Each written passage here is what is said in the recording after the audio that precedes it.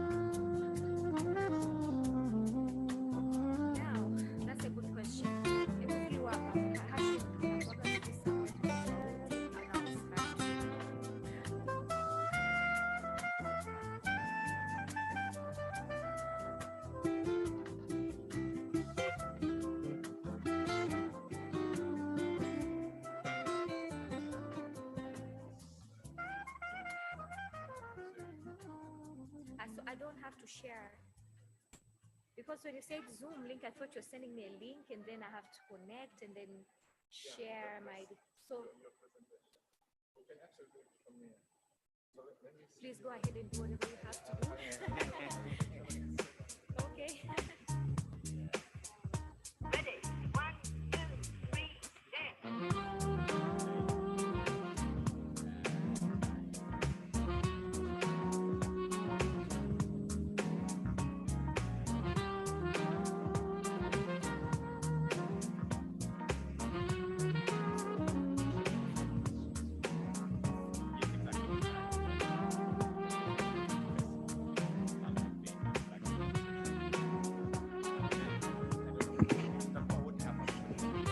I'll leave it to you. Yeah. So somewhere, and then I enter the session. Actually, Then no. I Just be together. Get underway. together. Absolutely. Okay, fine. Together, Yeah. Sit here. Yeah. Then you can introduce them. Yeah. Maliza. Okay, I enter the session. Alafu introduce, alafu so nishamaliza presentation.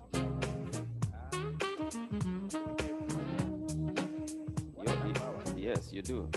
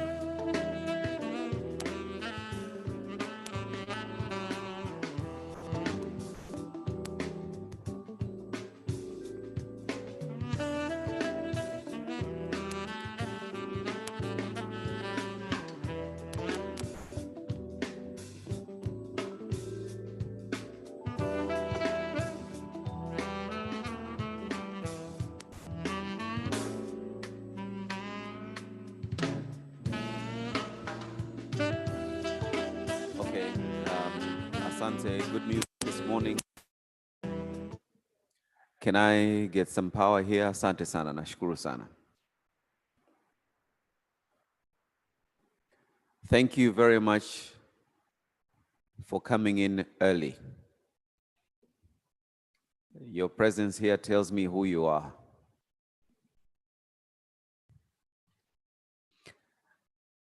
I saw a quote that I liked. It says, people are frugal in guarding their personal property, but as soon as it comes to squandering time, they're most wasteful of the one thing in which it is right to be stingy. So,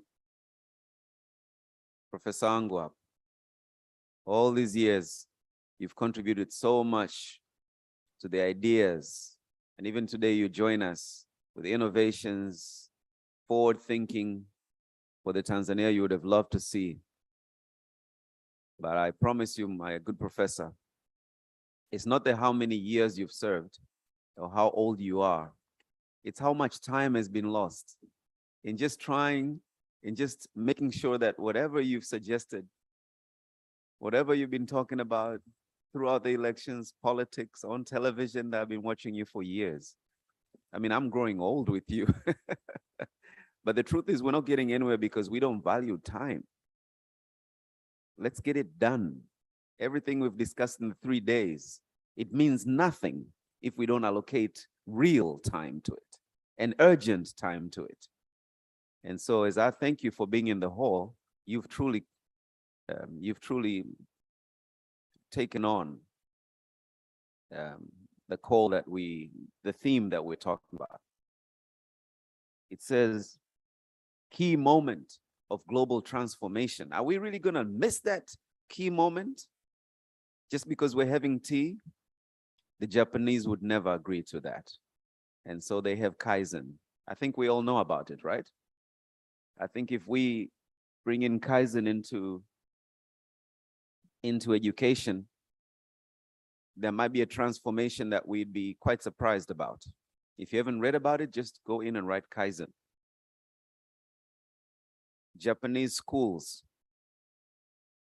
Do we know how much discipline the kids have? They don't have a bell. Am I right? As a friend, I'm not even in the education sector, I'm just an MC. But am I right that they do not have bells in Japanese schools? Am I correct? I'm correct, right? How do I know that? Because the children know where to be, what they're doing, what they're going to be doing next. They don't need to be prompted to go to the next best thing in the day. Take that away. Write about that. But our children, they want us to ring the bell so that they can cheer and run away from their responsibilities and the next best thing. That's why we have a bell. We need to stop ringing bells. We need to start lighting bulbs in our children and in the way we do the things that we do. So I've wasted 1.5 minutes on that one. And I'd already introduced the moderator, Dr. John Kalage. I respect you very much. I actually love you very much. Another Tanzanian who is very passionate about what he does. And it's my great honor to welcome you to continue with the moderation of this particular session. Iku Lazaro has already gone upstairs and she's getting underway as well. Another very passionate Tanzanian that I've known for a long time as well. We play basketball together. In fact, the permanent secretary who opened this session for us from the mainland Tanzania is also a basketball colleague of mine. So we get to meet in different spheres. Mheshimiwa, over to you. Carry it away.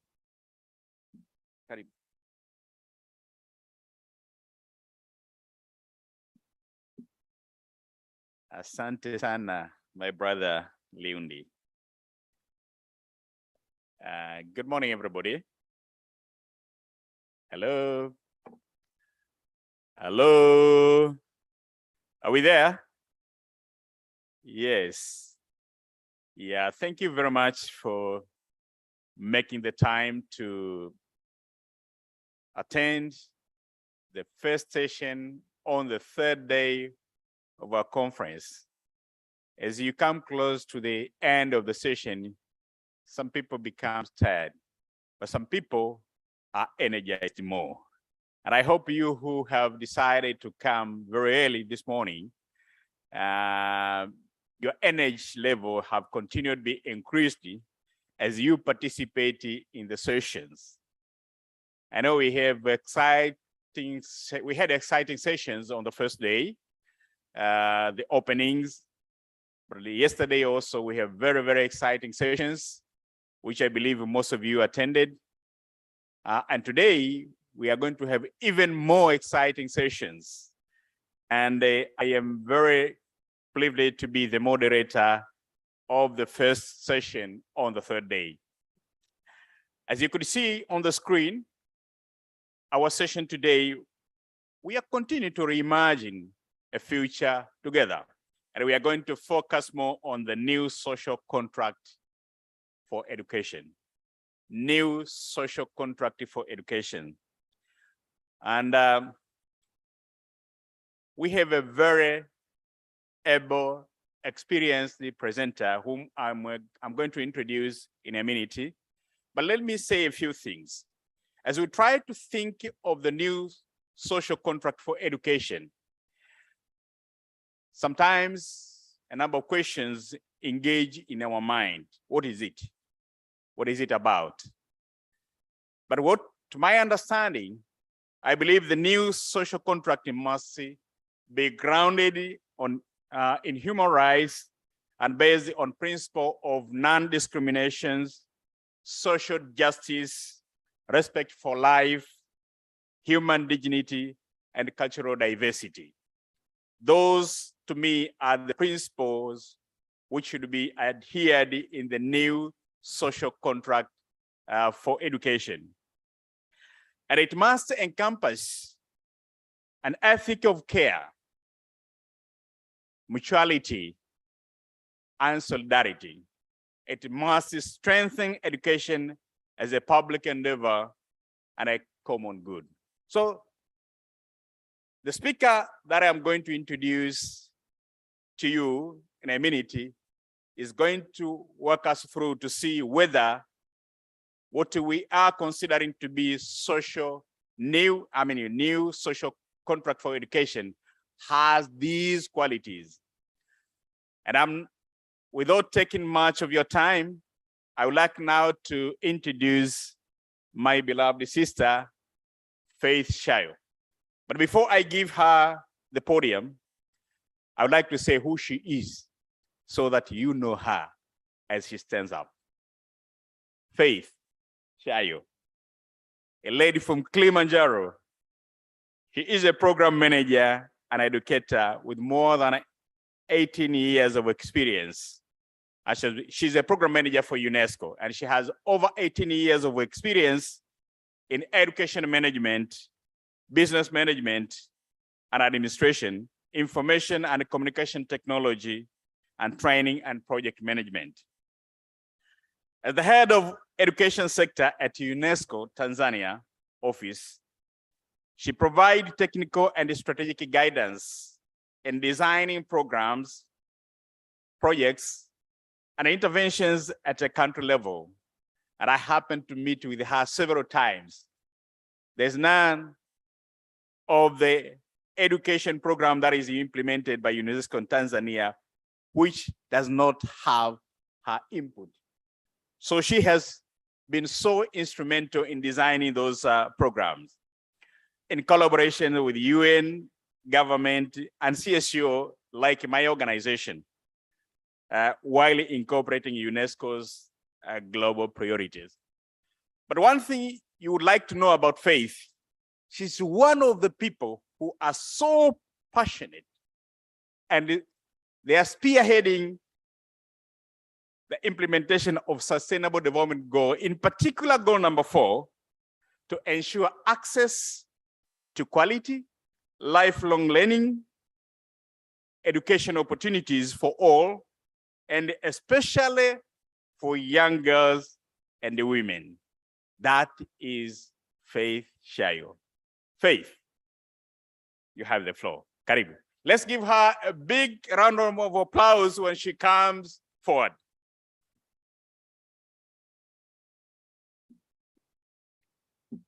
Thank you, Dr. Kalage, for that very good introduction. Good morning, everyone.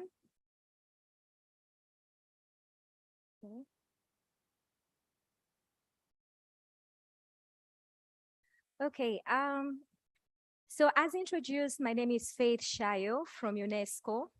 I work in the education sector. I head the sector, and I'm currently the officer in charge. And as UNESCO, we are very happy to have this opportunity to present to you a very recent report by UNESCO about the futures of education, a new social contract. A report which is about reimagining our futures together, a global initiative to reimagine how knowledge and learning can shape the future of humanity and the planet. So the content that I'm going to cover is divided in 4 parts. To start with, we're going to look at the past promises and their certain futures. And secondly, we're going to look at renewing education. Why do we have to renew education? And then we're going to look at catalyzing a new social contract for education. And lastly, we're going to look at an epilogue, which is basically a conclusion, or let's say continuation, on how we're going to build futures of education together. So I'll give a brief introduction about what this report is. So this global report from the International Commission on the Futures of Education is a 2-year global engagement and co-construction process. It's a process that engaged more than 1,000 participants in the development of this report. And UNESCO found it necessary to engage this particular commission to assess, like, what is the progress of education for the past 50 years? And how can we construct a better future for education up to 2030? Of course, taking into account the 2030 education agenda for a sustainable development agenda, including the agenda for education, SDG 4. So we all know that we face an existential choice: continue on an unsustainable path or radically change course. I think we are all familiar with what is going on. The rapid technological developments, the global pandemic that shook the world and even exacerbated the learning crisis, climate change issues, etc. So we urgently need to reimagine our futures together and take action to realize them. Knowledge and learning are the basis for renewal and transformation, and it is the obligation of each one of us. We are all obligated to take a standstill, to sit down and rethink where we came from and where we're going, and how we can do it better for the future generation. So education gives us the ways to organize teaching and learning throughout life, and has long played a foundational role in the transformation of human societies. So I've just mentioned the developments that really gives us a reason to sit down and rethink education, including climate and environmental disasters, digital transformation, including artificial intelligence, and also we cannot forget mentioning the COVID-19 pandemic, because we know the effects that it had and it continues to have on education. Education is the foundation for the renewal and transformation of our societies. That is very evident and very clear to each one of us. But yet, the world continues to fall short of the aspirations we have for it. Despite the significant expansion of access worldwide, multiple exclusions continue to deny hundreds of millions of children, youth, and adults of their fundamental right to quality education. I think we are all familiar with this statistic that around 258 million children are out of school globally. Lack of access is compounded by a crisis of relevance. Far too often, formal learning does not meet the needs and aspirations of children and youth and their communities. We keep on talking about the mismatch between demand and supply of labor in the market, in the job market. We know we have graduates that are struggling, unemployment cases are rising globally, not only in our country. So the relevance of education is a subject that needs to be looked at as well when we look at the futures of education. So when we talk about a social contract, the starting point for any social contract for education is a shared vision of the public purposes of education.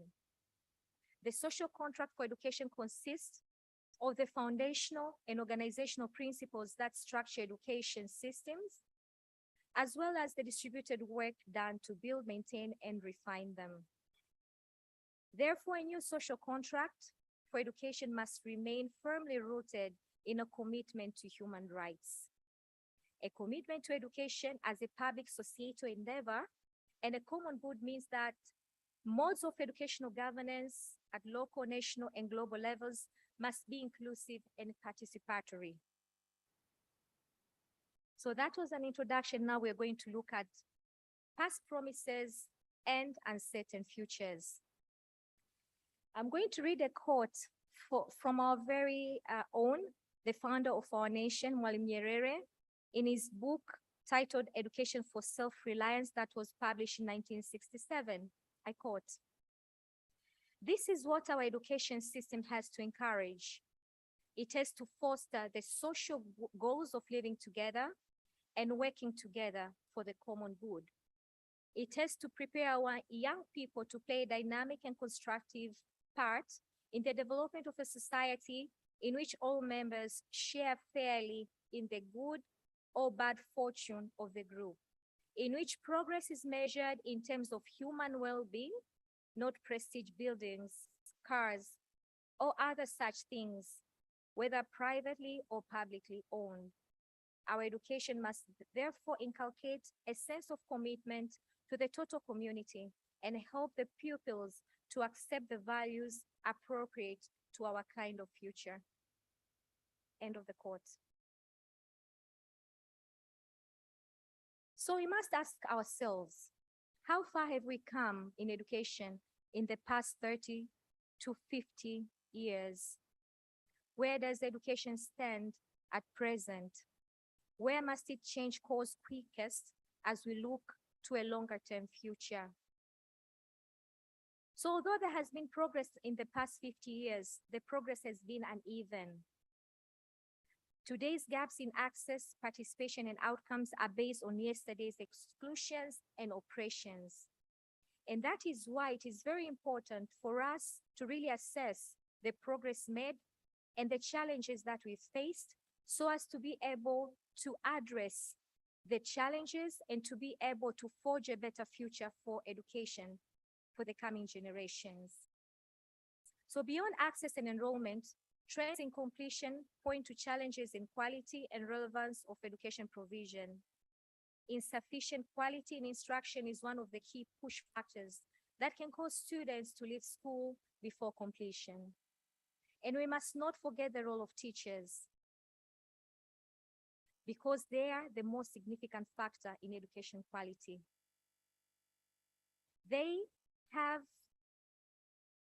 Teachers are the most significant factor in education quality, provided they have sufficient recognition, preparation, support, resource autonomy, and opportunities for continued development.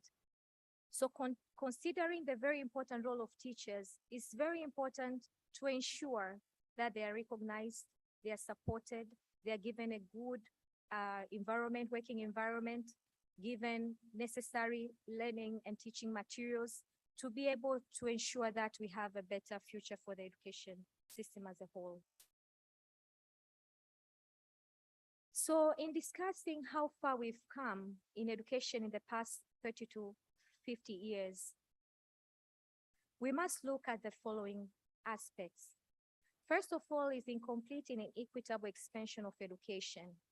The population is growing exponentially, In 1948, globally, the population was 2.4 billion, but the projections are, by this year, the population is 8 billion. And also the number of out-of-school children is very alarming. As I mentioned, globally, it's around 258 million children that are out of school. And there's a worrying regression worldwide in the share of qualified primary school teachers. Another aspect that we have to look at is the persistent poverty and rising inequality. Inequality is a very major issue that we really need to address in order to forge better futures of education.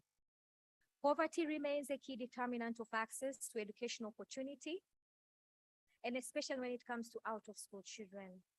Since 1980s, rapid economic growth in emerging and middle-income economies has led to a converging reduction of inequality between countries. And as we know, inequality translates into social exclusion for the poor. Third is a web of exclusion. And here we talk about gender discrimination. Gender inequality is a major challenge. We know there are many efforts, many initiatives that aim to address gender inequality and gender discrimination. But for us to forge better futures of education, we must really take into consideration the issue of gender discrimination without leaving the matters of disability. We cannot talk about inequality without addressing disability because it affects access to education across all regions and across all income groups. Educational disruption resulting from climate change, global pandemics, and security also contribute to the web of exclusion. The world was already suffering from the global learning crisis, but we know that the COVID-19 pandemic exacerbated the issue. We also have to look at disruptions. We also have to look at disruptions and emerging transformations. So the planet is in peril. A scientific consensus has emerged that the decades leading to 2050 and the 2020s in particular will be pivotal for the future of humans and all other forms on Earth.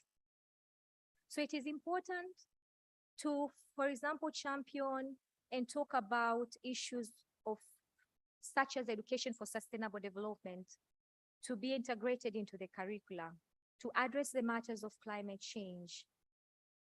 So we are exceeding planetary boundaries, and as I mentioned, the effects of climate change are also in the education and can be addressed by education. Secondly, digital advancements. But then digital advancements, as much as they can connect, they can also divide. Technology is not neutral. It can frame actions and decision making in ways that divide and reshape the world, as well as human understanding and action. Digital knowledge is important, but as we know, there are issues such as ethical considerations in ICT teaching and learning, but also we should consider issues of hacking human learners. And thirdly, democratic backsliding and growing polarization, the breakdowns in civil discourse and growing infringements on the freedom of expression all have great consequences on education. There's also uncertainty in the future of work. As I mentioned earlier, youth unemployment is a major issue. How will education in the future best support individuals, communities, and societies for meaningful work and economic well-being? We know we have this major issue of youth unemployment, but what measures are we putting in place so as to ensure that at least we start solving and finding solutions to this major problem? Closing the gender gap and reversing damages wreaked by global inequality have been dealt a major setback by COVID-19, as I mentioned. But also when we talk about uncertainty, future of work, we must also put more effort in skills development. education skills development, and the school to work transitions. Education should be geared to enable people to create long-term social and economic well-being for themselves, their families, and their communities. The changing future of credentials. Credentials are at the intersection of education and labor markets. So here we can talk about the issues of how do we formulate, how do we reassess assessment methods in education system. We also need structural transformation in the labor markets, and maybe to start with addressing this match between demand and supply of labor by looking at revisions of curriculum to be able to address the needs of the labor markets. So what work will be valued in the future? This is a very important question, because what is relevant now will not be relevant in the next 20 or 30 years. So as we go ahead, we should not be caught in surprise, like, okay, AI is the new thing now, but how are we preparing to be ready for AI kind of work in the future? Now let's look at, we've been discussing on the different challenges. How do we renew education? The very first thing we must consider is pedagogies of cooperation and solidarity. In a new social contract for education, pedagogy should be rooted in cooperation and solidarity, building the capacities of students and teachers to work together in trust to transform the world. We know how the education system is now. The teacher is in the driving seat, and the student must receive and take whatever it's given to him or her. But now we are discussing, in order to forge better futures of education, why don't this process become collaborative? Why don't teachers and students work together in the process of learning? We should reimagine this. So we should reimagine pedagogical approaches. Together, teachers and students need to form a community of knowledge seekers and builders. So this includes interdisciplinary, problem-oriented collaborative learning, treasuring and sustaining diversity and pluralism, learning to unlearn divisiveness, learning to heal the wounds of injustice, and strengthening meaningful assessment. So we should discuss about this when it comes to assessment. We know how it is now. Assessment is something that is taken negatively by most students. But then how are we building these students, their learning paths, so as the assessment is something positive, something that measures them well, not only the academics, but also the skills that they have. Secondly, pedagogical journeys at every age and stage. We need to support foundational early learning, early childhood development and learning, collaborative education for all children, and propelling the potential of adolescents and youth. And thirdly, we need to renew the mission of higher education. Principles of dialogue and action, interconnectedness and interdependencies should frame pedagogy. Cooperation and collaboration must be taught and practiced in appropriate ways at different levels and ages. Solidarity, compassion, ethics, and empathy should be ingrained in how we learn. And again, assessment should be aligned to these aims and be meaningful for student growth and learning. So that was about pedagogies. The second aspect that needs to be considered in renewing education is curricula and the evolving knowledge of commons. In a new social contract for education, curricula should grow out of the wealth of common knowledge and embrace ecological, intercultural, interdisciplinary learning that helps students access and produce knowledge while building their capacity to critique and apply it. So when we talk about participation in the knowledge of commons, so this includes curricular priorities for educational futures, curriculum for damaged planet, enriching numeracy, drawing on humanities, scientific inquiry and understanding, skills for a digital world, building imagination, judgment, and possibility through arts education, and educating human rights, active citizenship, and democratic participation. Secondly, we need to enable the role of higher education. So university research for open knowledge commons. Higher education needs to be a fierce advocate for free and open access to knowledge and science. Technical and vocational higher education and knowledge of commons, and also higher education to support diverse approaches to knowledge. And when we talk about the knowledge of commons, we mean, for example, knowledge that can be accessed through the internet, including open education resources. So our focus needs to be, we need to focus on those as well, instead of the only curriculum that we have in classrooms, because now knowledge is available very vastly, but then are our children taught to be able to go and search for that knowledge? So this has to be considered when it comes to curriculum. Thirdly is the principles of dialogue and action.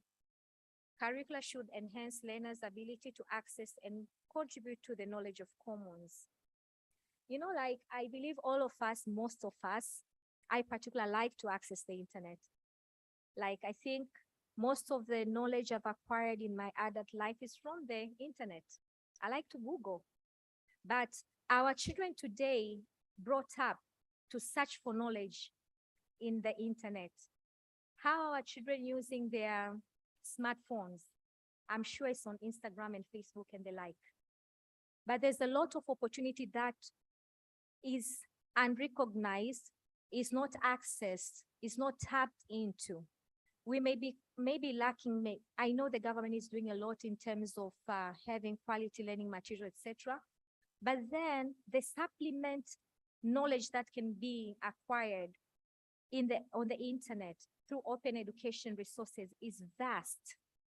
So how are we constructing, how are we developing our curriculum so that our children know there's that availability of vast resources for learning? And also teachers as well.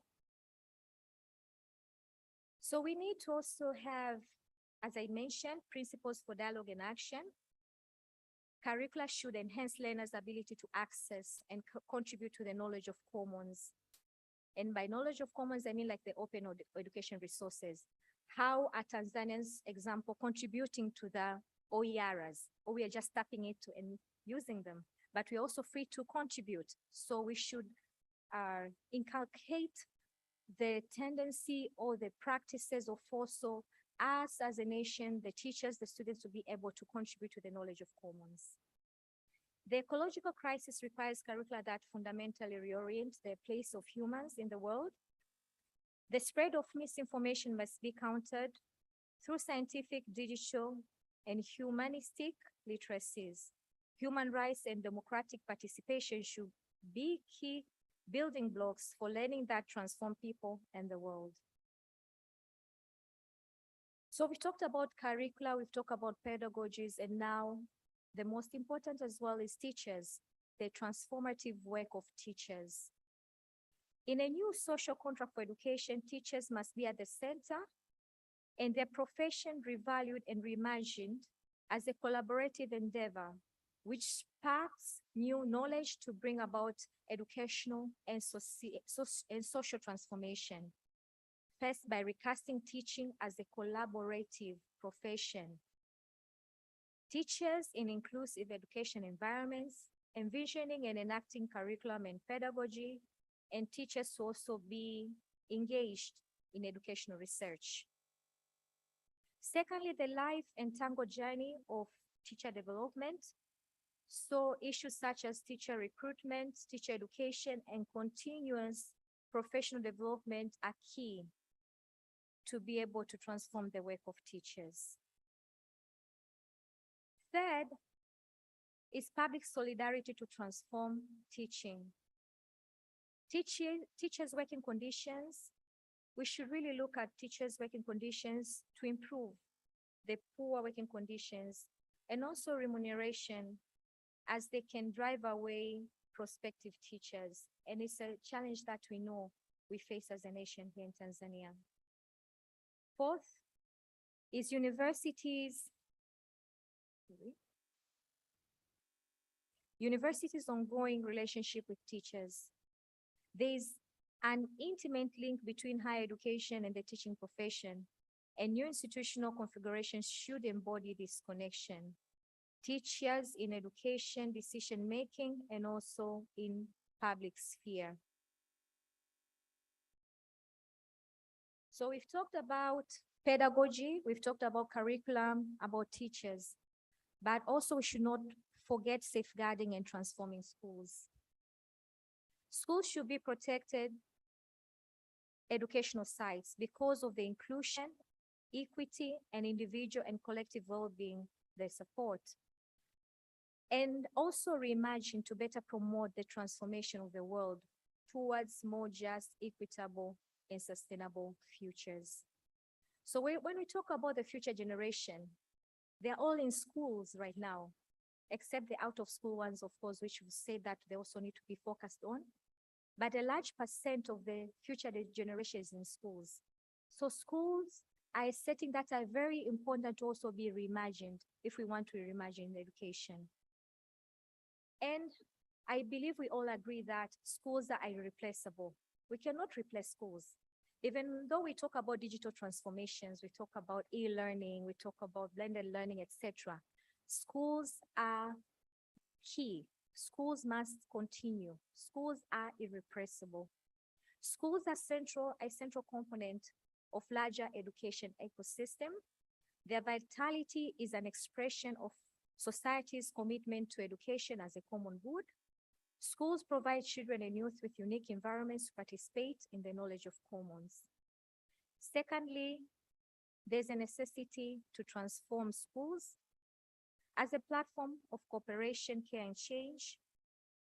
And we must focus to transforming schools from classrooms to communities of learners, structures to support diversified pedagogies, the digital in support of the school, and building cultures of collaboration. So it's important not to leave behind ICTs. As I said, we don't want to be left behind in the next 20 years or so. So we must go in line, in tandem with the with the developments of the world, including developments in digital transformations.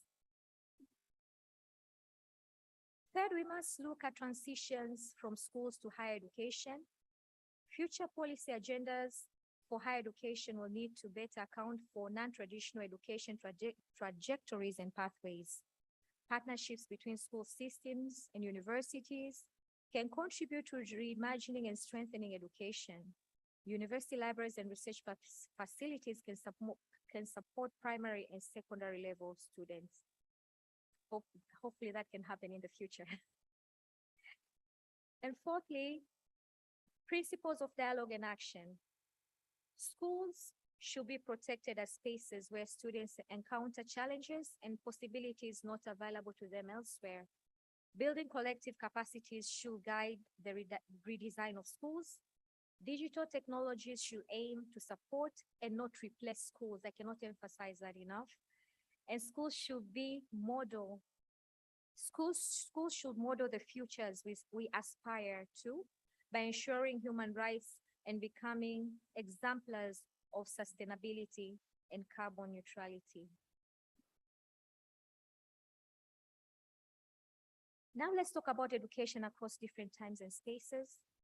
In a new social contract for education, we should enjoy and expand enriching educational opportunities that take place throughout life and in different cultural and social spaces.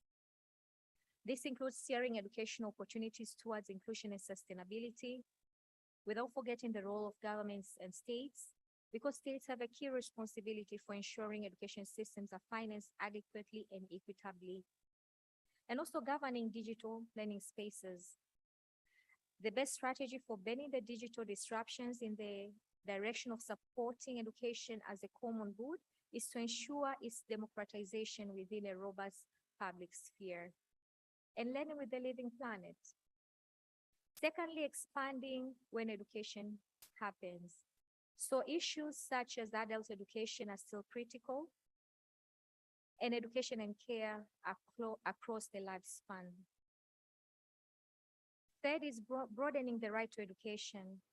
Education supports the right to participate in cultural life by providing access to cultural resources that shape identities and expand worldviews. And fourthly, principles for dialogue and action. At times, at all times of life, people should have meaningful quality educational opportunities. Healthy educational ecosystems connect neutral, built and virtual sites of learning. Government capacity for public financing and regulation of education should be strengthened, and the right to education should be broadened. Now let's look at catalyzing a new social contract for education. So the commission that developed this report calls for worldwide collaboration, a worldwide collaborative research agenda grounded in the right to education throughout life, and welcoming contributions from grassroots, associations, educators, institutions, sectors, and a diverse of cultures. First of all, a new research agenda for education at research from within education, mobilizing learning sciences, and transforming research and partnership for education. And secondly, expanding knowledge and data and evidence, strengthening complex ecologies of knowledge, statistical data, indicators and analysis, and big data. Because as we know, data is very important. If we at all we are discussing about futures of education, data is at the core of everything because we need evidence as we are able to, let's say, contribute to policy decisions, etc. Thirdly, innovating education futures, developing, borrowing, and adapting policy and programming. Universities, research institutions, and their partners are called on to put a special focus on research and innovation, and also evaluation, experimentation, and ranking. And lastly, it's principles of dialogue and action. So the Commission calls for a generalized worldwide collective research agenda on the futures of education. Knowledge, data, and evidence for future education must be inclusive for diverse sources and ways of knowing. Educational innovation must reflect a much wider range of possibilities across diverse contexts and places. And research for a new social contract for education must be recast with everyone invited to take it forward. The Commission also calls for renewed commitment to global collaboration in support of education as a common good, a call for global solidarity and international cooperation. So this includes responding to an increasing precarious world order from aid to partnership. So calling on development partners to work on better partnership with the governments that they are benefiting, and also to improve on coordination. Because as we know, lack of coordination among education aid donors remain a challenge. If you look at the percentage of aid that has come into developing nations and the level of impact, there's no correlation. So the issue of coordination needs to be looked at. Secondly, towards shared purposes, commitments, norms, and standards, global institutions can play a unique role in orienting our attention to longer-term challenges. We have to reframe international cooperation away from historical focus on replication of ideas and institutions from the industrialized world.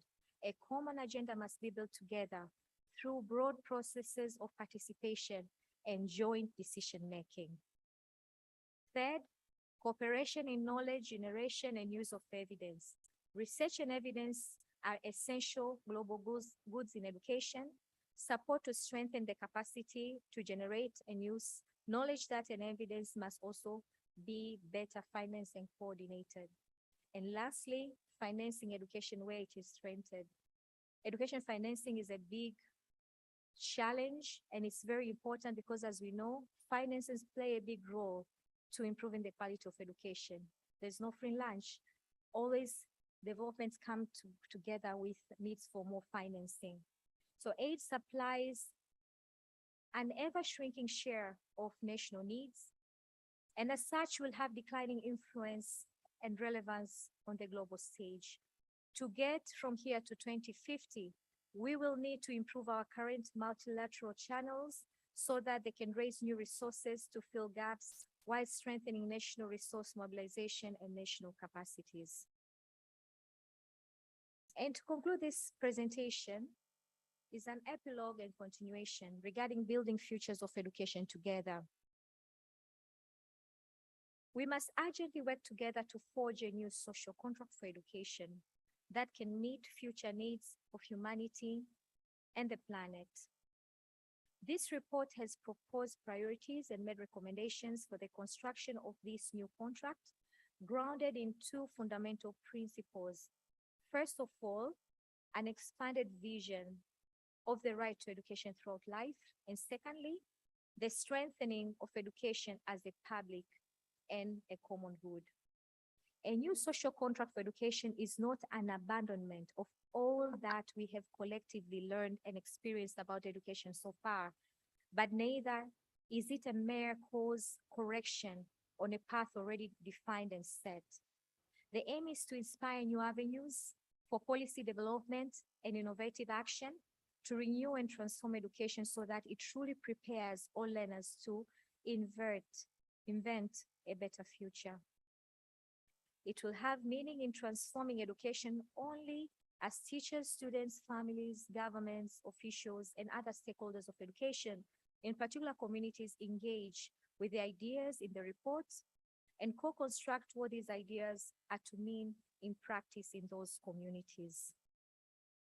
So basically, the report has issued two calls to catalyze and harmonize efforts towards a new social contract, which are a call for a new research agenda for education and a call for a new solidarity and cooperation to support education as a public and common good. The report has proposed that there are particular participation roles of teachers, universities. Let's go to the dialogue and participation, please. Next slide. So the report has proposed that there are particular participation roles for teachers, universities, governments, international organizations, and youth. To further extend this forward-looking dialogue and action. So this includes for teachers, universities and higher education, governments, international and civil society organizations, and youth and children. Teachers must remain central to the futures of education. There's a special call for universities and higher education institutions to be present, have been present in every chapter of this report. So it's very important to also have focus on universities and higher education. And the report has stressed the irreplaceable role of governments. However, this does not mean that its proposals are only situated at the level of national education system. The report is global. For international and civil society organization, the report has emphasized the importance of international and civil society organizations, especially through the repeated affirmation of education as a public good, a public and a common good. And lastly, youth and children. Unquestionably, the dialogue proposed here must involve young people. The future must be reframed for them as one full of possibility rather than a burden. Thank you very much for listening. Asanteni sana.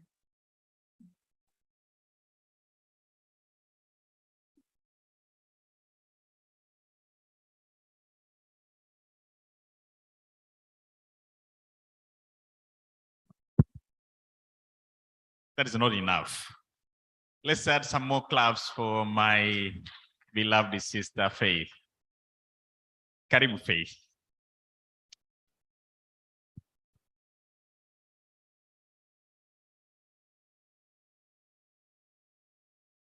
Thank you very much for summarizing 188 pages of the report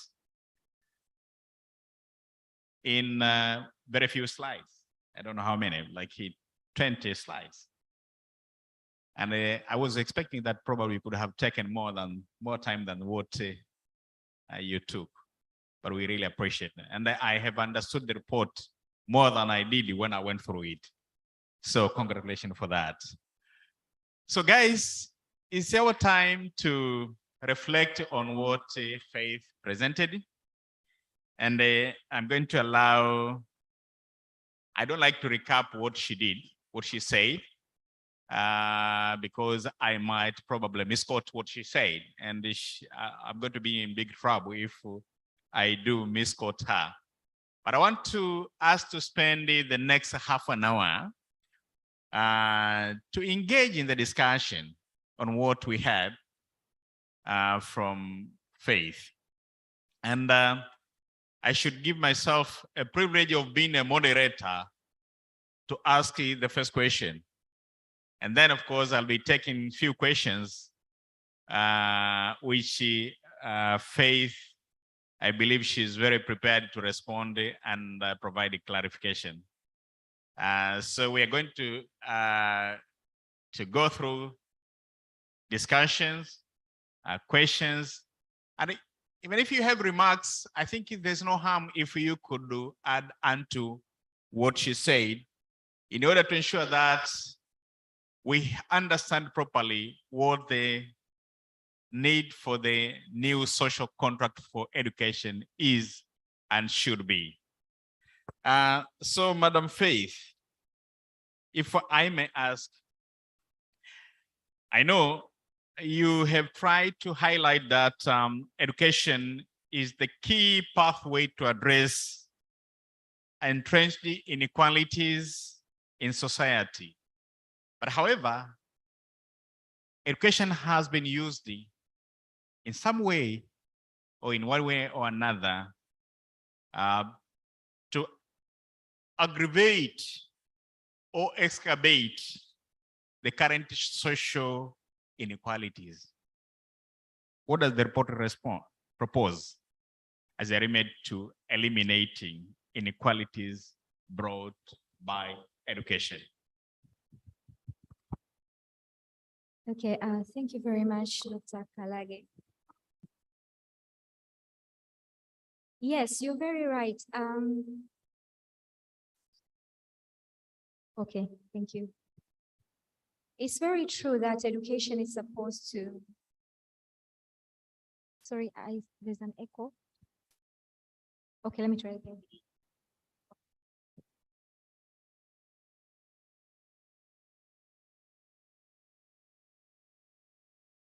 Okay, thank you for that question. It's very true that although education is supposed to address inequalities, as we stand now, the level of inequalities is very high. And I cannot say it's education that brings the inequalities, but then it's the issue, for example, of how the education is provided, issues such as equity, for example, issues on the concentration on the right to education, and also consideration of education as a common good. So the report recognizes that there is a growing level of inequality, and it proposes that the world should focus on those two things, the right to education and also focused on education as a public good. But the report calls for the world that what has brought us to this particular point where the level of inequality is very high. It calls for the globe as a whole, for nations across the globe, including our country, to sit down and kind of look at what are the issues that have created this kind of situation whereby we have high levels of inequality. And as I said, not brought by education, but then brought by how the education system is structured as a whole. So the report calls for us to sit and then discuss on those issues so that we avoid them as we look forward to the next 20, 30, 50 years. Thank you.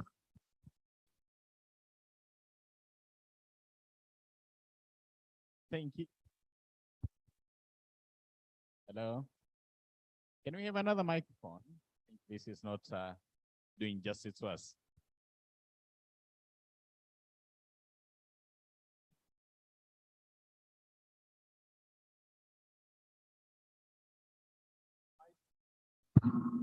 My second question to you, before I give the floor the opportunity to ask questions.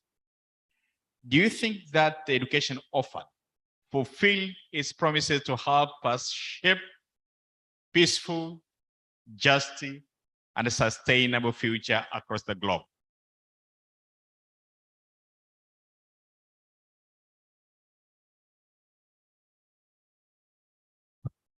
Okay, thank you once again. So the answer to that is very simple. No, it does not. Because the report brings to us an understanding that the education is not fulfilling its promise. If I'm to mention one example, for example, the issue of youth unemployment, it shows that we have graduates that come from universities but then cannot get employed. We have children that drop out of school. We have children that complete, let's say, basic education, but with no skills, let's say, for self-employment or with no functional skills to be able to function in society. So no, and that's why we have this report that calls for us to look at the issues that I mentioned in my presentation, including issues of pedagogy, including issues of curriculum, to be able to look at the schools to be more conducive for students, etc. But also, we cannot really say like what has been done in the past has not maybe been enough. A lot has been done, there's a lot of efforts, and that is appreciated. And we know we are the products of that education system as well. So we must recognize the efforts that have been put in. But then we know there are technological advancements, we know there are challenges such as climate change, such as the global pandemic. That calls for us to sit down and really imagine how the future will be so that we can be able at least to assure that our children get education that fulfills its purpose in terms of to shape peaceful, just, and sustainable futures, as you mentioned. Thank you. Thank you very much, Faith. For those who were here on Monday, on the first day of the conference, you heard what Honorable Kishimba said about the relevance of our education. And he said, and I quote, "Those children who have not been to school are able to manage their life, are able to contribute properly. But those who have been to school, they are coming back, they are becoming dependent, they don't know what to do. And if we are not going to carefully think and reimagine about education, I think it's going to lose its relevance to our society. Is that true? Because if somebody has gone to school and the school damaged him, he cannot be a productive citizen. He cannot be able to sustain himself or herself. Is more dependent on the parents than those who have not been to school. Why should we take our kids to school? So that is a call for action to all of us, to rethink and reimagine about our education system. Now, let me take 3 questions from the floor. And from the floor, so I'm very, very gender sensitive. And sometimes, since I'm a man, if I give the first floor to a man, then I'll be in trouble with what I believe in. So that lady there, and that lady there, and Mr. Ochola. So when you switch on your microphone, first introduce yourself and then ask the question. My name is CPA Sandra Chogo. It's just a comment. We frequently talk of the word the future. And to me, sometimes the word future makes us feel that things are not happening yet. It means there's a day when things are going to happen. Talking about the 4th industrial revolution, artificial intelligence, blockchain, Internet of Things, robotics, they are happening now. They are happening here in Tanzania. And as a result, we need to have new knowledge, skills, and roles. And therefore, we don't have to talk about the future of work. The skills are needed now. And due to lack of skills, I now see a lot of job opportunities which are being taken remotely. No immigration requirements are needed and the like. So we can be talking about unemployment while some of our jobs are being taken remotely. And again, we now have these online universities like Singularity University, University of Nicosia. These universities are very current, but when you go to the regulator, the TCU and the like, they don't recognize them. So what should we do with this? Thank you.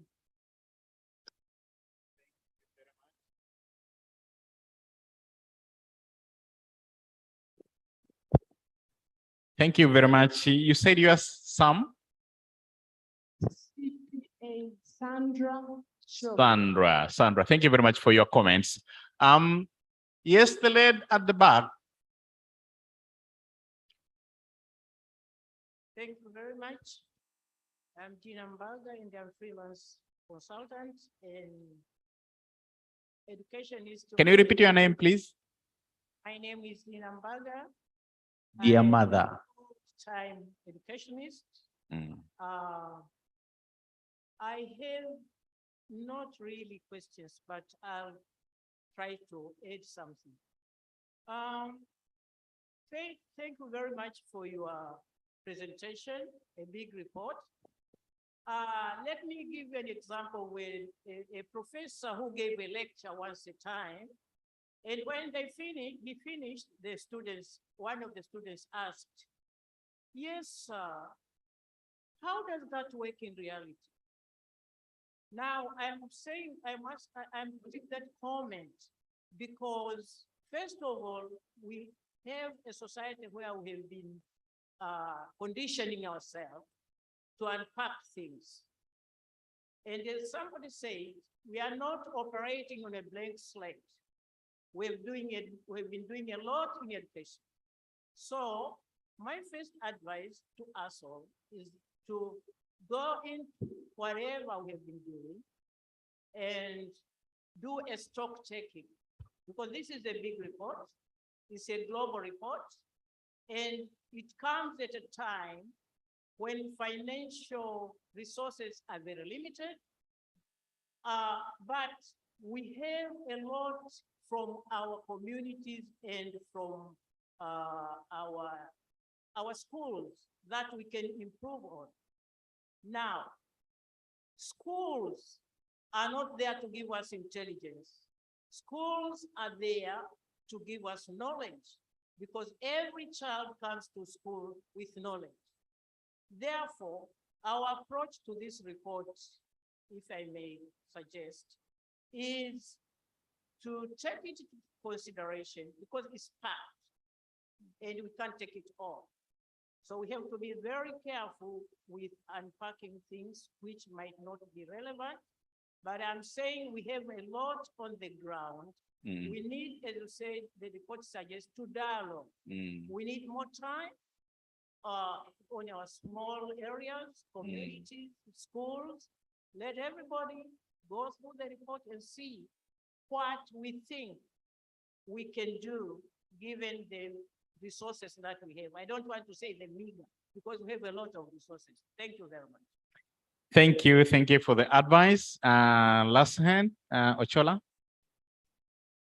Thank you very much, Faith, for putting this report in front of us to understand what UNESCO is doing across the globe. And I just want to refer on the timeline. We are talking around 2050 with reference to teacher workforce management, growth and development. I'm having a grave concern looking at what is happening across the sub-Saharan countries in terms of workforce management of teachers, their professionalism. And I refer through your conversation, there is a lot of weight put on teacher, which is not necessarily equivalent to how much we invest on teachers. So looking at 2050, I'm also concerned whether the recommendations within the report if we do not address the issues of teacher workforce management, therefore the recommendations will be futile and void to some extent, and we might not be able to reach what we want comes 2050. So I don't know whether the same concerns reverberate with UNESCO as well. Thank you. Thank you very much, Ochola. Madam Faith, I think you have one question and the other one are comments. So I don't think you need to say anything about the comments that have been given. But if you have anything to say, you can say. But in particular, I would like you to respond to the question asked by Ochola on teachers' workforce management. Thank you. Karibu. Yeah, thank you very much for the very good question and comments. And I think I'd like to add to the comments and also to respond to the question. I'll start with the first comment, which is very, very valid and very, very relevant. You said we should not really look at the future. We should, but then we should look at where we are at now. What the report suggests, first of all, it brings the world to attention to realize that there is a challenge. And if at all, let's say, think about it, if 50 years ago, there was such an initiative, it means we are the future from 50 years ago. It means perhaps we wouldn't be in the position we are at today. I agree with you that it's important to look at the current generation, the current situation we're at. And I like the example you gave regarding we might be complaining of youth unemployment, but there are remote employments. You know, the world is changing very fast. So we must not be left behind. These are very valid points, and I believe there are various stakeholders here. They listen, and we understand there is an importance not to be left behind, not for the future generations, which are important, but for us as well, because the world does not wait, and we cannot say we are preparing better future for the future generations. What about us? What about the current generation? So those points are very valid, and what I can say, and I think my answer to this also, the addition to your comment and also to the next, the next comment that was given by Mama back there, is regarding the ongoing preparation for the Transforming Education Summit. I wonder if you've heard about that summit. So on 19th of September, next month, there will be a very big summit. It has been convened by the United Nations Secretary General, Antonio Guterres, and he's bringing together heads of states across the world to discuss on transforming education. For Tanzania, it is very timely. As we know, there's a process for transforming or reforming our own education system. And I believe as education stakeholders, some of us have been engaged in the process of curriculum review, the process of policy review, and also in looking at the Education Act, etc. So all those, and that's why I said I'm commenting or maybe adding to the comments jointly together with the second comment. This report, the suggestions it gives is in line with what is going on now, the reform of the education system in Tanzania. As you look at the suggestions regarding teachers, regarding curriculum, regarding pedagogy, and also regarding schools, the comments are very timely. The report suggestions are very timely because Tanzania is embarking on the reform of the education system. So when we talk, for example, regarding ensuring that our curriculum embraces the technological advancements, it is us to be able to give those comments if they're not incorporated yet. So this is a very important stage in our nation because we are reforming our education system. But globally, as I mentioned, the whole globe, the whole world will be discussing. The heads of states, presidents, and prime ministers, etc., will be in one room discussing about how to transform the education systems. Of course, it's in line with achieving the Agenda 2030 for education. As we know, we have 8 years remaining. So they're going to talk about catalytic actions that are going to ensure that the world achieves the goals of the Sustainable Development Goal number 4 for education. So let's not be worried. what is suggested is timely. And as I mentioned, looking nationally, as a nation, we are embarking on the same. Globally, the world is embarking on the same. So we should not be worried. The report is important to bring these issues to our attention and to ensure that we move ahead for a better future. And when we talk about, for example, one of the issues that has been reported on widely and mentioned as needed more focus in the report is teachers. So you're very right, Mr. Ochola. When we talk about improving the teacher profession, ensuring that we have more quality teachers, etc., issue of finding and financing is important. So we are all in the education sector dialogue system, and I'm sure you know about these grants, for example, the GPE system strengthening grant, and teacher workforce management is a main focus. And I believe it will be well funded. Funding is never enough, but I believe the government is making a lot of effort.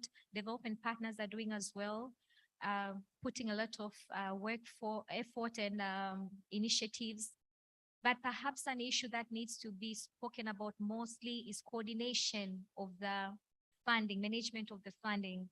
You know, like the aid that has gone into the education system is a lot, but the impact cannot really compare or cannot really account for that aid at that particular level, maybe optimally.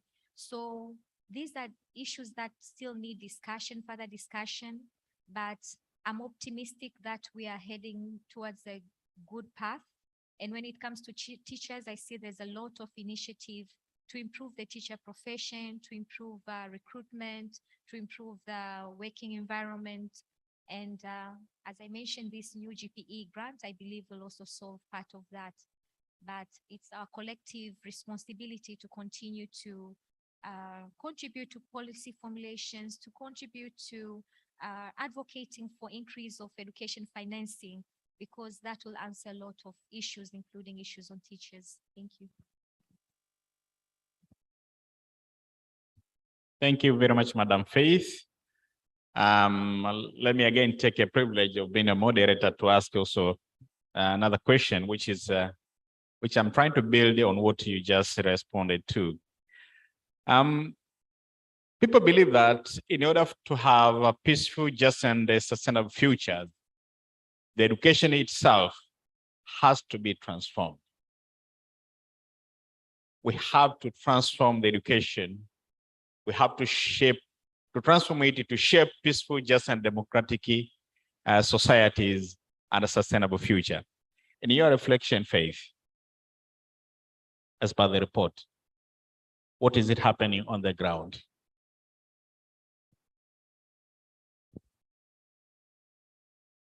Okay, thank you. So as I just mentioned, on the ground, what is going on right now, for example, in Tanzania, is the education system reform in terms of curriculum, policy, teacher management, etc. So the report is timely. The report is very timely and reforms are undergoing. And please take time to look at the Transforming Education Summit, because there will be some commitments made. I was lucky to be part of the team that developed the commitment statement for Tanzania. So Tanzania is very actively engaged in that process in the Transforming Education Summit. So we are not going to be left behind, but for sure the reforms will underway. Asante sana. Let me take another set of questions, and I need to say hands up. Okay. My brother there, you'll be the first, and then the ladies sitting in front of you could ask the second question, and then I'll go that side, that brother there. So please, you can switch on your microphone. Thank you, Faith, for a very impressive presentation. My name is Andrew Binde. I'm coming from a project called Teacher Education Support Project, at the Ministry of Education, Science and Technology. I have a very, I think, very short question. First of all, thinking about the future, I think we have to do it. We cannot avoid it. But then my question is, reimagining the future of education, is it an attempt, put me in the right perspective, is it an attempt to become futurist or build on what is happening now?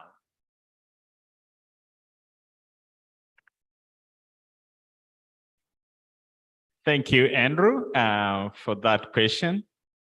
Second question. Good morning. My name is Roslyn from Lyra in Africa. Thank you very much, Faith, for a very good presentation. You know, the paper calls for research and innovation. And my biggest question is, here we are, we have a growing population of people. And to match that growing population when we project, you know, up to 2050 and beyond, we are looking at a required growing skill set to support that growing population. And at the same time, we are looking at a world today and in the future, which is rapidly changing. My biggest question is, how does a nation instill lifelong learning where the people can actually learn to learn, we can unlearn, we can let go of the things that do not make sense at all today or tomorrow. How do we build the skill set in a rapidly changing world? Thank you. Thank you, Rosalind. And the last question at this round should come from that tango there. No, give him microphone. Yes. Okay, thank you, Faith Shire, for your nice presentation. My name is Mr. Innocent Rusomio. I work for Childhood Development Organization in Morogoro. You have presented on the Reimagining a Future Together, a new social contract for education. My brief question is, what is that new social contract?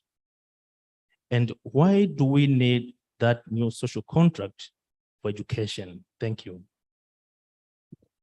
Thank you very much, Innocenti. Faith, 3 questions. One from Brother Binde, second from Rosaline, and how can people learn to learn? And then what's that new social contract from Innocent? Karibu. Okay, thank you. So regarding that very good question is that, are we trying to be futuristic or are we focusing on what we have now? I don't believe we're trying to be futuristic, but the report calls for us. First of all, it gives us the situation where we are at now. And because of the situation that we have now, which as I presented regarding issues such as inequality, regarding issues such as education not delivering or maybe imparting the required knowledge and skills to students, it brings us to that attention to understand that there's an issue. And as I responded previously, or maybe I commented previously, it's important for us to look ahead. Because if you look at where we are now, we came from somewhere to reach here. So the report is basically asking nations to gauge on their performance, to look at what the prospects are, so as to be able to avoid, to some extent, the challenges that we have now.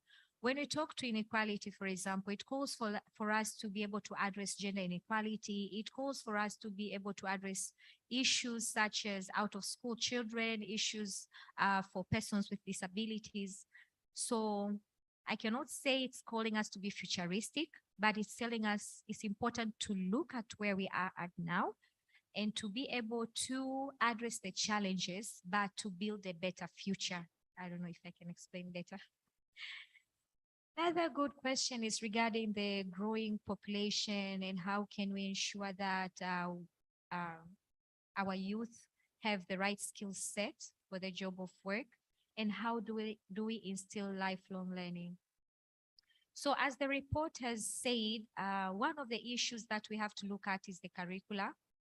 Our children spend a lot of their time, a big portion of their childhood in schools.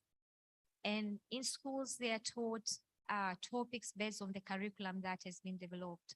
So the curricula has to be redefined, has to be molded in such a way that it inculcates the behavior of lifelong learning. We know, for example, in other countries, the developed world, reading books is part of their culture, but it's because that is how the parents were brought up, and that's how they're bringing up their children, and that's how the teachers have been brought up. So it's a culture, and I believe it can also be learned in our societies. But where is the starting point? I believe it's the curricula. The curricula has to be designed in such a way that it encourages learning. The curricula has to realize and recognize that there are sources of knowledge and data and information that is available in the knowledge commons, that is in the internet, and that is including digital resources, open education resources, etc. As it stands now, the curriculum encourages the use of textbooks. It encourages the student listening to the teachers.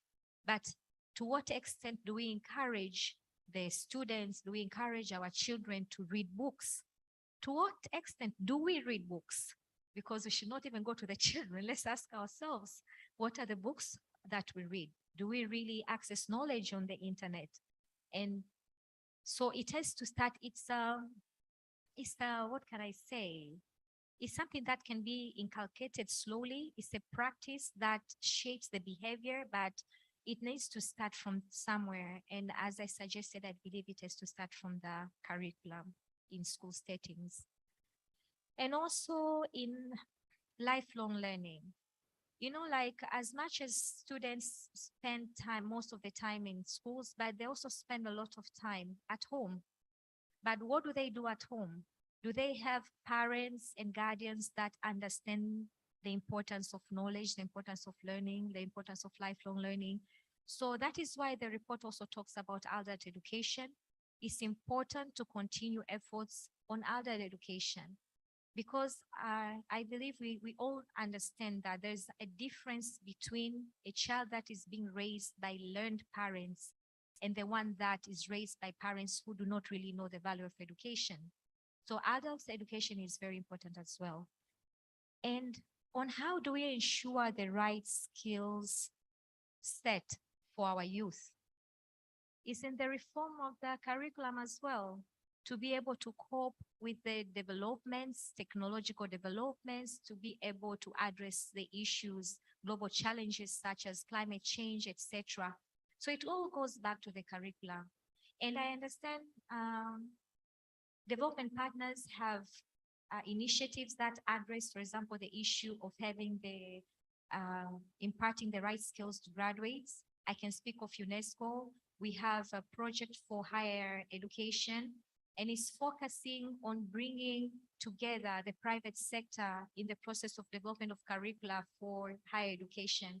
And that aims to address the mismatch between demand and supply of labor, because the graduates that come from the higher learning institutions are not necessarily with skills that are needed in the labor market. So to address that particular problem, for this one initiative that we have, we're trying to create a tripartite sort of arrangement between the government, the higher learning institutions, and private sector to be able to have curricula that imparts knowledge and skills to students, to high level students, higher learning institution students, that will be able to make them employable, will give them the right skill set. And the last question, I believe, is regarding why do we need a social contract? Why social Yeah. contract? Why discussing about the futures of education? So as I said, this report was seen as important, or UNESCO made an effort to bring together this commission to write this report because of the ongoing challenges. As I mentioned before, even before the global pandemic, there was a global learning crisis. The number of out-of-school children is increasing. The quality of education is dropping. So there's a major global learning crisis. And when you talk about the pandemic, again, it has exacerbated that particular challenge. And that is why this social contract is needed. First of all, to assess where we are at and to be able to discuss and look at ways of building a better future, to look at what are the paths that we went through, what are the reasons that brought us where we are today, and then to discuss on how we can build a better future for the coming generation. But as the lady said, we should not forget our current generation, and that's why this particular report looks at where we are at now and then discuss on how we can move ahead better. Thank you.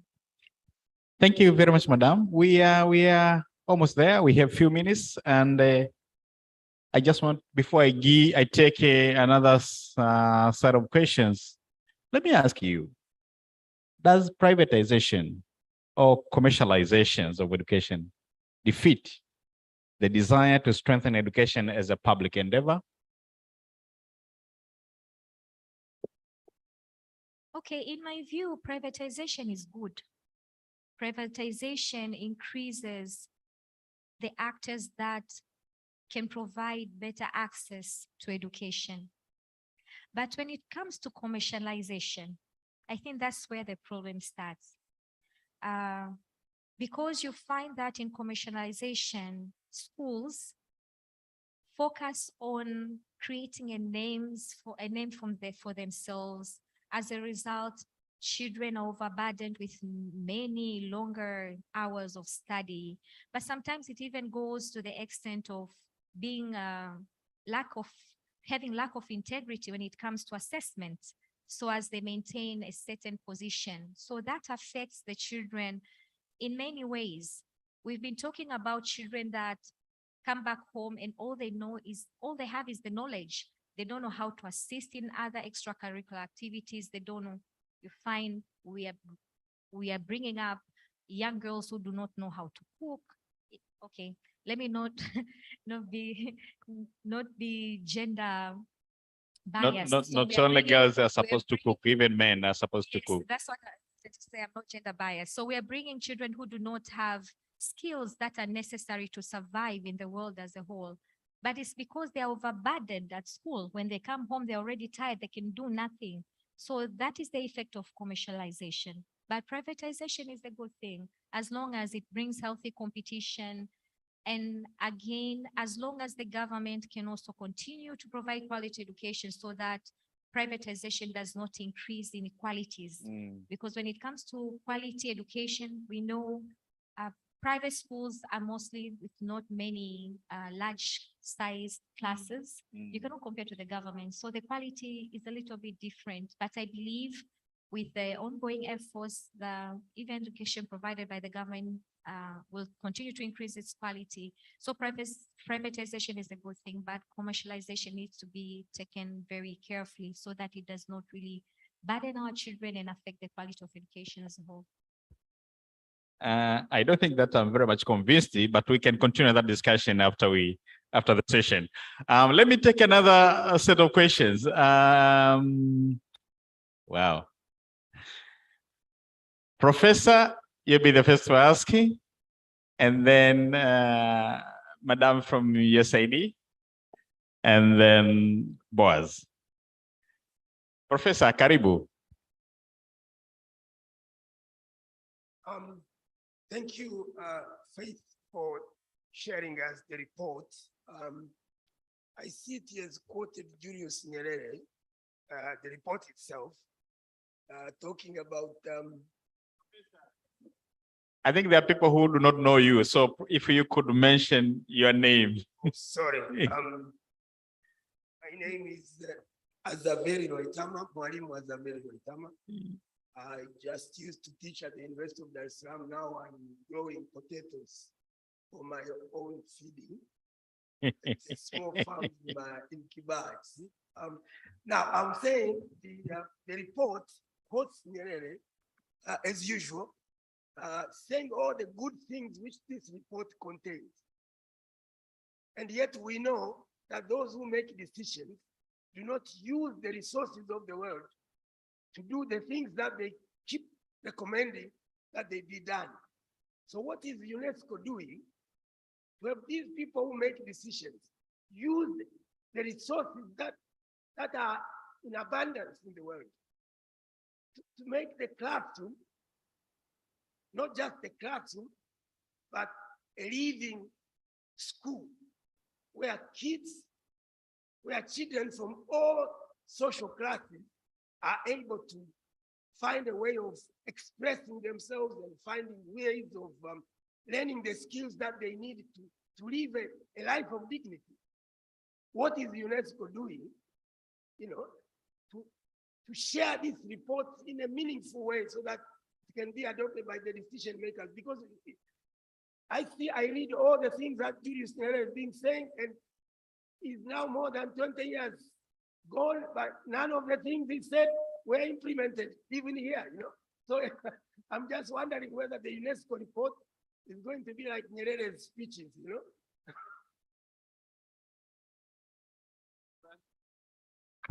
Thank you very much, Professor. Putting words into action, basically. We have a very nice report, but the engineer of this report, what are they doing to ensure that the report is understood and is implemented? The recommendations are implemented by global states. Okay, second question. Yes. Thank you. Hello, my name is Patricia Viala. I'm with USAID in Tanzania. I have been working in the domain of teacher professional development for some time now, about 17 years, and in different parts of the world. And each time we're confronted with the same challenges. So I've been in Morocco, Egypt, Bangladesh, Pakistan, Lebanon, and it's always the same, and Nicaragua, and it's always the same things that we're facing, the same challenges after all these years. And I think you're spot on. And I think the whole world right now in the education sector is spot on when we think about the teachers being the drivers, when taught the right way to teach, to inculcate in students behaviors and ways of thinking. And so I absolutely am very delighted that we as a community internationally are recognizing the fundamental role that teachers play in developing the character of the children, in giving them the life skills, the soft skills, the work readiness skills. In my opinion, that should start from pre-primary. Things that are not so much the knowledge, but the process of learning, the process to do research, the process to collaborate, the process to be thinkers, innovators, critical thinkers, problem solvers, all of these great skills that industry and the workplace requires. I would pitch that we do that. We don't wait till higher education, obviously. We need to be doing that from day one. And then finally, I wanted to get back to your curriculum. Curriculum definitely is part of the puzzle. It's a several pronged approach, right? It's not just the teacher. It's not just the curriculum. It's also the learning materials, and especially reading, like you mentioned, to create readers, we need books.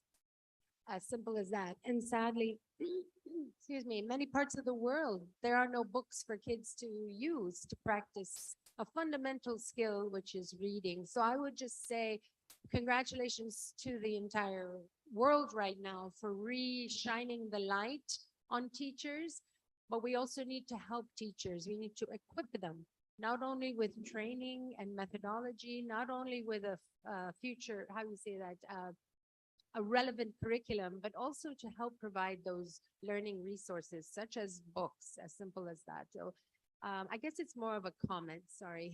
Thank you.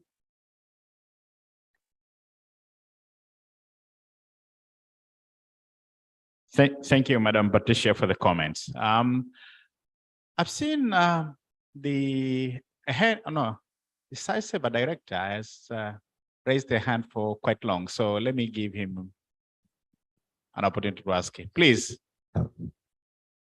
Thank you, moderator. My name is Godwin Kabalika, Director, SciSavers. Dada Faith, first I want to congratulate you for a very insightful presentation. One is more of a comment that WHO estimates around 1 billion children are living with disabilities. And so while we are thinking about the future, I mean, I'm worried. What will this mean in the next 50 years? If now currently 1 billion children are living with disabilities, so what does it mean for the future of education? I think it is something that we really need to sort of explore more in terms of how we are going to respond. The other one is, so what kind of leadership are we creating? We are talking about education in the next 50 years. There are a lot of issues that we need to consider. And my question is, what kind of leadership are we producing to be able to respond to whatever aspiration that we have in the next 50 years? If we have any issue or any challenge with the leadership that we produce now, then we have a problem. And I think for me, it starts there. We talk about, we want to have enough teachers. We talk about quality education. The big issue is, what kind of leadership do we create for that to be realized now and for the next 20 or 50 years that we are talking about? Thank you. Thank you very much, Godliver. Faith, can you respond to the two questions? One from Professor Roitama and Godliver. Or Thank you. make a comment also on what Patricia said. Yeah, thank you very much.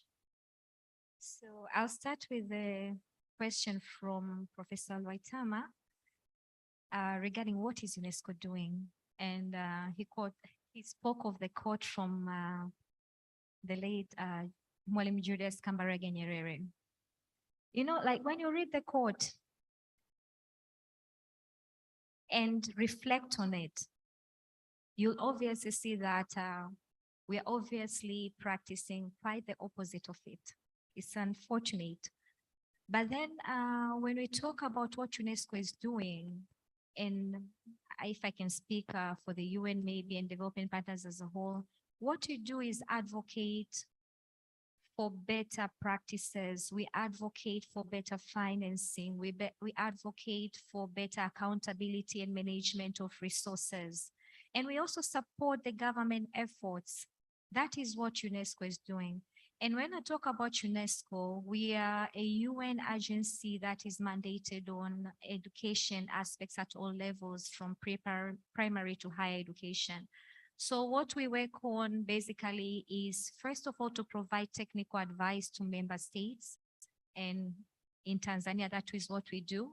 And as you noticed what I mentioned, we are present in most of the important work and milestones, including the process of reform of the education system or the participation of the country in this big upcoming conference, the Transforming Education Summit. So, and when it comes to the big education agenda that the whole world is working on, the Education 2030 agenda, UNESCO is spearheading that agenda, championing it, making sure that education sector policies, strategies, and plans are in alignment with the goals of SDG 4. So that is what we're basically doing. Challenges are there, but I believe some strides have made, some positive strides have been made, and we'll continue to advocate, we'll continue to support. And I believe the future is promising. If at all, we will continue these efforts, and we'll continue reflecting as we're doing now. And UNESCO is also working on these sorts of assessments and producing data, etc. For example, we have the International Institute of Statistics that puts together data globally, including Tanzania data on the indicators of education, which are important in decision making.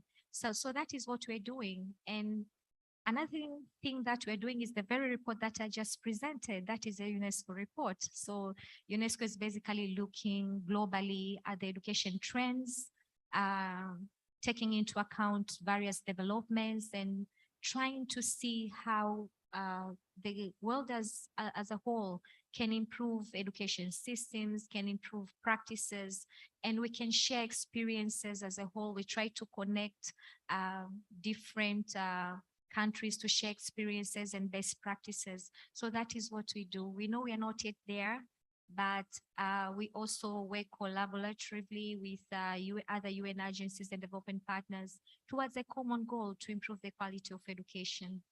I hope I've answered your question.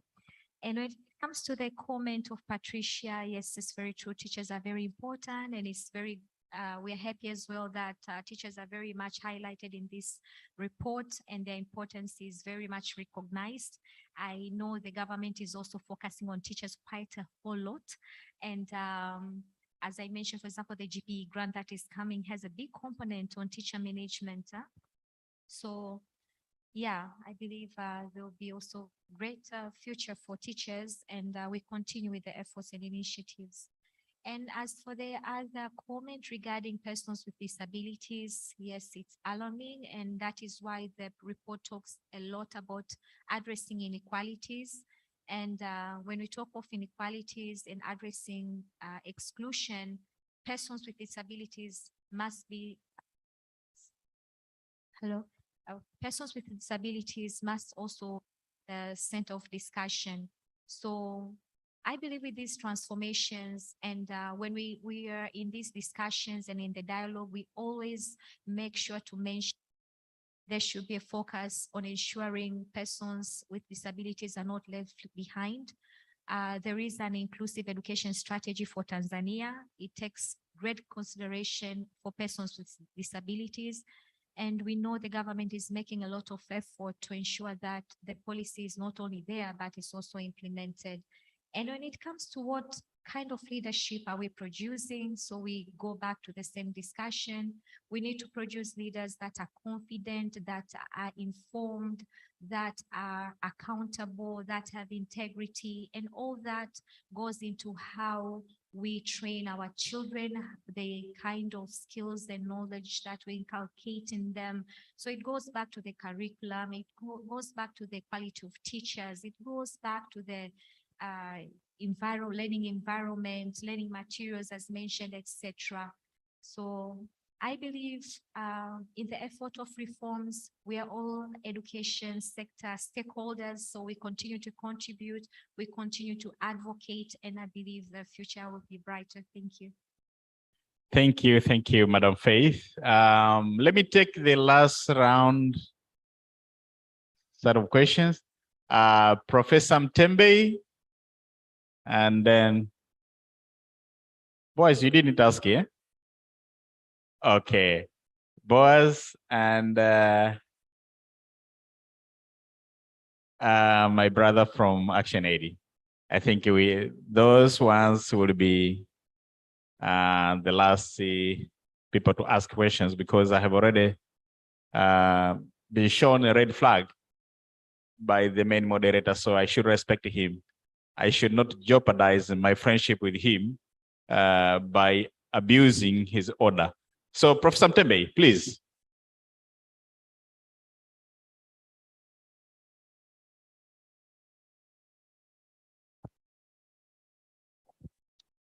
Thank you very much. My name is Aldin Mtembe from the University of Dar es Salaam. Thank you, Faith, for the presentation, but also especially for your responses. I'm focusing on the theme, reimagining a future together. And my question is framed within the noble work of UNESCO, mainly supporting the indigenous knowledge systems. Now, what is it that Africa has to offer in the imagination of the future? Taking into mind that imagination is something individual. Now I'm looking at Africa as an individual entity. What is it that Africa has to offer? What is it that Africa has to offer to the global market, to the global forum? And you said correctly that the heads of state are meeting soon to deliberate on the role of education, the future of education. So what do we have to offer? I mean, in the global market, because always we have seen Africa, being dragged and dancing to the tune of others. But now it is the time for Africa to be, to be seen as, offering something unique, but yet significant to the development of education in the world. Thank you. Thank you, Professor. Boaz? Thank you, for the moderator, and thanks to Faith of UNESCO. I have two things, one on the teachers and the other on the digital transformation. And I'm happy that at least the USAID representative, Ms. Patricia, had talked so well about the teachers. So I only have aspects of it to mention. And one, I think it is important for us to readdress the issue of the role and place of the teacher in reimagining the future of education. Because going through the reimagining our futures in education together, I think UNESCO has ably just created the space for many actors to start engaging and discussing and all that. But I'm looking at how the drivers of the learning, the drivers of teaching being placed and the contribution they need to make. At the back of my mind, I'm thinking of the teachers who were trained almost 30 years ago, 20 years ago. The current situation that they face, it's a very big challenge. And indeed, how are we preparing them really to be actors in a significant way? You can just be a participant, a follower. You're just there, add to the numbers. But how are we really preparing them so that they are part and parcel of this process? And on the digital thing, just on the summary part, I think this draws from our experiences of the COVID pandemic. Because this is the first we realized that immediately we are faced with such a situation, even how to sustain learning, teaching and learning and all that is very difficult. So how are we then trying to bridge that gap to ensure that the digital transformation really goes hand in hand and as a priority integrated in the education transformation agenda? I think that's critical. Thank you very much, Boaz. Karibu. Asante sana. My name is Bahau Christopher and I'm coming from ActionAid. So, nami nakupongeza Faith and Karagi, congratulations. But I also want to recognize the effort of our President Samia for transforming education for Tanzania. But I have two simple questions. So it seems, Faith, you are more exposed than me, and maybe you have taken some processes in this kind of transformation. So I want to ask you some kind of quite assurance on the process, because I know Tanzania and many other countries in Africa have done a lot of reforms before. There have been so many summits, so many meetings, so many researches, so many documents, matokeo makubwa, big result now, so many others. So my question is, now we're in the process of curriculum development. What quite assurance do we have that whatever you're going to produce will actually respond to the challenges which we've been discussing since the first day when we started this conference. I learned that for the quality output, you need to have quality process and quality input. I don't know much on the process which is used now to do this revival of the review of the curriculum, but what are the people who are being involved to draft or to even propose the new curriculum? We said before that education yetu imekuwa ni mbaya, ina mfumo wa ukoloni, and many professors, doctors, masters, degree holders who are here, most of them are the ones who went through those processes. Maybe most of us who are here are privileged ones who went through Cambridge curriculums. How sure we, the public intellectuals, we are talking, the public intellectuals, some are professor, those women in a village who does not have certificate, but they know how to teach. So Your second Summarize. question. Second question. Summarize, please. So quality assurance. What's the second Yeah. question? The second question is about the infrastructure for implementation. People believes that the leaders we have cannot deliver in terms of having. But what is the question? Don't explain it. What is the question? So, Please, let's mind time. What is the question? yeah, so just give me 1-2 minutes. I Okay. want to make my Fine, point. please, I'm giving you Okay. just 5 minutes to Okay. respond to those and so we. Yeah. No, Can you conclude the second question, please? the second question is, how sure we, Mwalimu Nyerere, watoto Mwalimu Nyerere, we are going through public education in Tanzania. That's why the President Nyerere was very keen on improving education. Hmm. How sure are we that the leaders we have, whose kids are in Europe and America, will be able to deliver the kind of good curriculum for the public, while their kids are not consuming the same curriculum? Thank you. Okay, thank you very much, Bavon. I think this first question that we asked is specifically for Tanzania, and it could have been answered very well by the ministry people. But if you can, then you have the liberty to respond, or if not, then you can just leave it. But you can respond to the question from Professor Mtembe and Boaz, then we can conclude. Very briefly, because we have run out of time. Thank you. Okay, thank you. So I'll start with a question from Professor Mtembe regarding how UNESCO's work on indigenous knowledge, for example, can contribute to what Africa can offer in these global settings, such as the Transforming Education Summit. And you emphasized on asking what Africa has to offer. Well, when it comes to the Transforming Education Summit, maybe I should just give a brief background. So this summit is not established on a new, let's say, ground. The summit aims to ensure the world will achieve the goals of the Sustainable Development Agenda. So basically, it's calling together heads of nations to give commitment towards the achievement of the SDGs. And when we are asked like what Africa has to offer, I believe Africa has to be present in that discussion. Africa has to be there in participating in the reforms. And when you speak of Tanzania, as I mentioned, we are well ahead because our president, Mama Samia Suluhu Hassan, already started the transformation, the reform of education system since last year.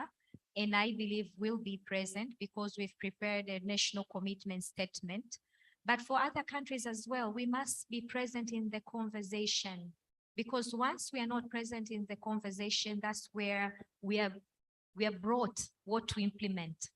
But if we are present in the conversation, it means we'll present our own plans, our own strategies, our own let's say our own goals.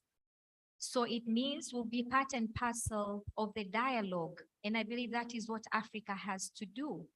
So Absolutely. Next question.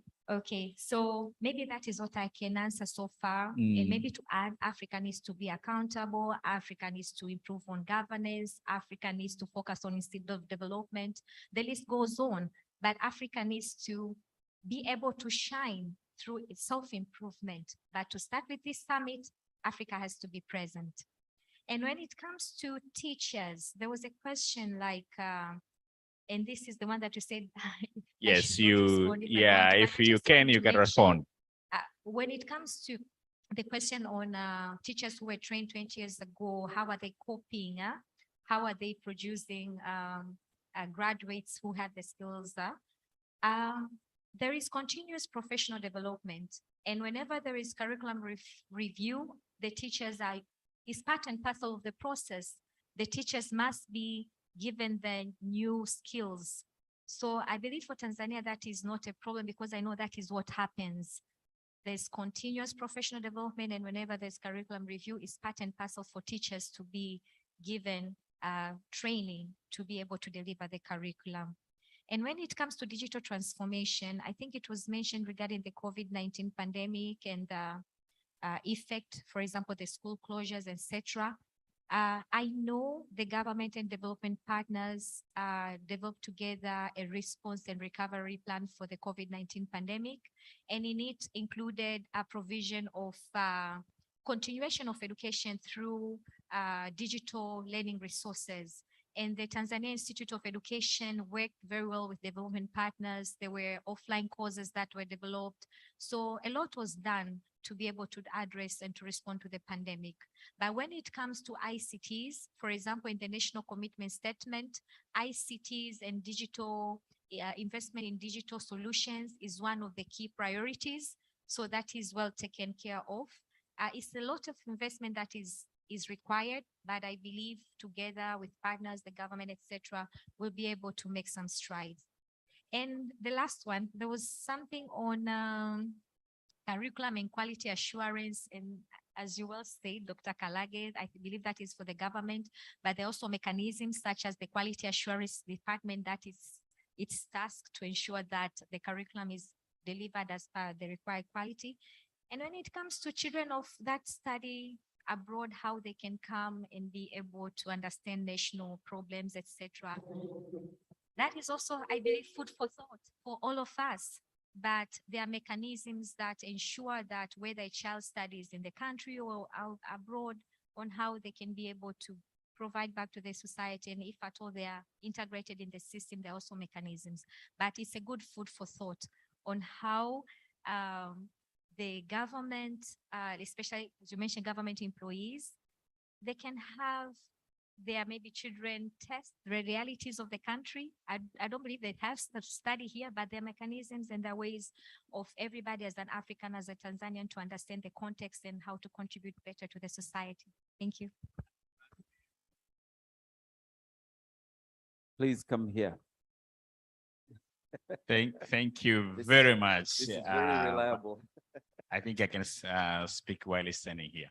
I just want to thank you, all of you, for making this session very live and interactive. Thanks a lot to Madam Faith for being able to deliver the report, which is very long, in a very short time, in a very professional way. I would strongly encourage each of you to go and read that report, and it's found on the UNESCO website. Asanteni sana, nawatakia siku njema. Thank you. All right, pole sana, Doctor. Kwa kweli, you're an amazing resource. Thank you very much for your presentation. Asante. And since the report is accessible, I like the question about the teachers because we'd like to, Asante, Doctor, our friendship remains, eh? Not because of 7 minutes taken, sawa. Sawa. And to the teachers. All right, so we're moving out, some of us. Dr. Heron Otieno, Director of AIMS Teacher Training Programs, Rwanda, and Richard Sambaigwa. We're moving towards Mikumi. We're talking about teacher CPD as gateway to the transformation of education across the continent, best practices, innovations and challenges. We're encouraging all teachers to exit now towards Mikumi. It's not compulsory, lakini inahimizwa sana. Walimu wote, all the teachers, please, naomba tuende kwenye session hiyo. For those remaining here, Dr. Daniel Baheta, EDPG, Chairperson Education Expert, UNICEF, and Barbara Chilangwa, Executive Advisor, Comfort, and former Zambia Ambassador to Angola. Your Excellency, may I welcome you to the podium now so we can continue. Karibu sana, Your Excellency. I know you do an amazing job. This is going to be a fantastic presentation here. And it'll be these last two, these are the ones. We said the teachers are the crux of the whole issue, right? Kwa karibuni sana. Please come through, all the resource people. And it's good to see such a good stream going out to Mikumi. Fantastic. Let's go, let's go.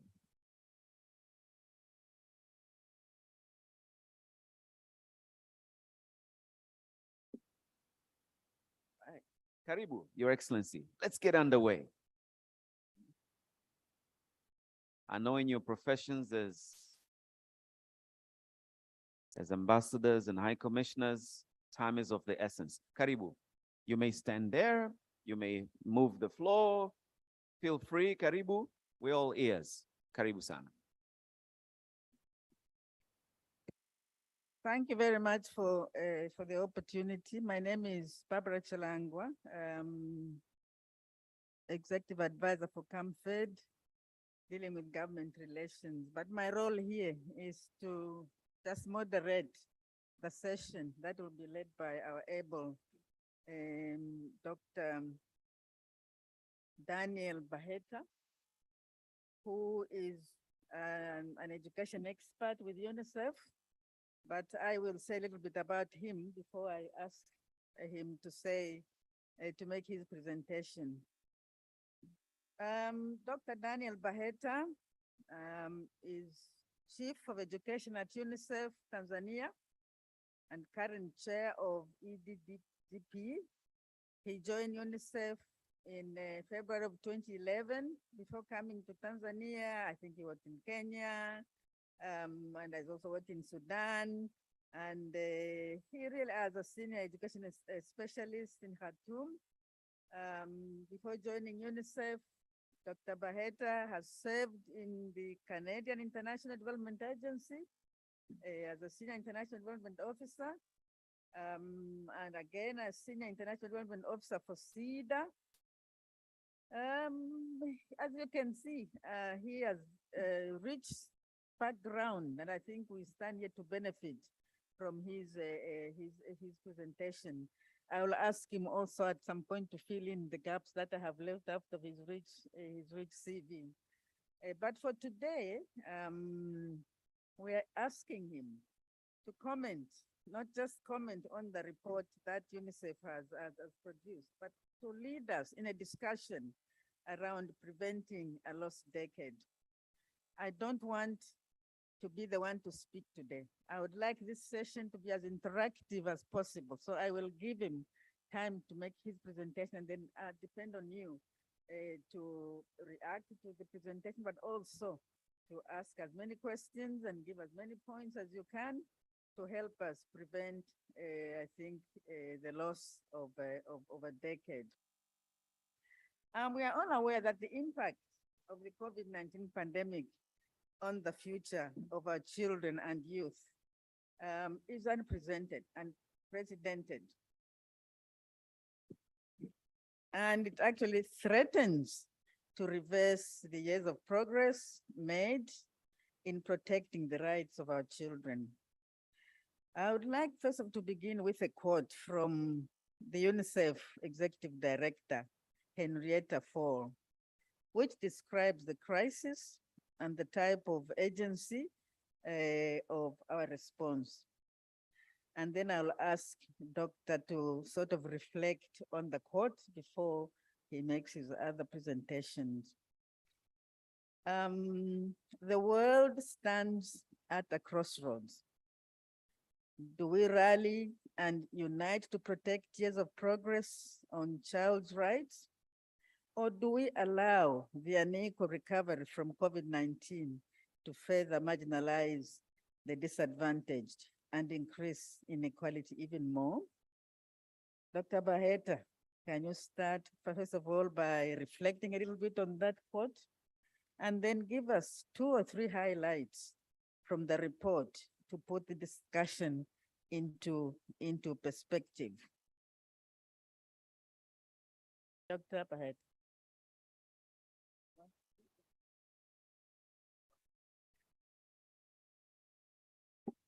Good morning.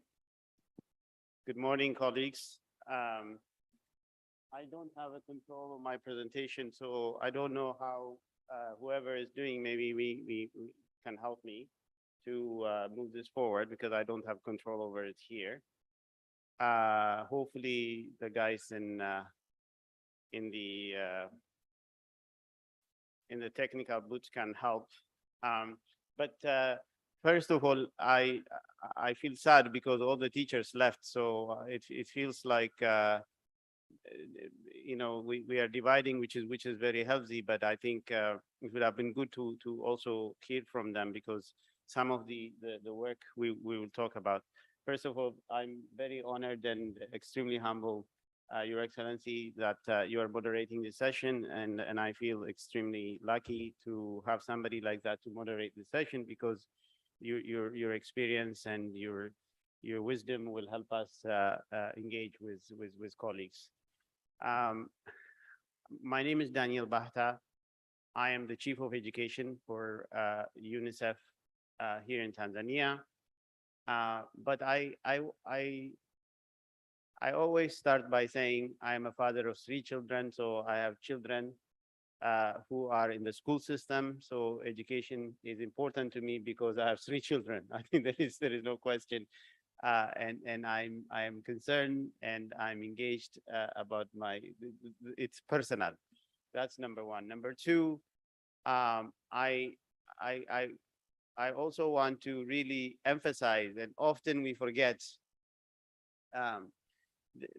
most of us talk about education crisis in Africa or globally, but at the same time, we forget where we have started from. So education has challenges, education has issues, education needs to be transformed, education is in crisis, but at the same time, education is also doing a lot of amazing things. The fact that I'm here in front of you, the fact that all of you are here, if not all, most of you are a result of the Tanzanian public education system. Please remember that because you are here, because you are working, because we have this beautiful technical team in the back who are supporting us, the camera people, the journalists, the facilitator, the professor, but all of us are here because our education system is working. We sometimes forget that. Yes, it has challenge, but there is some good things about it. And the last point I want to make is, yes, of course, we need to think there is a sense of urgency to fix education. There is a sense of urgency to improve learning, but at the same time, it has to be about the continent. It has to be about Tanzania.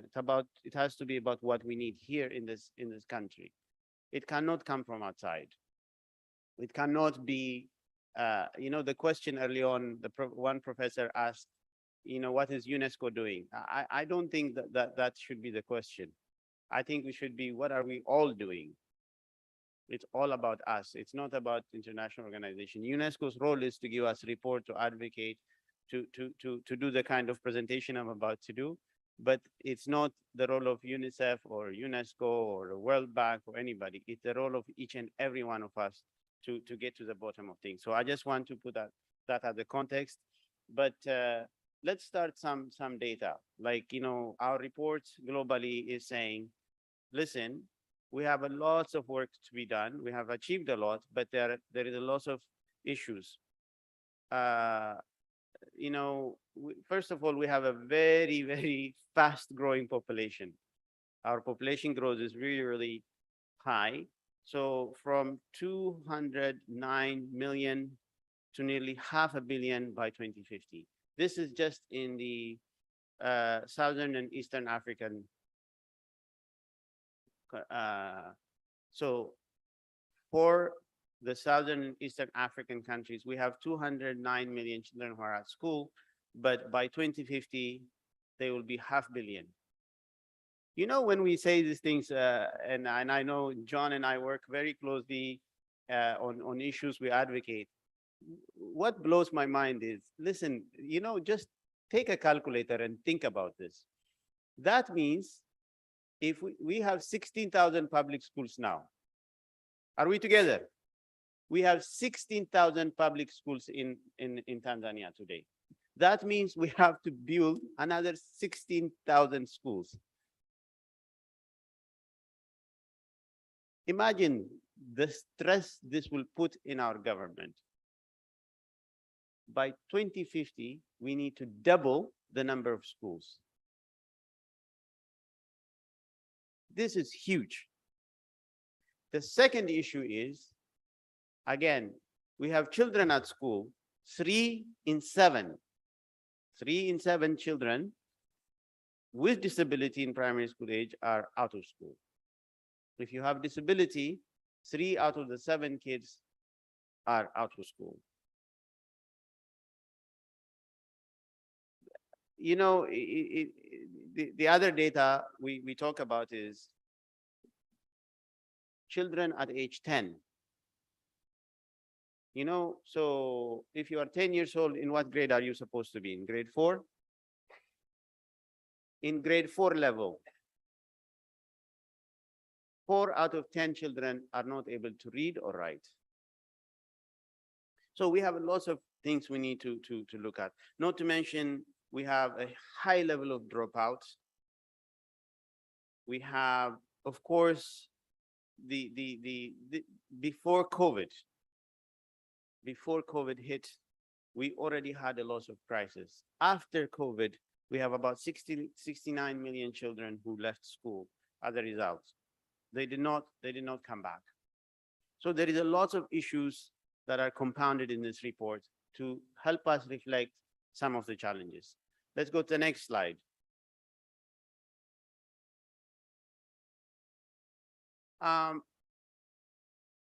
You know, we talk about kids can come to school, but that does not mean they're learning. You can put lots of children in school, but that does not mean they're learning. And this is really, you know, we talked about learning poverty. So 87% of those who were in school before the pandemic were suffering from learning poverty. What does that mean? It meant that even though they were in class, they did not have adequate learning material. They didn't have teachers. They couldn't read and write. They couldn't do simple maths. And I encourage all of us, when you go to school, when you are visiting, especially the ministry colleagues, go and assess just simply if kids can read a simple paragraph. We were in Zanzibar recently with colleagues, and we were in grade 3, grade 4, and we saw children struggling to read simple Swahili texts. So it doesn't, just because you are at school, it does not mean you are learning. Just because you are in the classroom. So we need to sort of look at some of this learning poverty. There are lots of statistics I can give you, but you know, number of years need. So I will propose some of the ways to look at. But if you look at the map, and Tanzania doesn't appear on some of this, but I'm giving you some of regional perspective. We have quite a huge crisis in terms of numbers, but and in terms of mathematics and reading, and the proficiency level is very, very low. So there is some issue we need to address. Now, the next, we have a good news and bad news. the good news is countries that have not assessed learning loss after the pandemic, we are very lucky because, you know, whether you agree or you disagree, we kept schools open here in this country. And in my view, I think it was the best thing we have done. I think it was the best decision. During the COVID pandemic, we closed school for about 3 months, and then we opened them and we kept. But for the region, there were quite a lot of learning loss for a year or 2 years and so on. So there were a lot of issues, but you know, we estimate 1 in 2 countries are implementing some form of remedial learning.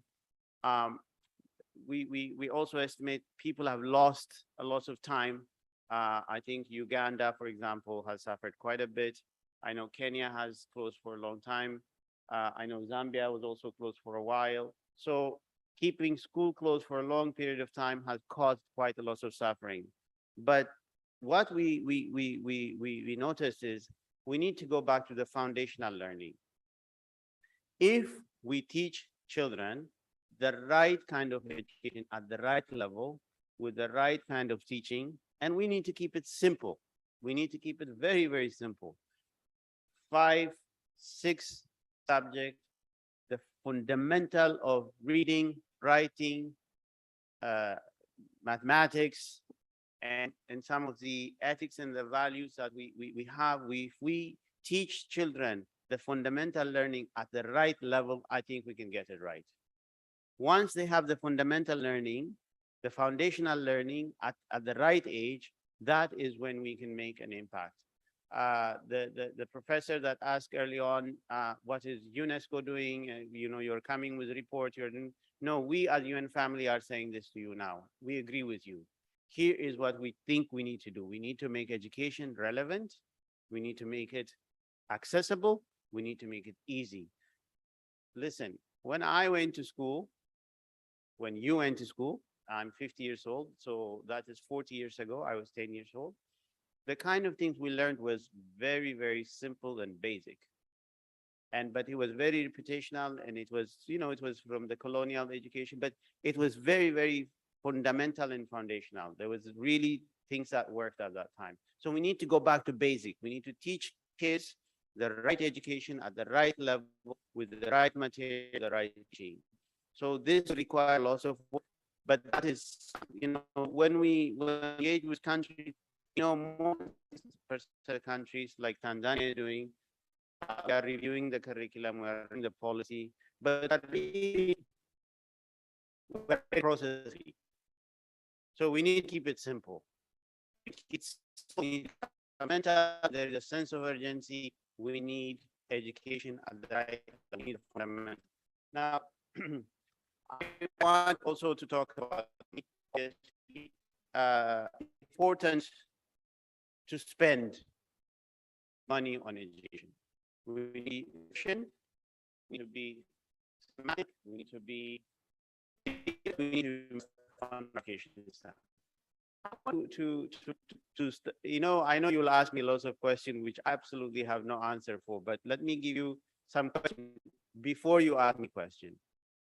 Why are we sending our children to school? What is the most fundamental reason we want our children to learn? And there are 3 sets of answers. I've been in the education research and I've done this for a long time. We go, you know, we go to church, you give us one answer. We go to the workplace, you give us a different answer. We go to the private sector, we go to the parent, you give us answer. So each of us have very different, you know, like when I was a student, I did my PhD during wartime in Eritrea. And when I asked parents, why are you sending your children to school? They said most parents at that time, they were sending their children to school because they didn't want them to go to war. Because education was used for peace. Now, in Tanzania, if you go to the farmer today, in Inga, or if you are in you know, remote part of the country, somewhere very far away, you ask the farmer, why do you want to send your children? Because he wants that child to do better than him. So he's investing on his son, on his daughter, because he wants that child to have a better life. What does that mean? It means he wants him to go to work, to become a teacher, to become a doctor, to become an engineer, so he can earn money and he can support him. He's also investing on him. It's an investment. Where you ask the government, why are you investing money on children? Because we want better citizens that can pay tax and that can contribute to the country. When you ask the priest, I want him to learn about his value, about God, and about his, the relationship. So each and every one of us have different reasons on why we're sending the children to school. But the bottom line is we need to invest on our children. For all those things to work, government needs to invest money on the children. And again, we also are very, very conscious of the burden that government is feeling. You ask government to give you money, well, you need to support government to get that money. So people need to pay tax. People need to support government. So when we continue to ask government to increase, we also need to do our part. But essentially, I think for this to work, we need to increase investment. And I heard your speech, John, you did eloquently with numbers and data, but essentially what you're saying is we need more resources to have more teachers, more infrastructure. For all those things to work, we need resources So I can give you the data across the country who's investing where and more, but for Tanzania, the bottom line is we need to invest more resources in our education system so we can get better results. Now, let's go to the next slide.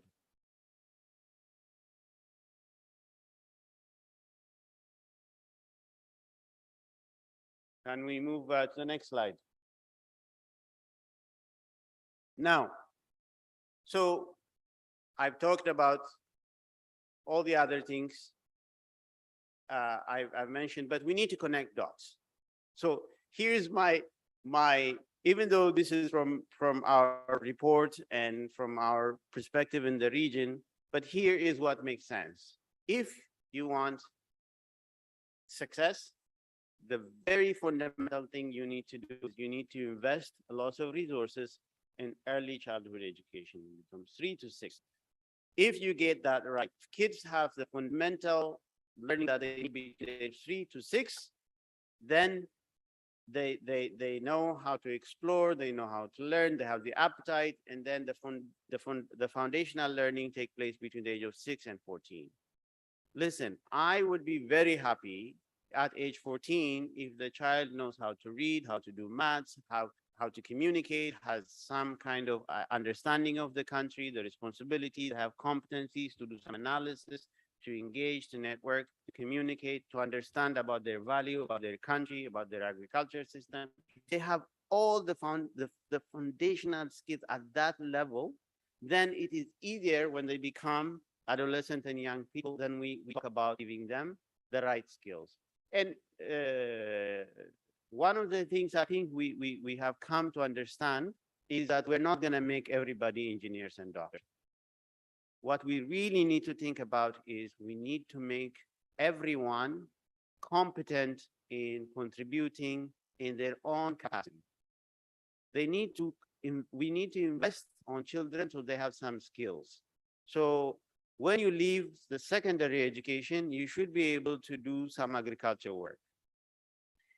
When we were when we were doing a study in remote part of Kenya with the nomadic community, as you know, Kenyan Somali man, we were sitting down and we were talking about the importance of education. He told us this: listen, I gave you my first son and the second daughter. You took them to school.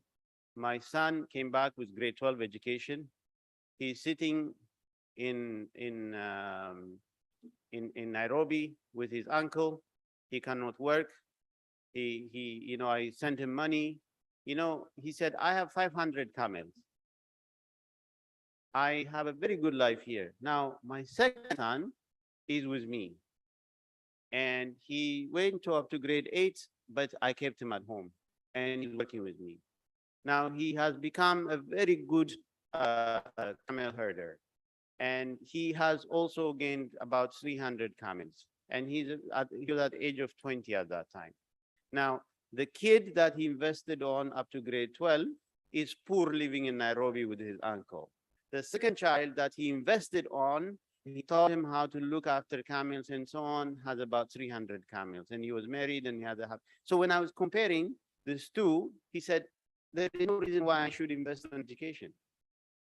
Because my investment on my child who's in the farm has given me more result than you telling me to send my school to grade 12.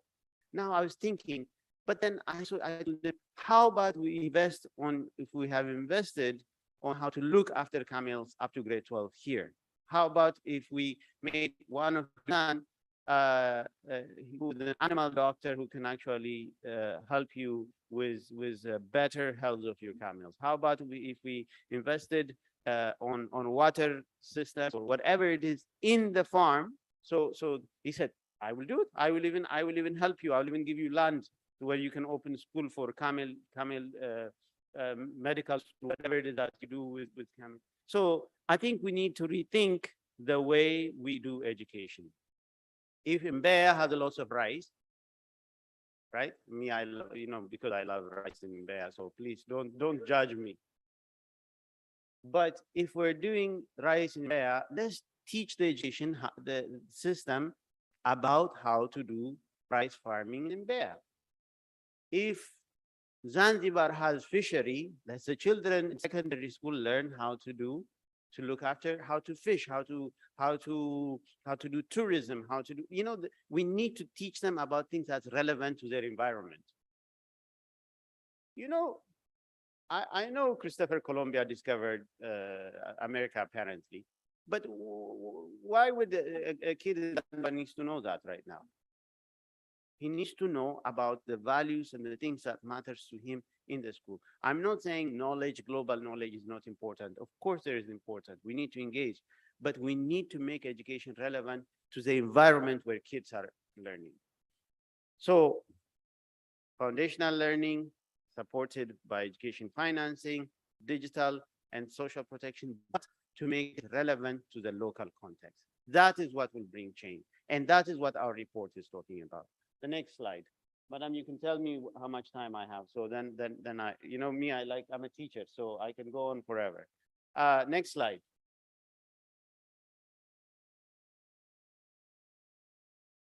So if we call all of you to action, this is what we would say.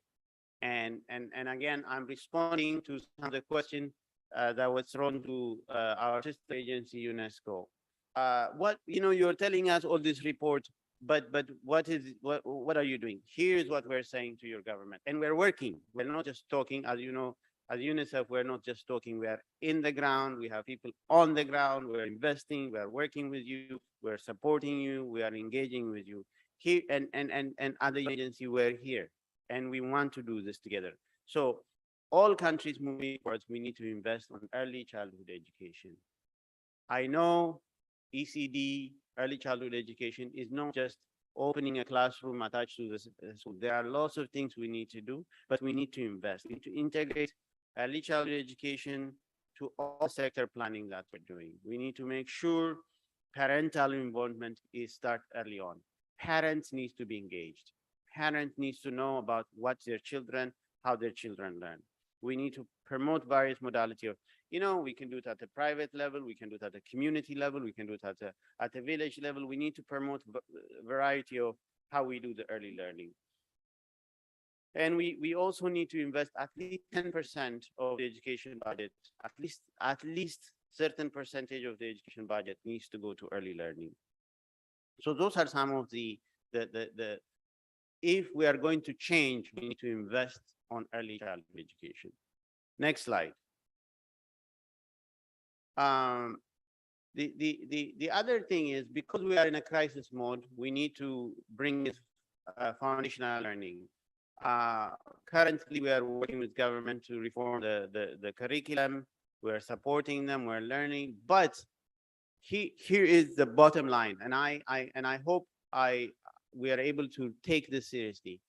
So everyone is asking, everyone is complaining, it's so difficult. The hardest thing to do today in the cabinet in this country is to be the Minister of Education. I swear it's one of the hardest jobs to do, to work in the Ministry of Education, because everyone is complaining about education. Everybody's saying, fix education this way, fix that way. We're not happy, parents are not happy, government is not happy, civil society is not happy. Everyone is not happy about education. But if we are going to fix it, then we need to go back to the fundamental, the foundation of education. Every child that comes to school must know how to read and write. Every child that comes to school must learn a little bit of competencies. We need to give them a little bit of maths. We need to give them a little bit of competency how to do their farming. They need to look after their environment. We need to talk about climate change. We need to talk about preserving water, to use water. We need to teach them on how to make sure that they wash their hand, and just the fundamental simple things that must be taught in class must be taught. And this does not require technology. We're not talking about computers. We just need to go to the basic first. Of course, technology is here. It will stay with us. We're not talking about long term. We also need to give them some access to learn about technology. This will cost us, but that's how we need to approach this. And I think we also need to help teachers. We talked about teachers. Teachers need to be supported. In my view, this is not UNICEF, but in my view, here are 3 ways we can help teachers.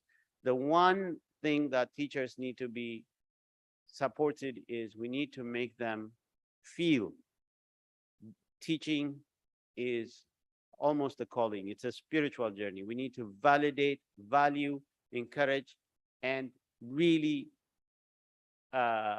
make sure each and every one of us need to appreciate the role of teachers. They need to be appreciated. They need to be recognized. They need to be valued. They need to be respected. They need to be trained. So there is a lot of investment that does not require money, but it requires lots of effort from the community to recognize the role of teachers in the community. Number 2, they need to be given basic trainings. And I know this is I'm preaching to the choir, but listen, I think teachers needs to be given tools for them to be able to get teaching right. And the last thing, and it's the most important, painful, we need to pay our teachers. We need to give them more resources, more money, so they are happy about what they do. I know we don't have a lot, but I think we need to make sure that at least we get the teachers right. We need to really look at how we do their capacity building. We need to talk about this, but I think essentially it is about getting kids prepared for the right level, get them the fundamental, the foundational learning at the right age, and get the teachers be excited and validated about what they do. The next slide. As they get older, as the kids get older, we need to also think about the different pathway. As I said early on, we cannot make everybody walk the same line. We need to find different ways. If John is a musician and he plays guitar and he's doing art and he's painting, let's find that pathway. If Suzanne is farming and she's really interested in farming and that's what she wants to take, then let's encourage. We cannot make everybody go and pass through this. When we did the education sector analysis of all the countries I have done, in this one, I had real interest and I really followed it. And I realized I want you to think and it's very similar to in other countries. So you don't feel we are picking on Tanzania, but the numbers here were a bit shocking to me. You start in primary education, you have 6 million kids between grade 1 to grade 8. When you are at Form 5 and Form 6, you have less than 200,000 kids. And this is because we are telling everybody to go through the same channel. If we widen the different pathways, I think we'll be more successful. I'll repeat this. When we start the learning, between grade 1 to grade 8, we have up to, let's say, 6 million kids. When we end at the top of the learning pyramid, and the pyramid is going like this, we have only 200,000 kids who are in Form 1 and Form 2. And from those, probably 100,000 or even less will go to higher learning. This is really a waste of a lot of investment. So we need to find different pathways. We need to make them more successful. We need to look at find productive work. So if we get the fundamental learning early on, from grade 8 to grade 12, we teach them skills that will help them to get a job, then we are making education relevant. So this is really, it's not a new phenomenon, but we are saying we need to be focused. We need to make education relevant. With that, we talk about, of course, opportunity, 21st century skills. I disturb you a little bit, Doc. And So I think that is the we need. And the last slide, I think the last slide is just to say thank you. And really, I truly appreciate. Sorry for talking a lot. If you have a lot of question, that's fine. If it's too difficult, I have colleagues from here, including John, who will respond. So I'll pass the difficult question to them, and I'll respond only to easy ones. Thank you very, very much. Really appreciate it.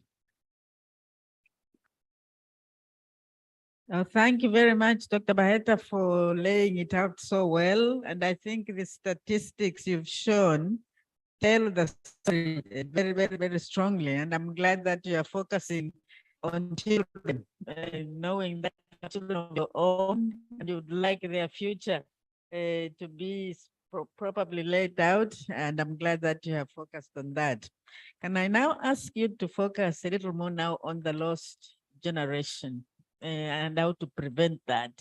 Yeah, you know, we are in time and era of COVID and the crisis, and all education is that the gains that we have achieved in the last few decades are likely just to go down the drain. Do you have any comments on what we should do to prevent the lost decade?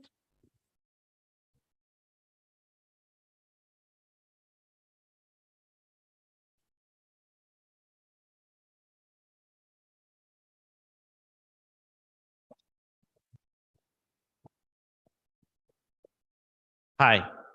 So we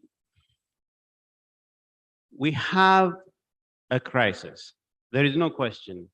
Even though we talk about lots of the success and lots of the amazing work we did, but we have as I said, almost 58 million children who are out of school in this region alone.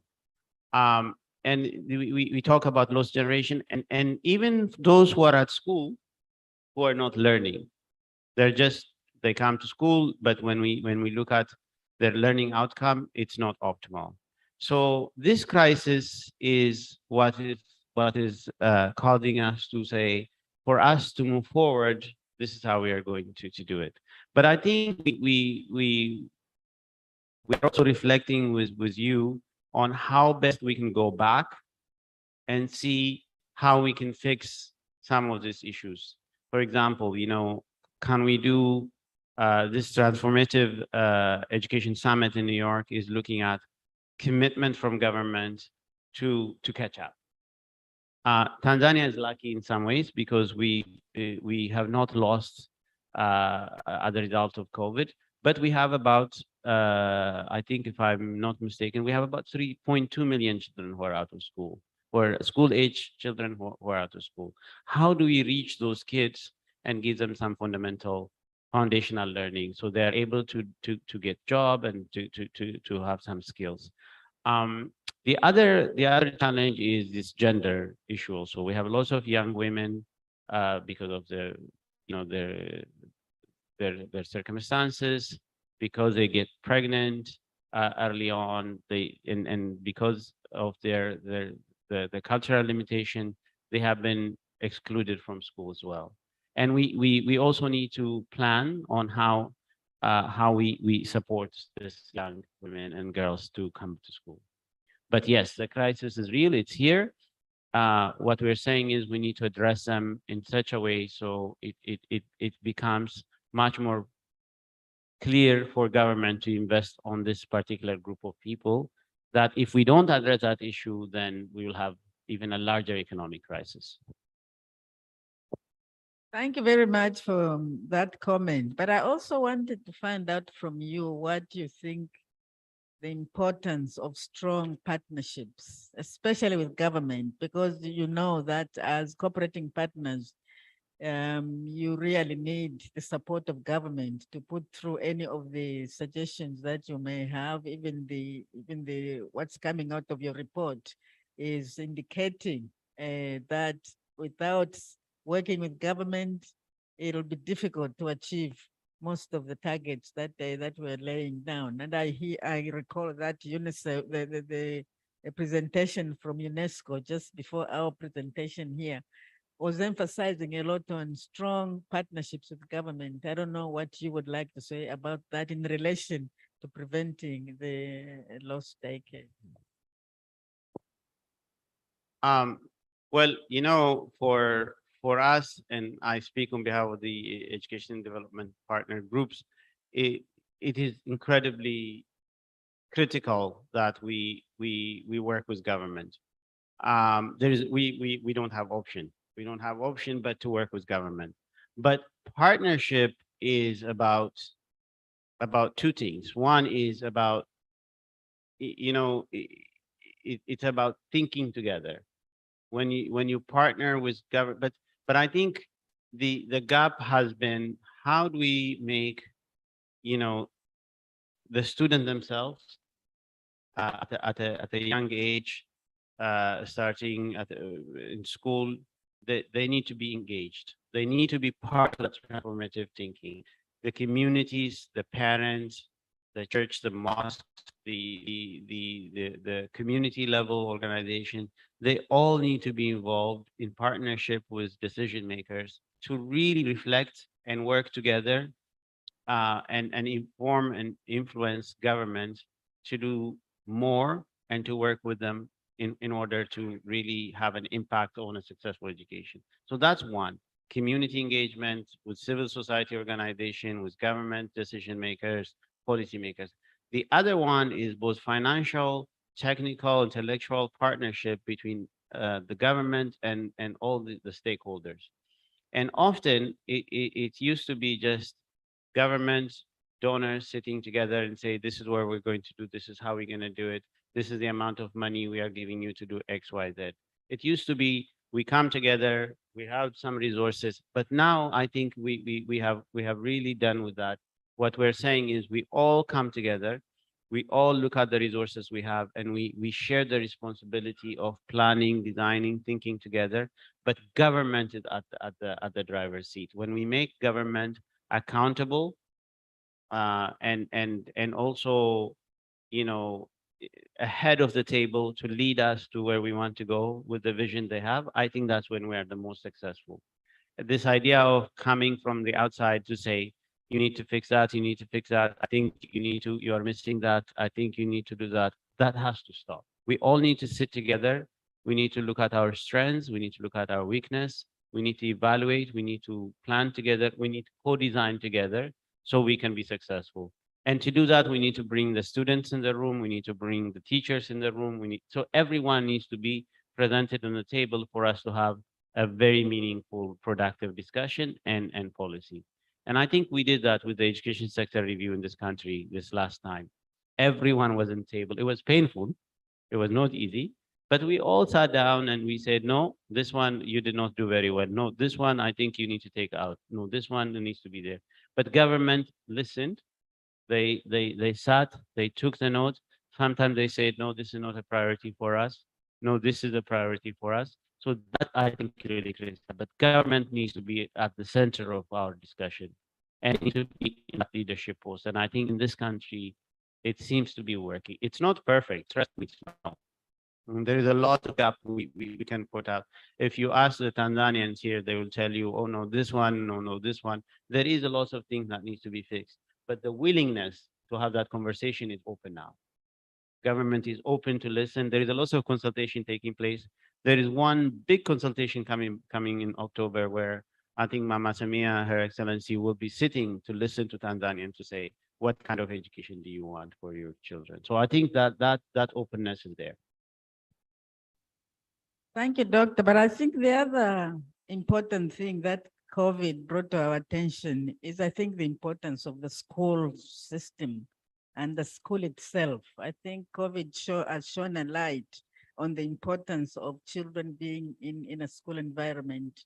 I'm sure we all recall that when most of the schools were shut, it was not just the teachers that were worrying, it was the parents as well. The parents couldn't do their work because they needed to plan well on how to take care of their children.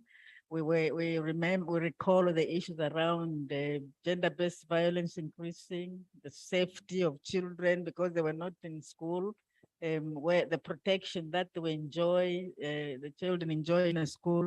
What do you think we need to do to ensure that the safety in schools is upheld, as we think around how to prevent losing the decade to COVID? You know, you reminded me of the first few weeks. So children came home and the teacher kept, sending this. Of course, in our case, we started digital learning in some areas, and here we were trying to get the radios and the systems. I think one of the big lesson all parents learn is they love their children, but they were happy to keep them at school, not at home, because that is when we really began to appreciate our teachers. Now you're spending 8 hours, you are all in the same room, and you have to help your children to learn and to read and to write, and you have to schedule, okay, from this time to this time, you need to study this and that, and you realize, how do the teachers do it? It's not easy. So the importance of the school became incredibly critical for all of us when COVID taught us this really big lesson. Again, Tanzania did not experience as much, but other countries learned the hard way. So schools are really, really important. But I think, to be honest with you, we put a lot of burden on schools also. Most of us, we just drop the children at school and then we walk away. We expect 8 years later, you'll give us a very good child. We don't come to visit, we don't talk to the parent, we don't talk to the teachers, we don't really come and see what they are learning at school. It's like a factory. We give you in grade 1, please give us a good product at grade 8. 8 years later, we expect a very good product. So I think communities, what COVID taught us is we need to be engaged. We really need to know. And if parents really actively make themselves available in the school to know what their children are learning, I think the learning outcome will improve really greatly, because everyone will be accountable. Let's say the teacher will be accountable because the parent will come and say, listen, child A is getting A in grade 3, but now you are giving him C. What has changed? Are you not teaching him well, or is he not learning well? That level of engagement will be there. And we assume the teachers know everything and we don't need to get involved. And I think this is wrong. So we at UNICEF, we are really engaging with a parental strategy, parental engagement. We need to encourage parents to really get involved in the life of the school. That's number one. Number two, schools in conflict areas are used. If there is we value schools when things don't go right. For example, I don't know if there is flooding in the community, everybody comes to school. During election, everybody comes to school. If there is an event, so school is the center of the community. However, we don't value the school. We don't clean the school. We don't protect the school. We just want the school because we associate us with, this is a governmental institution. The schools are often the first governmental institution that the children interact with. So there is a lot of things we can actually take advantage of that. But I think because we have really not thought through how communities and schools are interacting, I think we are not doing the right thing for the school. We want a lot of things from the school and from the teachers, but communities are not really helping the school and the community, the teachers to really grow. So there is a lot of work we need to do to really invest, in my view. We need to invest in the school, in the community, to have a better understanding and a better relationship between community and schools. And schools need to be, I think communities need to own the schools. They need to feel that that school belongs to them. You know, when you take public transport, because you are just paying for that one ride, you're not going to clean your seat because you are just taking, you pay, you take ride. But if that car is yours, every morning you want to make sure it's clean. So we need to really make parents feel that property belongs to them, and for them to take care of it. And the school also needs to open itself up, because the school also acts in a very authoritative way. And I think it needs to change that attitude, because the community owns the school. It belongs to them. And that relationship needs to be adjusted. So I agree with you. COVID has teaching us a very bad and good lesson in reforming and rethinking how we see schools. So we need to really invest time to improve this relationship between school and community and government. And that's a space where we have a better relationship. And teachers need to be accountable to the parents. We also need to train the teachers. They're not just there, they need to have a relationship with the parent. At least once every 2 months, parents should come, they should know what their children are learning. Imagine if everybody knew what their kids were learning, they will be able to intervene. And you don't need to be able to read and write, or you yourself do not have to be necessarily academic to come and evaluate whether it's a good teacher or bad teacher. Really, you would know. My mother did not know how to read and write, but she would knew which was my good teacher, who was not a good teacher. I think we inherently we know how these things are happening, and I think it will also prevent a lot of protection issues. If parents came and check on their children, if a teacher is abusing or is beating or is doing something that's not necessarily a good thing for the child, parents would know. Because mothers talk among themselves and they say, this teacher is doing this to my son, this. So I think it would also give much more protective environment for the kids, for the parents to get involved a little bit more. I hope I answered that question. Thank you very much, but still on the school. I think the major concern during COVID was the closure of schools. And I'm just wondering whether you have any views about how to deal with such pandemics in relation to actually closing the school. Are there alternatives to dealing with what should happen in our schools? Should we experience other pandemics? Do you have any thoughts around that? I wish I did. I wish I did. Unfortunately, I'm not so sure if I can answer that question. Like I said, we are very lucky here in Tanzania in some ways, because we didn't really experience that as much. Schools were open. I think one of the things that Tanzania need to be proud of is that they kept their school open. And that is something that we are very grateful for. But my completely probably not authorized opinion would be, I don't think we should really close the schools. I think we need to find a way to keep the schools open. But in a situation like the pandemic, and we didn't know enough, and we didn't really know, and we need to find an alternative way. And the other thing is, also technology. I think we would have actually done technology. For example, we in this country, 3 months in school were in this region, one part of Tanzania, we started using paper-based learning. So what we did is we made copies for grade 1, for grade 2, for grade 3 kids, what they need to learn, and we send it home. So the parents could do the homework together. So I think we also need to find alternative ways if this happens, we need to prepare ourselves. God forbid that it will not happen again. But pandemics are happening more often because of the climate change. So we need to prepare.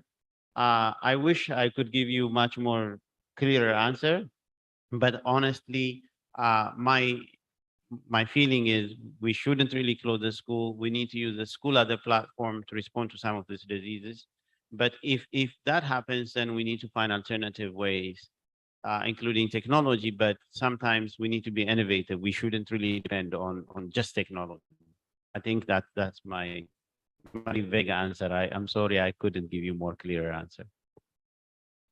Thank you, much, Doctor. But I think now we need to engage the participants in the room. And I wondered whether many of you would like to ask any questions or comment on what Doctor has said today. Do you have any questions or comments?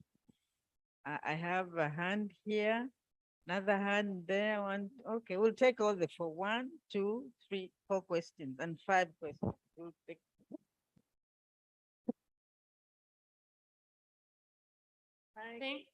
Thank you. My name is Kurina Mshana. I'm a child protection officer from Kasi. My concern is you talked a lot about the early learning for children, for under 5 children. But what about the constructions or establishment of satellite schools? As we know, majority of them are walking long distance to and from schools. And it's somehow very dangerous for them because you find out that most of them, they are on their way to school, they face animals in the villages, and it's not safe because they are walking alone without parents. So what have you done in that area? Thank you.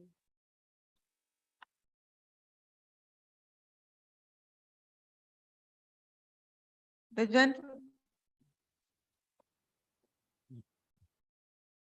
Good morning. Thank you, Doctor, for the presentation. Please say who you are before you ask your question.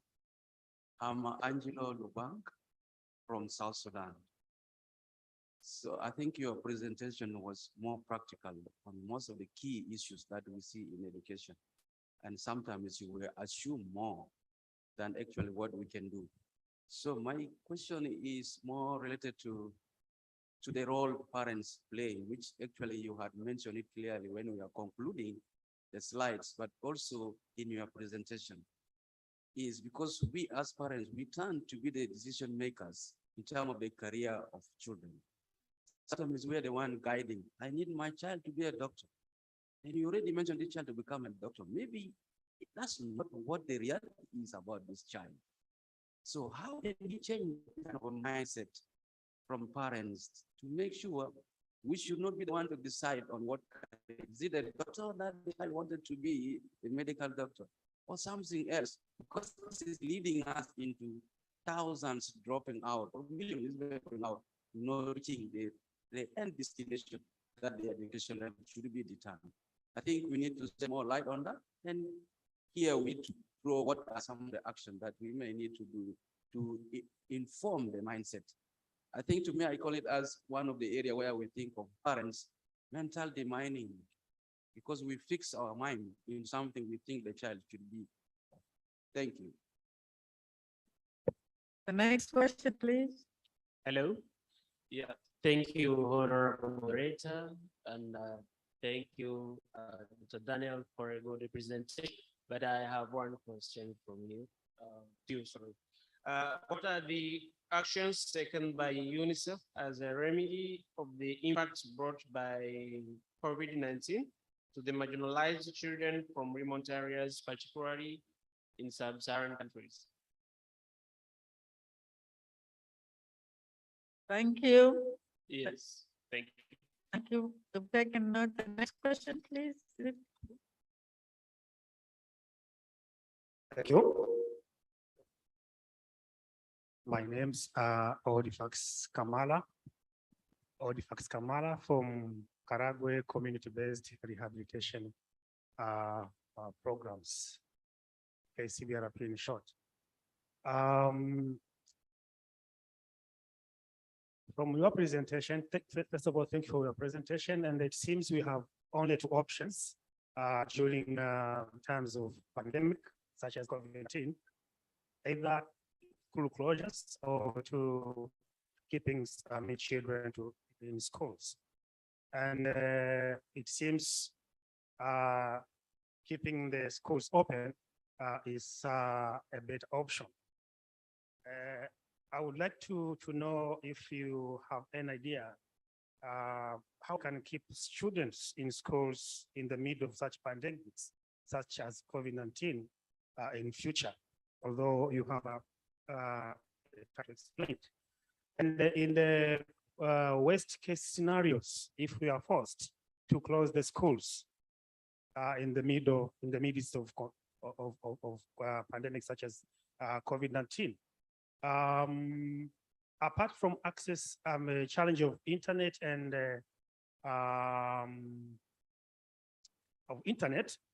electricity, I would like to know how are we prepared to the challenges of preparing materials and lessons for digital learning for children with different kinds of disabilities, considering that the content and the way you're presenting the lessons materials depends on the kind of disability a child has.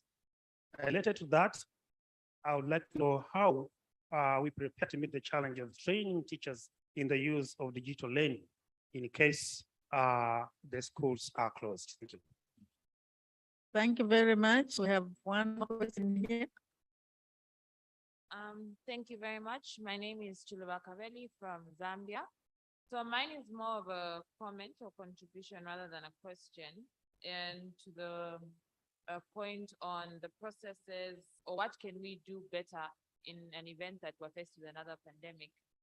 So I would suggest that perhaps investing in adult learning, literacy learning for the parents, so that they have the basic knowledge of reading, writing, and numeracy, so as to be able to help these children in an event that schools are closed, especially the early learners who have probably not mastered the art of self-studying.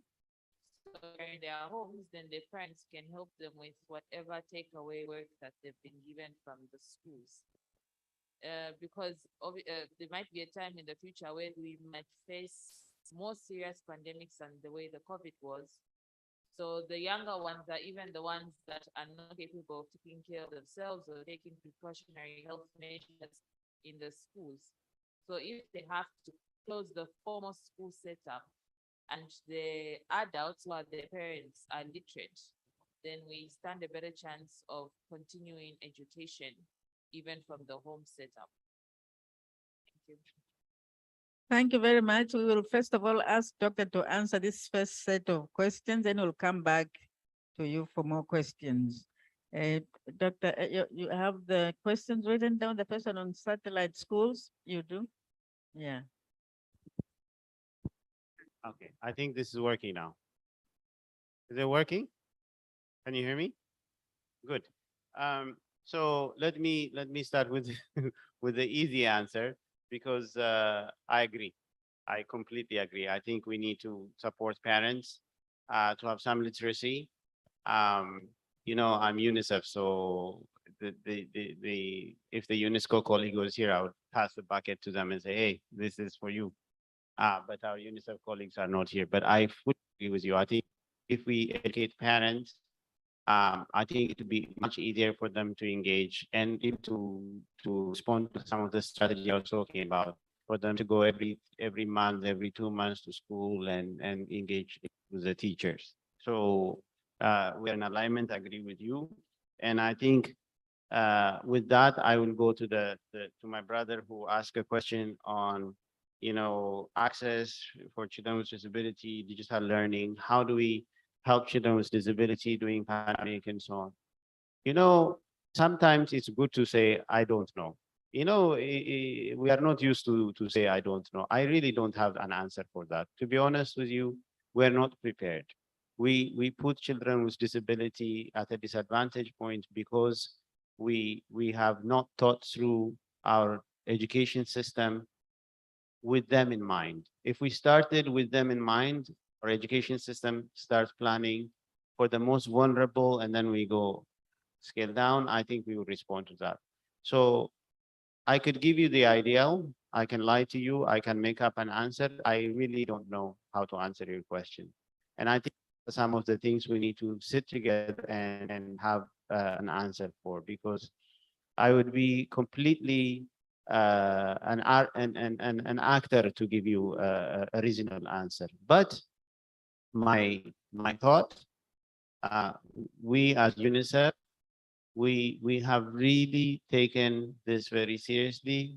We are supporting the government to think about inclusive education. We are having a strategy on children with disability, at least in Tanzania. I really hope if God forbid we don't have another pandemic, but if a pandemic was to come, I think our response to all children, including children with disability, would be different. I hope you can help us design to be different. So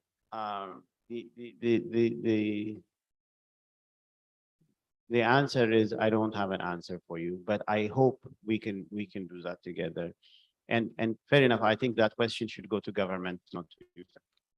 But it's a very good question. Now, going back to question number 1 on satellite school, you know, I'm responding to the region question in a very broad way on early childhood education. As you know, we have a lot of satellite schools. We support the satellite schools. For those of you who are not from Tanzania, the satellite school idea, I'm sure you have it in your countries as well. If there is a difference between then we are building in the community.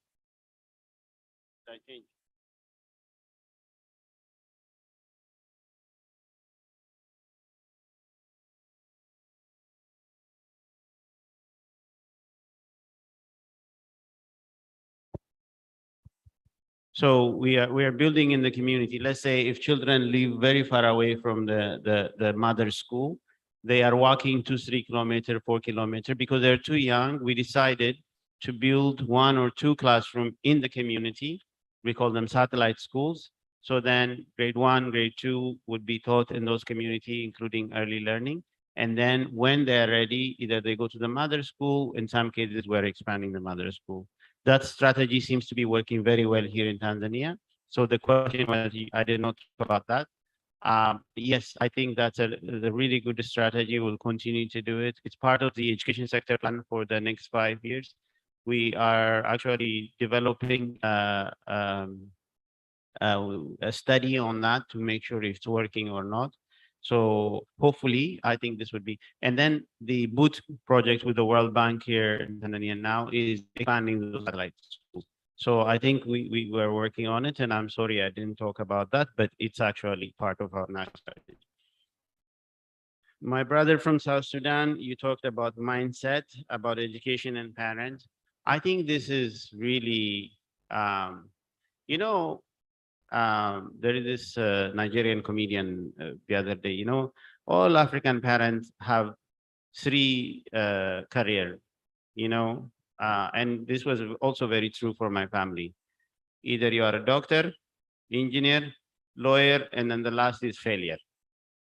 You know, this is our mindset. This is just, you know, either you can be a doctor, engineer, but the reality is Africa, the continent, need all kind of things. We need to diversify where we're investing. To be, and I remember doing this when I was teaching in a classroom. I was you know, if you go to Africa today, the richest people are not necessarily the doctors and the engineers. The richest people in this continent today are those who are doing entrepreneurship, traders, the truck drivers, the truck owners, and so on. So there is a lot of other career we need to but what we have not done is we have not educated parents. What are the other alternative things children need to learn? And, you know, if you are in Dar es Salaam, and if you want somebody to on your in your electric system at home, it's very difficult to find the right people. because we don't have trained people who can do electricity, because we're not teaching electricity at school properly. If you are some water system and plumber, it's very difficult to find the right plumber in the house to do this. So I think the mindset change will come if we train our parents and our teachers and our educators, showing them different things that kids can learn in order to earn. We need to make education relevant so children learn to earn. And that connection is not there. We're too focused on academic and university degrees and so on. It's important, but not everyone can adapt. And I think this is something we need to invest on to change the mindset, to make education relevant. But if everyone has the fundamental, the foundational learning, then they also have a choice. They can make a choice. I can study this way and I can study that way. But I fully agree with you. We need to do mindset. In order to do that, we need to engage parents. I think the last question was, what are some of the actions that UNICEF had done during COVID? I would not speak for that. I think my brothers and sisters from South Sudan and Zambia in your respective country, I'm sure UNICEF is a very good partner. I hope my colleagues are doing a good job in responding to COVID. I think what UNICEF has done is really to support government response to it. We have provided support. We've been engaged with GPE. We have been bringing equipment. We have been working with the water sanitation system. The most critical contribution UNICEF is making is in educating people in their home to ensure, simple thing, wash your hand, make sure you cover your mouth, make sure you have a social distance. We have done lots and lots of community level education on radio, on television, tapes, and so on. So the most critical thing we have done is doing double education, I would say, more than anything else.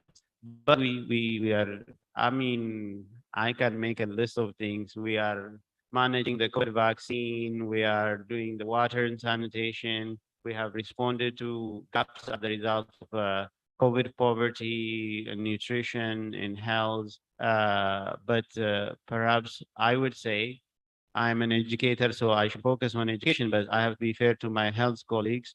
I think our greatest contribution would be doing the community education piece and the vaccine piece. We have really pushed to do the vaccine campaign with WHO and other agency, but UNICEF is the supply agent. We facilitate the supply chain across sub-Saharan country to vaccinate the vulnerable community. Thank you very much, Doc. I'm told we don't have much time left, but I'll take the next set of questions, please. I saw 2 hands, side of the room, 3rd hand, 4th hand. We'll take those 4, and then at 5 at the back. Yes, please just specify the question so that we give doctor a chance to reply. 5, yes. We start with the 2 ladies on my left. Okay, thank you. Good morning, everybody. I'm Fortunata Manyeresa from Tree of Hope, an organization based in Tanga. I'm just asking Dr. Baheta that are we aware of the post-COVID effects existing in our communities? For instance, in Tanga region, after school closure, you know that we had almost 3 months where children were not attending schools. And during that time, there are formed gangsters. So we're having groups of notorious children call themselves one hour ability, groups of children aged from 10 years to around 14 years. So they can rob, they rape people around, raping children, and it was a hectic in the Tanga City Council. So these are post-COVID effects still existing. And we, as Tree of Hope, we try to secure some funding from funders where we have created or formed a project to see how we can support this, because they have dropped out of schools and they are not staying with their parents. They are just sleeping at the deep sea, and others are just sleeping on the floor at night. So I think we need to come up with a strategy where we can have a program COVID, I don't know how UNICEF was engaged in trying to see the challenges, how to address. And also we had children, a girl child who got pregnant during that time. And as yesterday I raised the question here that we have a re-entry policy, but how practical is it? Because we don't know what some of them, they are coming from the poor household. So my question is, how do we have a tailor-made program like MEMKWA says, at least to see how we bring this at school again? Thank you. The next question. Thank you for the opportunity. So looking at the data that was presented in your presentation, 3 out of 7 children out of school, and I'm comparing it with the previous presenter who mentioned 250 million children out of school globally. So it really shows that this is a big issue. And the question is, what are we doing about it? And look at the policy environment. Does it have mechanisms to support these children that are out of school? And for me, I think this needs a very holistic approach from, having different interventions at individual level, the children themselves, looking at the family, the communities that surrounding these children, also looking at the system level in terms of policy and the big issue of coordination among partners, coordination among the ministries, because that is also one of the gaps. And I think through this, this will enable children to be competent based on their capacities. So I will appreciate if you can share some of the learnings, maybe from other countries, on how they dealt with a situation like this. Thank you. Very much. We'll take the other questions. The gentleman at the back, those two at the back, please, you're next.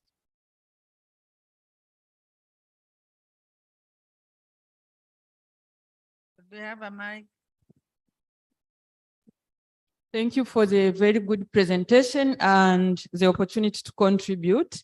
I have a comment and an addition on the foundation learning. For our schools in the villages, especially in rural areas, I'm working with WeWorld, I'm Agnes Victor.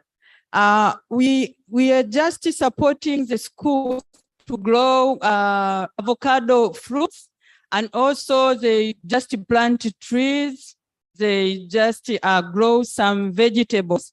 On doing that, they are just improving the nutritional status, and also they do sell the fruits and vegetables, of which the fund, they are used also to support the girls on sanitary pads in schools, of which have been very, very supportive.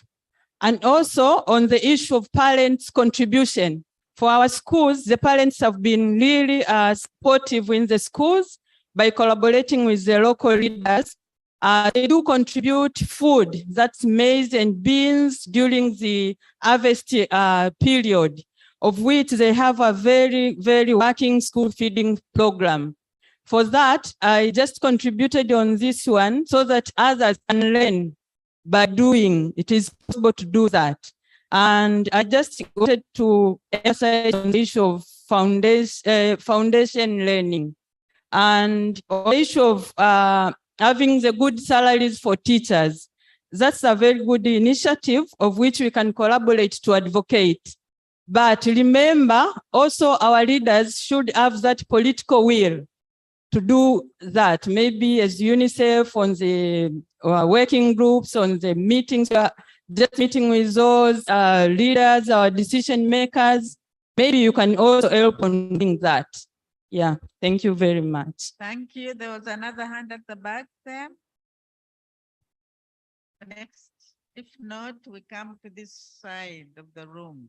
The lady there.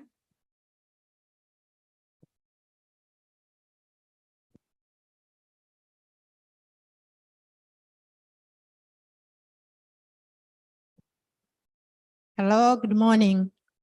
I have two things to say. My name is Joyce Mzuma. I'm working with Morogoro rural areas. In Morogoro rural areas, elementary school is not there. So the student are really missing the elementary school. So because UN, they said that they are working, they are putting satellite schools, I'll ask them to think about the rural areas in Morogoro. The next thing is about girls' dormitories. In Morogoro, rural area, the students are working very long distance. So when they get to school, they don't even start. They start sleeping and sometimes they drop out of school. So we are working for girls to build dormitories. We are starting building dormitories in Matombo Secondary School, but there is other schools nearby which they really need dormitories. So I'm asking all the stakeholders think about that. Thank you very much. Thank you very much, ma'am. I think taking the 4 questions, I will ask the last one and then Dr. can respond.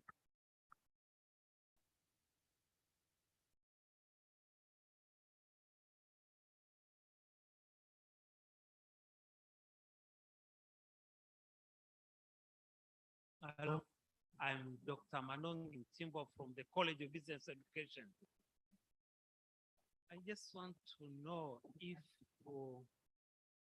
UNICEF is dealing with local governments in Tanzania. As you know, our structure now, owner of the public school, primary school, and the public secondary schools, most of them, they are owned by local government authorities. So are there any programs which they are dealing with them on how to rise up the standard of education? Thank you. For that question, I think, Doctor, you're on the spot now to answer the 5. I always go with the easy question first. So the answer is yes. We work with local government at the LGA level. For UNICEF, we work in the Means region. We look at various indicators. So we based on the indicators, the most vulnerable areas, and we determine where those region. But other partners also work in different. But all development partners, not just UNICEF, we work at a local level with the LGAs. Of course, that's an easy answer. So yes, we are currently developing plans and strategies for the LGAs, looking at their education investment, how we can improve and all that, their efficiency. So the answer is yes. My sister from Morogoro, I appreciate your advocacy. We work through government, so we prioritize based on government need, but there are quite a lot of initiative in Morogoro by the World Bank and by other entities as well. So maybe we can direct you to that, but we work at a central level to plan. And I hear your advocacy for the children, and I couldn't agree more.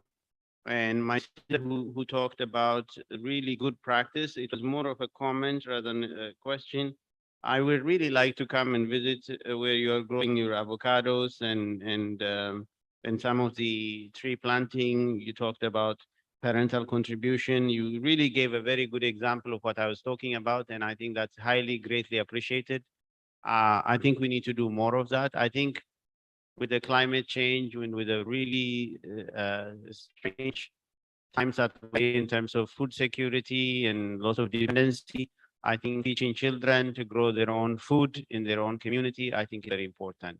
So kudos to you. And yes, I think we share the same value, and I agree with you also. We need to advocate for teachers' salary to be increased. But most importantly, as I said earlier, we need to really focus on how to support communities to appreciate teachers and teachers to appreciate the community. And the question you're asking, making school as a platform to have community engagement, to make sure that the schools are valued, they're protected, They're used as a center to really support the community to grow. We talked about the data on out of school and the holistic approach. What are we doing about it? I can give you very concrete example of what we are doing.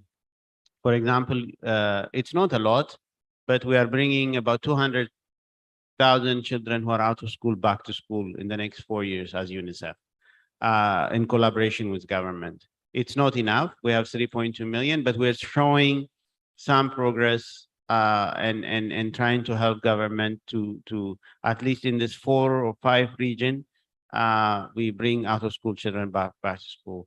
In Zanzibar, we're committed in the next 5 years, whose government is committed, not us, but government has committed, that in Zanzibar, in the next 4 years, we will have 0 out of school children. We have about 34,000, because Zanzibar is a small scale.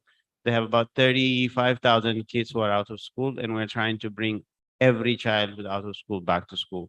So at UNICEF, we're not just talking, but we are actually doing things, and I can share more example of that.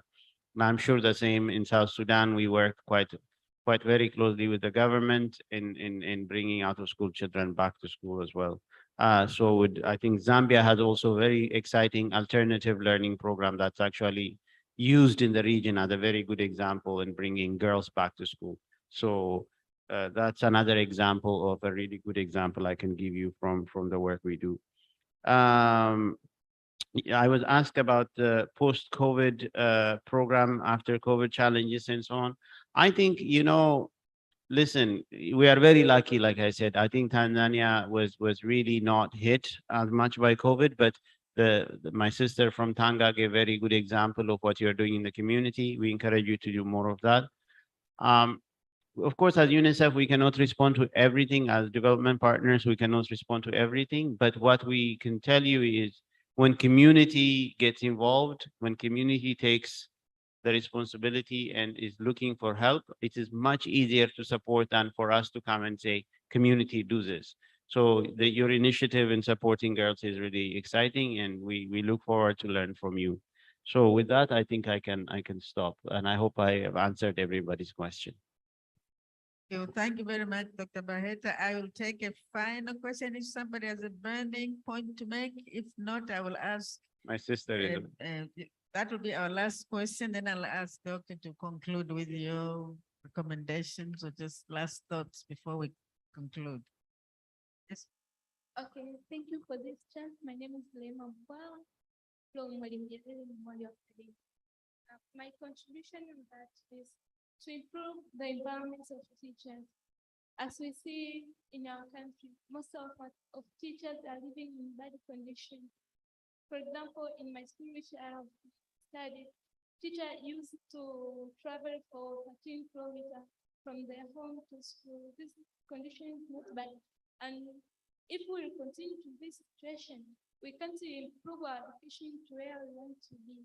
But also, I want to share with you what the community have done in our schools. For example, in Balai, the citizens joined together and built dormitories for students, for girls, but also they built 4 houses for teachers, but it was not enough at that time, and still now it's not enough. So due to this situation, we have to improve the living condition of teachers, not only improving salary, but where they live. Yeah. Thank you. That's a very valid point you're making there, but I will not answer it for for you, Doc. You answer it yourself, and then you can make your. Oh, we have. I can't say no. I can't say no to my boss. You've been trouble. Indeed. Since apologies that I'm raising my hand when we're about to close. Thank you so much, ma'am. She's our mother, and we have gotten a lot of inspiration from her as the people that are walking her footsteps, especially in the education sector. I just want to talk about what is it that we can do to prevent the lost decade. I'm sure as educationists, we all know that what is happening in the class today will have a reflection of it. And we know that we've registered learning losses due to COVID-19 pandemic in most of the countries. Even when we tried to adjust the school calendars and we tried to do all that we did to ensure continuity of learning, we did not move at a desired pace because we had a lot of challenges. The pandemic caught us unaware in most of the countries, and the long closures indeed translated into learning losses. So we have a generation that we need to handle very well. Otherwise, we are going to suffer the consequences in the future. Going forward, the thoughts that I have is that it is very critical that we assess the learning losses. The learners are back in class, but we don't know what has been lost. Some of these learners were in the foundation stages and they will encounter learning difficulties because the foundation is very, very weak as they proceed to the higher grades. So assessment of learning gaps is very, very critical. And it is this assessment that will actually inform what interventions and strategies we need to employ to ensure that we bridge the gaps of the learning losses. The other thing that we need to consider is that while we are trying to put in place the blended methods of teaching and learning, we still need to be equipped in case of future pandemics, such that our learners have the skills, the competences, and the knowledge, capabilities that we are looking for them to be able to handle the blended learning.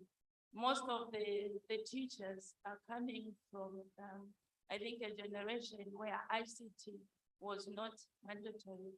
So they need to be given the skills to be able to handle and teach on the digital learning platform. That indicates a lot of capacity building for our teachers as one way of going forward. Then after assessing the learning losses, we may also consider strategies like the catch-up strategy, which Zambia is also employing, and it has helped to bridge the learning losses. The catch-up strategy is just an enhanced remediation package that compels every teacher to ensure that they attend to the learners that are moving at a slow pace in the acquisition of the competences and the knowledge that the teachers design for them. And then also talking about security in schools, I think that the parents need to be on board. They should not just leave everything to the school system, because what the teacher is teaching the learner at the school is supposed to be consolidated by the parents at home. So if they leave school and they find a different environment, sometimes it becomes a challenge. So learner safety in schools is actually a responsibility of both the parents and the school system. But during the pandemic, we have these after effects that the other colleagues have talked about. We have seen girls dropping out in larger numbers compared to the boys because others were married off, others were victims of abuse, including sexual abuse. Then the others, they just decided to drop off because they were not encouraged. Yes, our societies do contribute to how we handle the girl child. But I think as educators, these are the vulnerable groups that we really need to support. And the parents, the guardians have a responsibility to ensure that the girl is safe. Thank you so much. Thank you very much. I'm glad you came in at this point. I'm sure Doc will pick up the comments. If you can please address the two and then make your concluding remarks. Doctor. Thank you very much.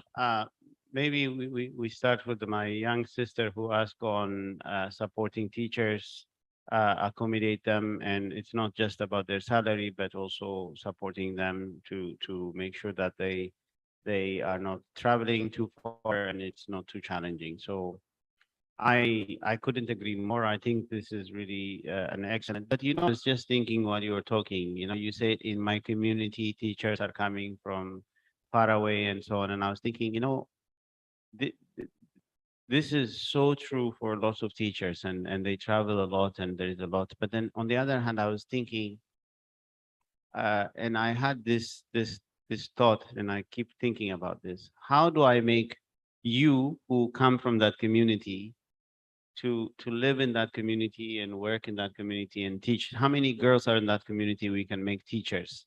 How many girls can we support, and young women who are in those communities who can actually teach? And I think we need to rethink the way we bring somebody from outside to teach, but make sure that we have in the community the capacity to actually have good teachers within that community. Some young women, some young mothers who can actually teach. It's not to say we're not supporting them, but I think your point is valid. We need to do more to support. And our previous permanent secretary talked about supporting housing for teachers, giving the community, giving them land, giving them house, so it incentivizes them to stay at school. And it's also about respecting teachers, valuing teachers. When I was a kid, a teacher was like the king of the community. He or she would come, my parent would come to get a letter writing or whatever issue they had in the community, you would come to the teacher. And that level of validation of the teachers needs to continue. So fully agree with you.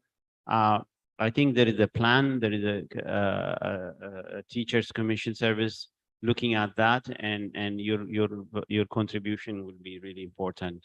Madam, you asked very you have made a lot of contribution. I would say more than a question, it's a contribution that you have made. In terms of how do we mitigate this lost generation by assessing what they are currently capable of doing, I think that we need to really press the red button quickly. We are at a crisis. There is no question about that. But we can actually fix it, because what is required is for us to say, listen, we have 2-3 million kids who have lost their education. Some are out of school, some are, and so on. And these are brilliant young people. So if we can find a way to assess what we have lost, and then we have multiple pathways for them. The fundamental learnings need to be there. We need to teach them how to read, how to write, how to engage, how to participate, how to do some basic maths, how to do some ICT. This is fundamental things we need to teach them. How to do some community financing. And then we need to also give them some kind of vocational training. So we really need to almost invest whatever million we need to have and invest in these young people, and give them 3 to 6 months training of some sort, where they read and write, they learn, but they also do some farming, some agriculture, some entrepreneurships. Most of them can be self-sufficient. They can actually create job for themselves. So we really need to do that. But that would require 3 things. 1, political will from government. 2, investment from government, donors, and communities. And finally, we also need to have a very solid education system that's able to adapt and change. Our ministries are not very easy to adapt. The most difficult people that I've all worked with in the ministry are, I'm sure you'll agree with me, please don't get me into trouble, but the people who are doing assessment. They don't want to change, because they say for you to be qualified grade 8, you have to pass this national exam. We are so stuck on this national exam business. We need to change. Times have changed. If you have a young daughter if you give her 3 months to 6 months educational training, You're not gonna sit her down and do a grade 8 exam, but you need to assess us from what she's learning. So we need to change the way we assess education. We need certification, and then we give them 6 months diploma of some sort. You know, I have some good examples of that. And my brother Ayub, he's the father of IPOSA. We have a program here in this country where we said, you know what, forget with all of this. This is before the pandemic. We said, listen, we're going to use the schools. We're going to bring out of school children, those who have never been to school, those who have been to school for 1, 2, 3 years, or those people who left last year. We bring them in, we assess their learning, we give them 3 to 6 months academic training and vocational training. And then after 6 months, we tell them, okay, you are a carpenter, you know how to do some electricity, you know how to do welding, you know how to sew, you know how to cook. Now you go out and work. And we give them a little bit of money for them to start their business. That is what you're talking about. That's the kind of thinking we need to have. You know, the challenges we have now, and I'm sure my government colleagues are not here, and I'll get into trouble, but let me get into trouble, because this is how we bring change. We tell them we need to have assessment framework for this. It has been 3 years that I've been in this country. We still don't have the assessment framework. We don't.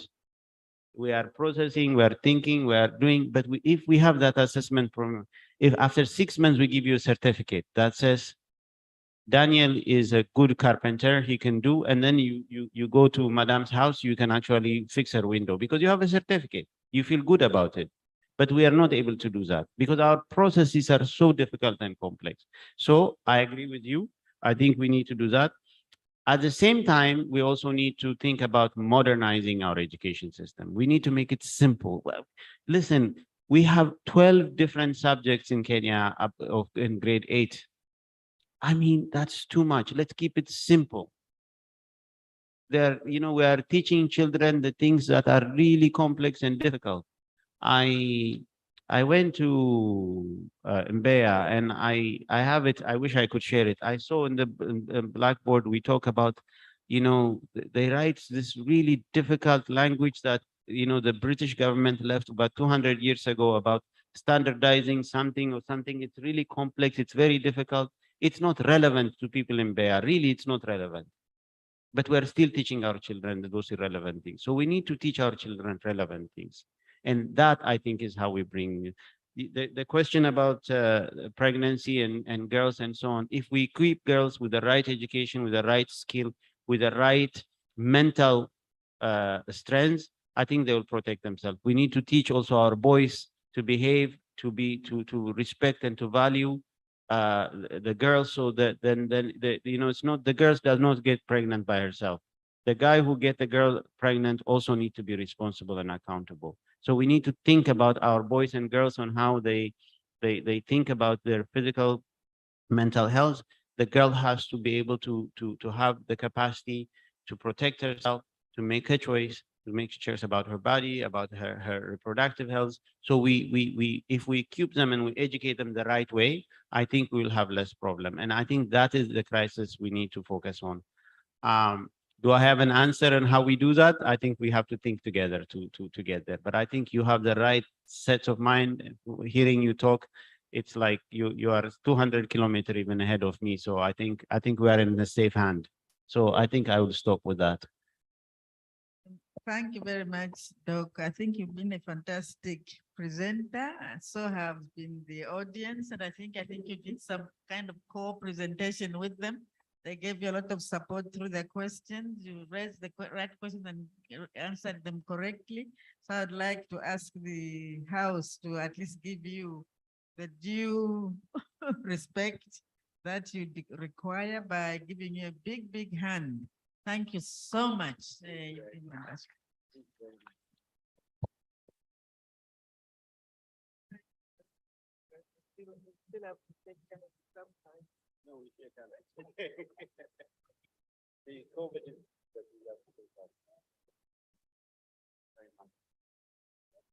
Well, thank you to both of you. Our hands once again. I hope you enjoyed the session with the delegates. All right. Asante sana. Mikono inaruhusiwa. We can put our hands together once again, eh? Asante sana. So I have a few announcements for us, and maybe I'll repeat these in a short while, but the attendees feedback form is in the app.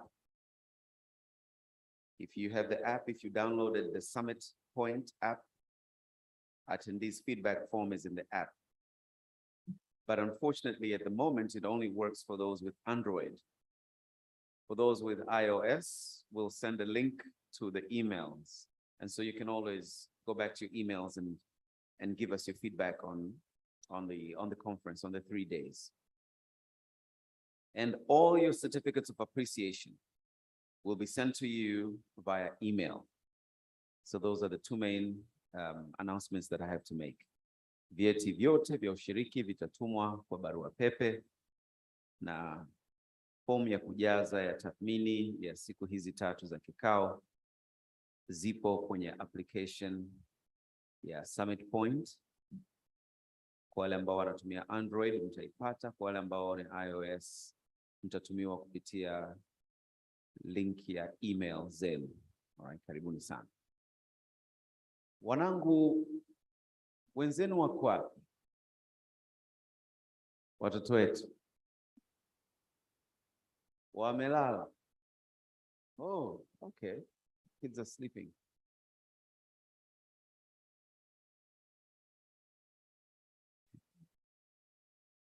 Ngoja nije hapo tujipange kidogo jinsi ya kumkaribisha mgeni rasmi. So we're getting ready for the final session. I think it's going to be short and sharp. Quick and sharp. We have a statement to read to the guest of honor, and then we'll welcome the guest of honor to speech. And essentially that's it. We close, and I understand there's lunch, but we'll also take a couple of photos with the guest of honor. And that will be it. So let me find out whether he or she has arrived. But in the meantime, feel free to stretch a little bit. If move over to a colleague and say hello before I call us to attention. So karibuni sana.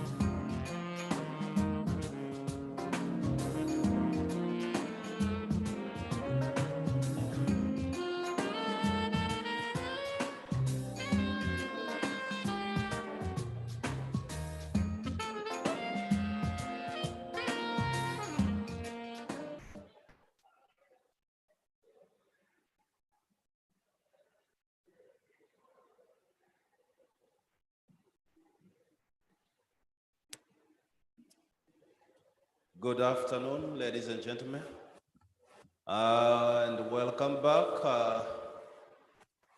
to the main auditorium. I hope you have engaged with the sessions that we had in the morning.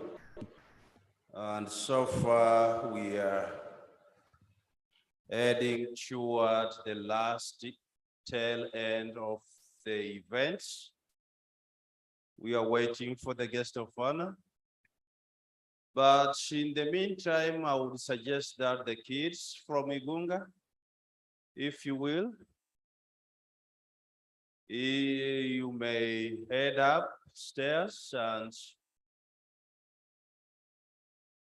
give us your beautiful bits. The Igunga kids, why don't you stand up? Msimame watoto wa Igunga. Oh, naongea na kwa Kiingereza. That's the same thing, language of instruction.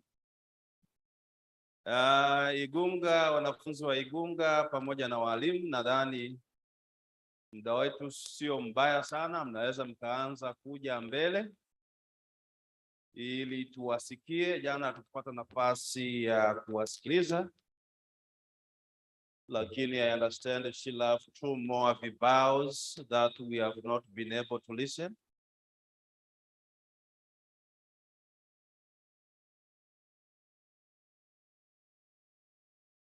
Tutaimba tena wakati mgeni rasmi atakapokuwa amefika, lakini to keep the house warm with a message of hope towards transformation of education, let's put our hands together for our Igunga kids.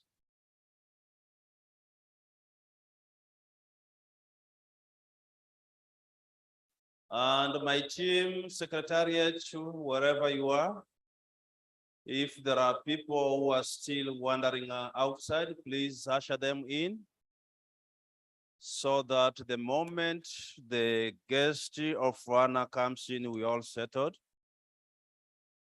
To wrap up the session, we have some few issues to complete, but again, I just want to thank the support of our sponsors again, including SIDA, Education Out Loud, Malala Fund, Pestalozzi Children Foundation, Aga Khan Foundation, the Foundation for Tomorrow, Save the Children, CCBRT, CatsNet, WeWorld, and Igunga Primary School. Akielimu, Comfort, those were in the organizing committee. They spent their time, and we highly appreciate their support, technical support and organizing support. Furthermore, I thank the Secretariat again for continuing to be professional, but also providing support that we needed dearly to ensure that we put this session together. But again, for you participants who have been able to be here for the past 3 days, you have been very amazing and we thank you. And let me now just invite the Igunga Primary School. This is our public school and they have traveled far away from Igunga to be part of the conference. And I hope they will remain in our memories for years to come. We are looking towards 2050. That has been earmarked by UNESCO and UNICEF. But again, looking at 2050, I hope these kids should be 40. Some of them will be 50. Some of them will be 35. Let's work together to see that we transform our education in various ways as we have been able to communicate for the past 3 days. Otherwise, karibuni sana watoto wetu wa Igunga na walimu wenu. Uwanja sasa ni wa kwenu. I hope not one of the presenters might have been too hard to leave his tie here. So if you are one of them, then you may collect it and you use it next here for International Quality Education Conference.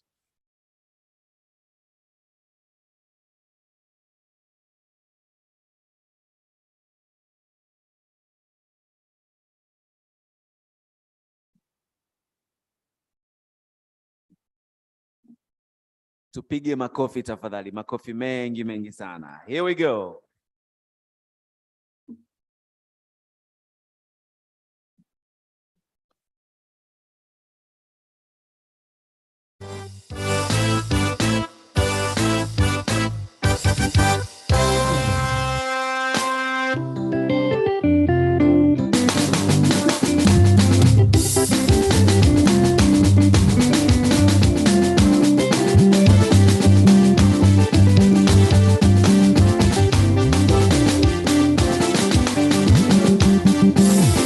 Leo ni siku yetu wote ya kutafakari elimu na kuikomboa Afrika. Leo ni siku yetu wote ya kutafakari elimu na kuikomboa Afrika.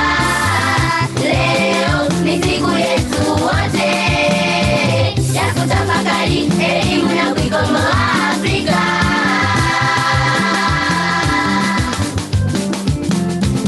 Je, tumefikia malengo ya elimu Tanzania? Je, tumefikia malengo ya elimu Afrika? Je, tumefikia malengo ya elimu Tanzania? Je, tumefikia malengo ya elimu Afrika?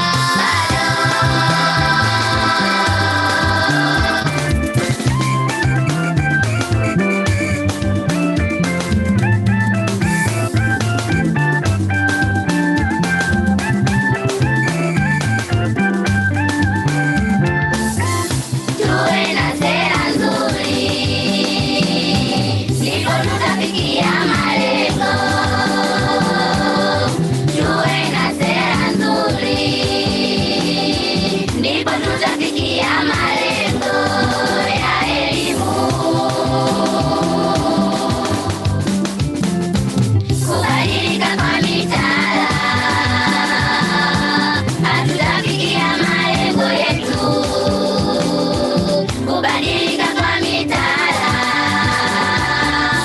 hatutafikia malengo yetu tunayopanga. Mitaala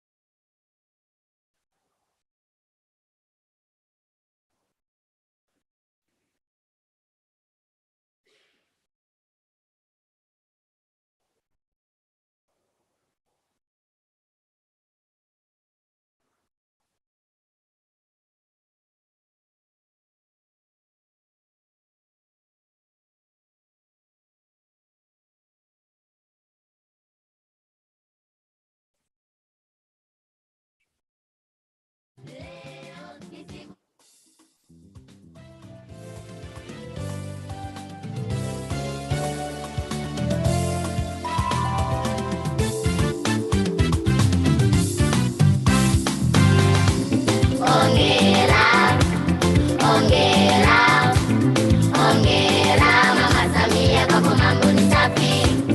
Ongera, ongera, ongera Mama Samia kwa mambo ni safi. Tanzania yapendeza, unachapa kazi. Viongozi wa Tanzania ni wachapa kazi. Tanzania yapendeza, unachapa kazi. Viongozi wa Tanzania ni wachapa kazi. Tanzania inajengwa, mama unaibadilisha. Miundombinu inajengwa, madarasa unajenga. Tanzania inajengwa, mama unaibadilisha.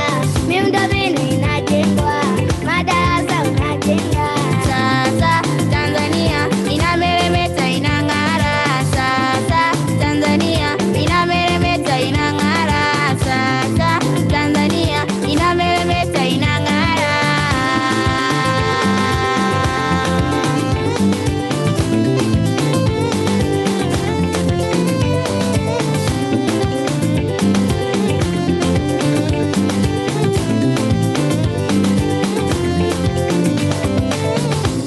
Ongera, ongera, ongera Mama Samia kwa mambo ni safi. Ongera, ongera, ongera Mama Samia kwa mambo ni safi. Tanzania yapendeza, unachapa kazi. Viongozi wa Tanzania ni wachapa kazi. Tanzania yapendeza, unachapa kazi. Viongozi wa Tanzania ni wachapa kazi. Mazingira ni safi, ni safi, ni safi. Na ajira zaongezeka, zaongezeka, zaongezeka. Zahanati zinajengwa, kila kata zinajengwa.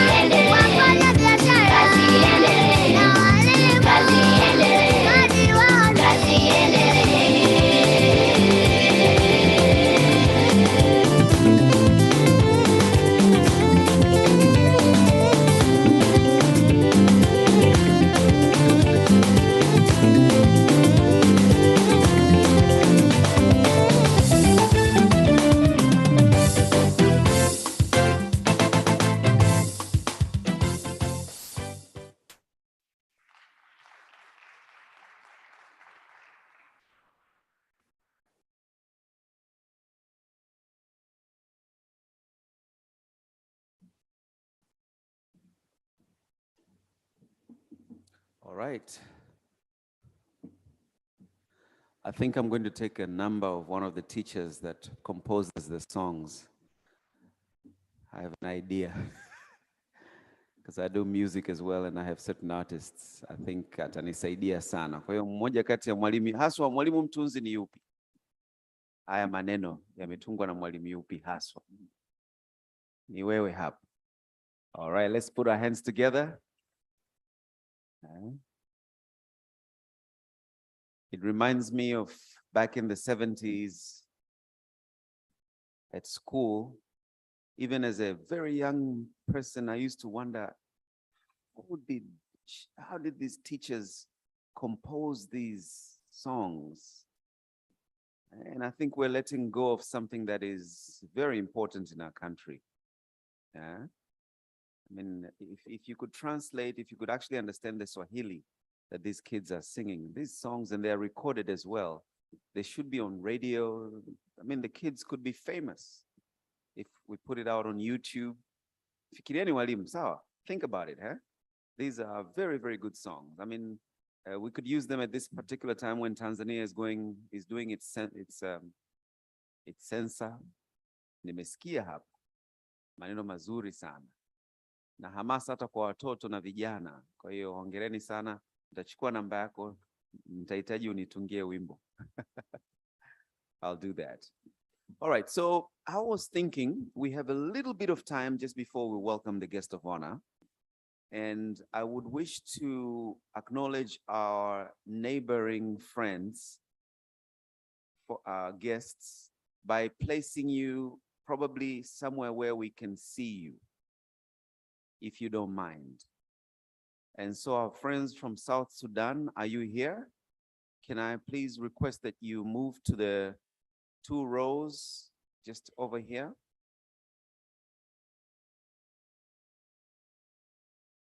Lesotho.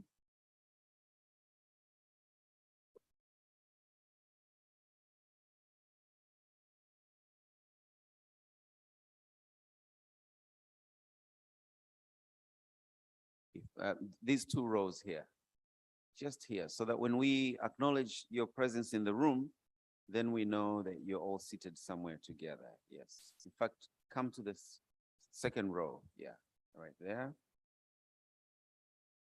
Barbara is still out. Okay.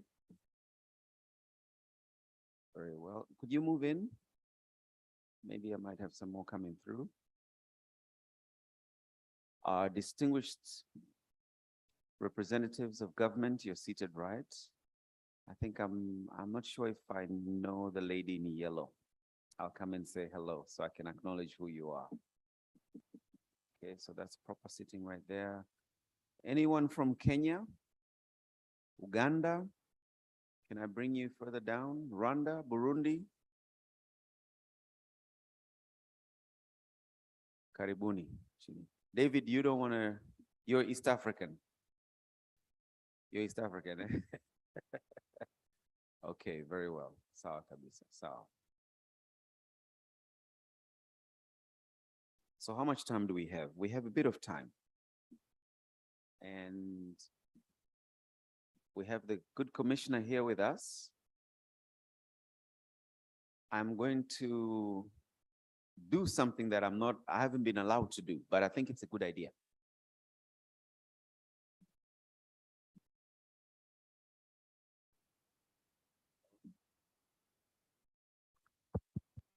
Okay, thank you. I appreciate it. So we have our feedback forms for the conference, but it's not a bad idea to hear maybe from the South Sudanese nation. What do you feel you've learned? Have you enjoyed your stay? What are you going back home with? Does anybody want to enlighten us? Yeah? Please stand. And right here, just turn around. Everybody's your friend now. Let's put our hands together to our good friends. They are building their country. As you can hear, they're describing a lot of challenges in their countries. But coming here to Tanzania, I believe you're going to pick some ripe fruits to take back home. Karibu sana. Thank you so much. It is a privilege for us to be here as South Sudanese, the National Education Coalition, represented here. It is an opportunity we have taken for learning. And I know if we hear many challenges in other countries, and we can compare on education challenges in South Sudan, how huge they are. But with the momentum and the learning we hear from you, I think it will give us a light that we can easily do change and happen in terms of education. But the most important element to me is when you happen to meet a Tanzanian here, you come by a smile. And that smile give you hope, yes.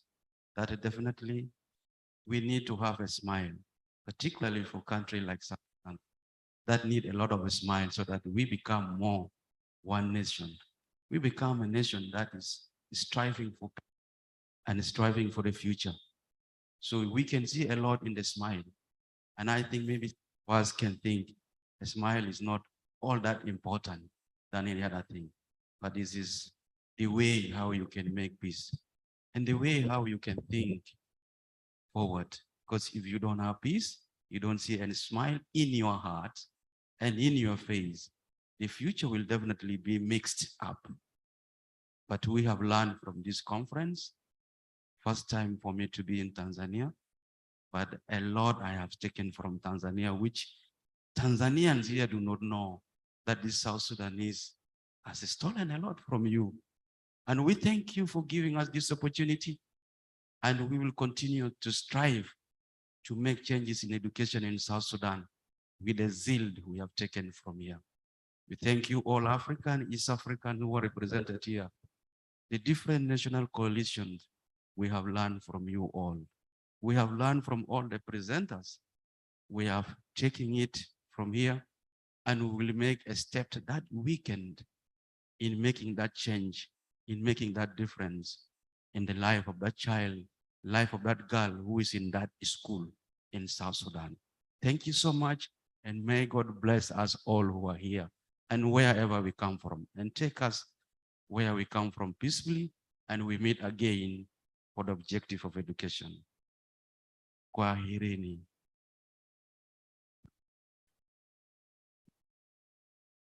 That's a good one, but I'll add something for you. Kwaherini ya kuonana. It means farewell, but we shall meet again. All right, that's what we believe. There's a saying, I've known Barbara now from Lesotho for the past 2 years. And when she left the last time, I told her, I said to her, milima haikutani, lakini watu hukutana. And so mountains shall never meet, but people will go over the mountains just to meet again. And we've met again this time. All right, so let's move over to our esteemed delegates. And I'm going to ask a simple question. Mama Priska, what is your takeaway? Something that has excited you? Karibu-san. And please turn towards the august delegates.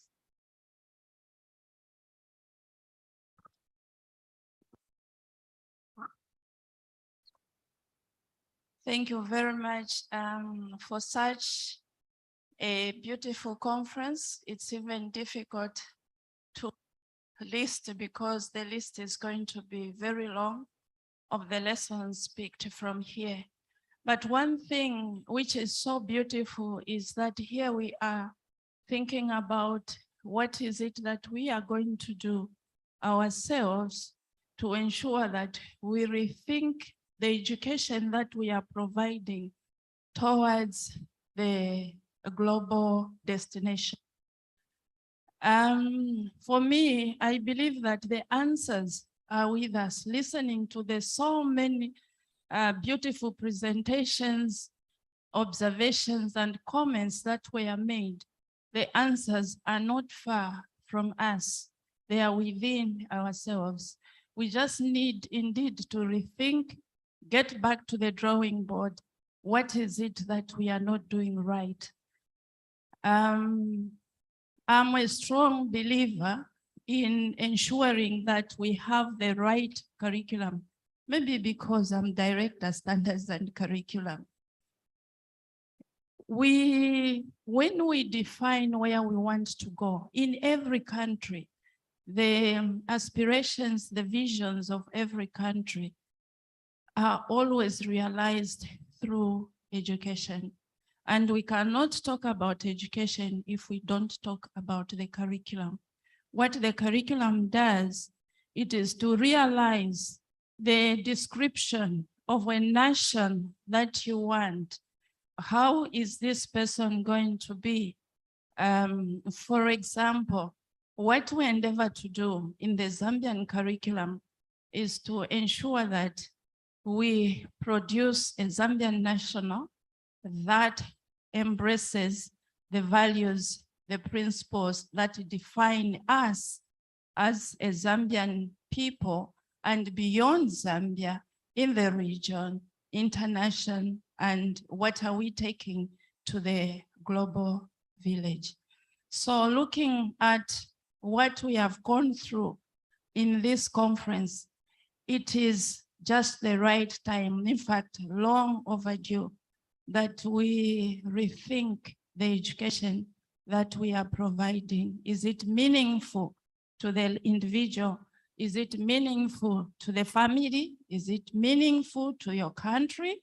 Is it meaningful in the region? Is it meaningful to Africa? And are we going to compete favorably as Africans in the global village? So I was saying the answers are with us, but there's something that we are not doing right. And the great speakers here have talked about the variances between policies and implementation.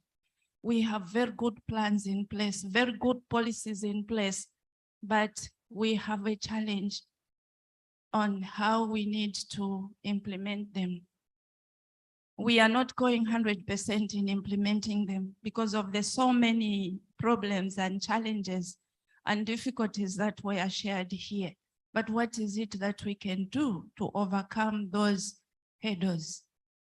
Maybe we need to rethink our accountability systems, our implementation models, to ensure that what we put in place is implemented as designed. In this conference, ranging from the learners, our dear learners who have put up very beautiful performances, to the great speakers, the professors we have around, so many lessons that I'm going away with. Even from the performance, there are beautiful lessons that we pick. The coordination, the unity, the love that is expressed through the learners about the welcome that we have in this country.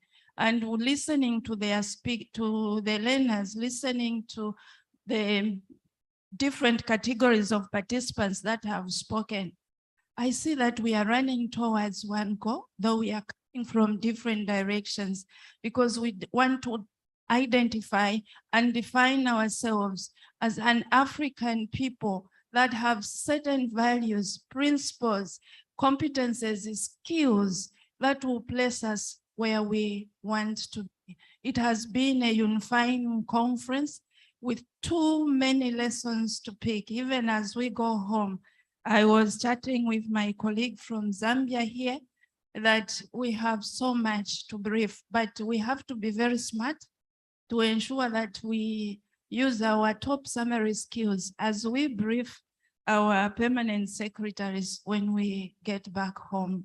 I want to say thank you for the opportunity and thank you for everyone who spoke. You have just added knowledge and that what you contributed even to us as individuals. We are going back home rich with the many strategies and the experiences that you have shared, good practices that we have picked, the gaps that you've had, we've taken them as learning points to complement the mapped way forwards that we have on the table as Zambia. Thank you so much for the opportunity. Thank you so much. This room should inspire all Africans. If you look around at the walls, in particular right over there, you can see the founding fathers of the nation and how they came together through the struggle. But today the struggle doesn't have to be a struggle. It has to be strategic. And so looking at the late Kaunda there, Twende Pamoja. I used to know that song by heart. By the way, I also studied in Zambia back in '84. So you're seeing a product of Zambian education back then. All right, now I may have culturally, I don't know, I should have probably started over here, but we're all delegates together, working for a common cause. And Ustaz, may I please welcome you for your word as well. Karibu sana. So Ustaz, the colors that I see on your hand, there you go. They're very close to Kenyan colors, eh? Oh, am I not very familiar with the flag that you fly in your country? Karibu sana, tell me about that as well. I thank everyone, especially the organizers of this conference, the secretariat, and those who presented a very fruitful presentation. Before I should go to explain what I'm wearing here, this conference, actually, it is very educative and informative conference. We have learned a lot, and we are going to take home some examples and some quotations.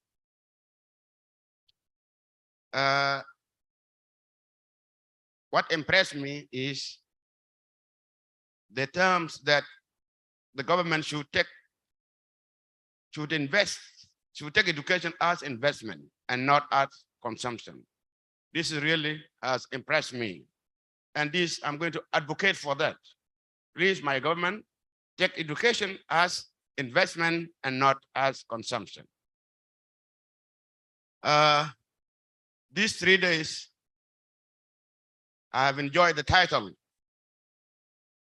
of my permanent secretary. So when I go back, I will tell him that, please, next time you delegate me, because it is very enjoyable there. Another thing also, yesterday in VIP room, I met one of my brother, Oshola. We talk face to face, and I'm talking my language in Anuak, and he's talking Lua, and we understand each other. We continue talking. I said, this is my home then. So this is my home. When I come here, I will be a Lua of Tanzania. This color, the one I'm wearing here, is the flag of South Sudan. That's why you said it is resembled to Kenya. It is black, white, green color. White means peace. Green means agriculture. Black means the land. And there is a star that is our visions when we are fighting the movement. That is our vision. And the red, if we fail to achieve the peace, what will happen? We go back to the war. Thank you very much. Okay, I hope our guests, you've had a chance to see the royal tour. In the film, Our Excellency the President, Samia Suluhu Hassan, almost gave Peter a wife. But there was a challenge that he needed to dance well for the young ladies to admire him. Listening to Stars, I have a funny feeling with Stars, you want us to award you citizenship, perhaps. I'm not sure if it's dual citizenship, but also if you really want to stay here, we need to give you a wife too. So you not only speak Luo, but you speak good Swahili. All right, so here we go. We're now going to a mountainous kingdom. Right.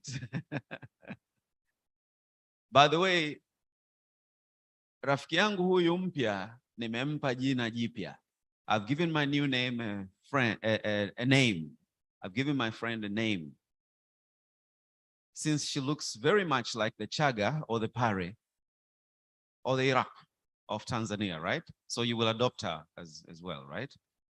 And her new name is Manka. Do you agree? Please stand, Manka. It will save us the bother of actually repeating your whole name, which I've never caught, Manka. So please tell us once again, what is your name and welcome. Thank you very much. Once again, my name is Sebabatso Ntlameli. Ke ngwana na Mosotho.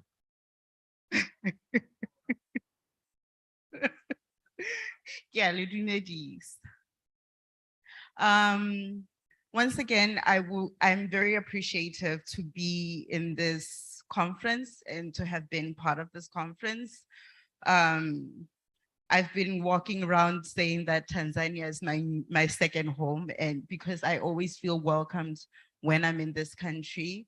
I was privileged to actually have been part of the first conference last year, and I've seen how much not only has TENMED grown, but how much now Africa is involved in rethinking the role of education. And for TENMED and for civil society to actually have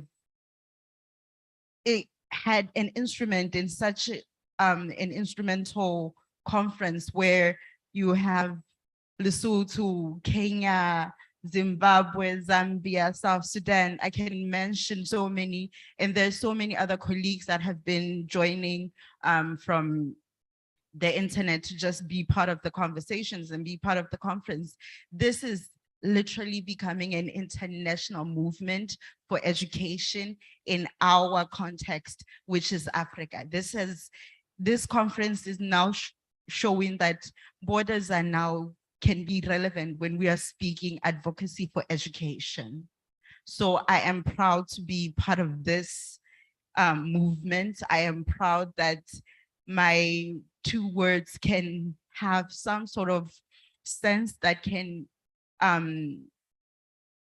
actually uplift or empower another organization or another individual, another woman, to say that we can actually have something to say when it comes to civil society, when it comes to human rights, when it comes to just involvement and having that hand in actually saying that now this is ours. We talk about accountability, and accountability, it starts with us actually saying that we are taking this movement as ours and we want to see grow. Next year, I've been saying next year, we want more countries to be here. We want more speakers to be from different countries so that we can actually have an African conference that we can say now we are transforming education and we're transforming education in Africa.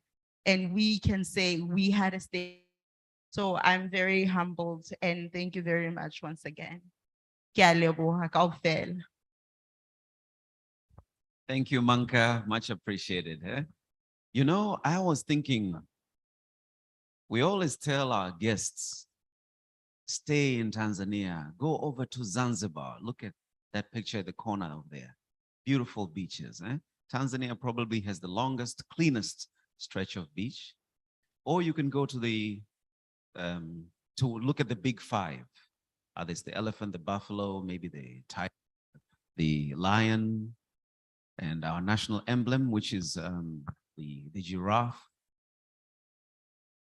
There's so much natural wonder in Tanzania. We must be winning all the awards.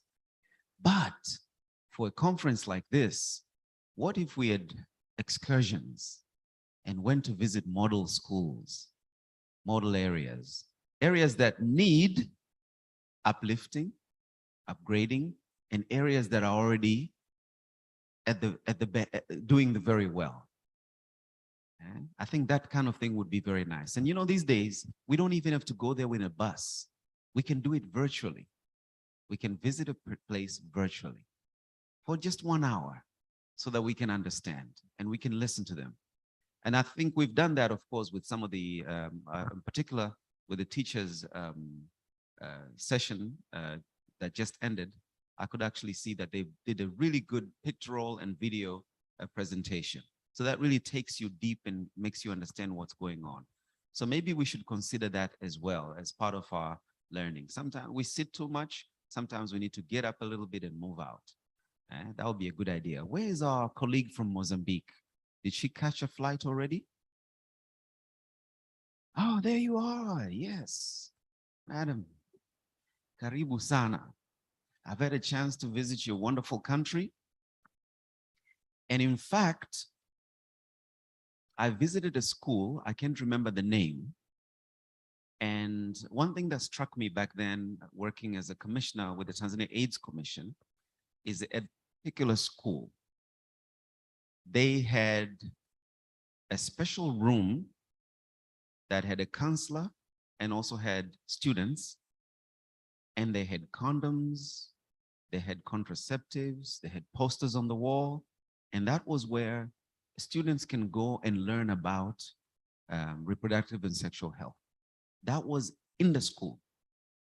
The other thing was they had special classes for girls who became pregnant and were taken and had a chance while pregnant to continue with education within the school. Do you know about that?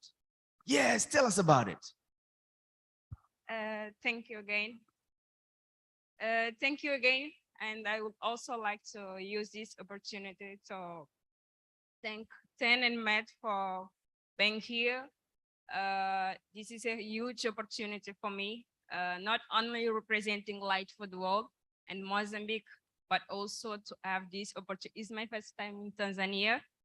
And then I can say that I'm learning a lot about the culture and also other things that really matters.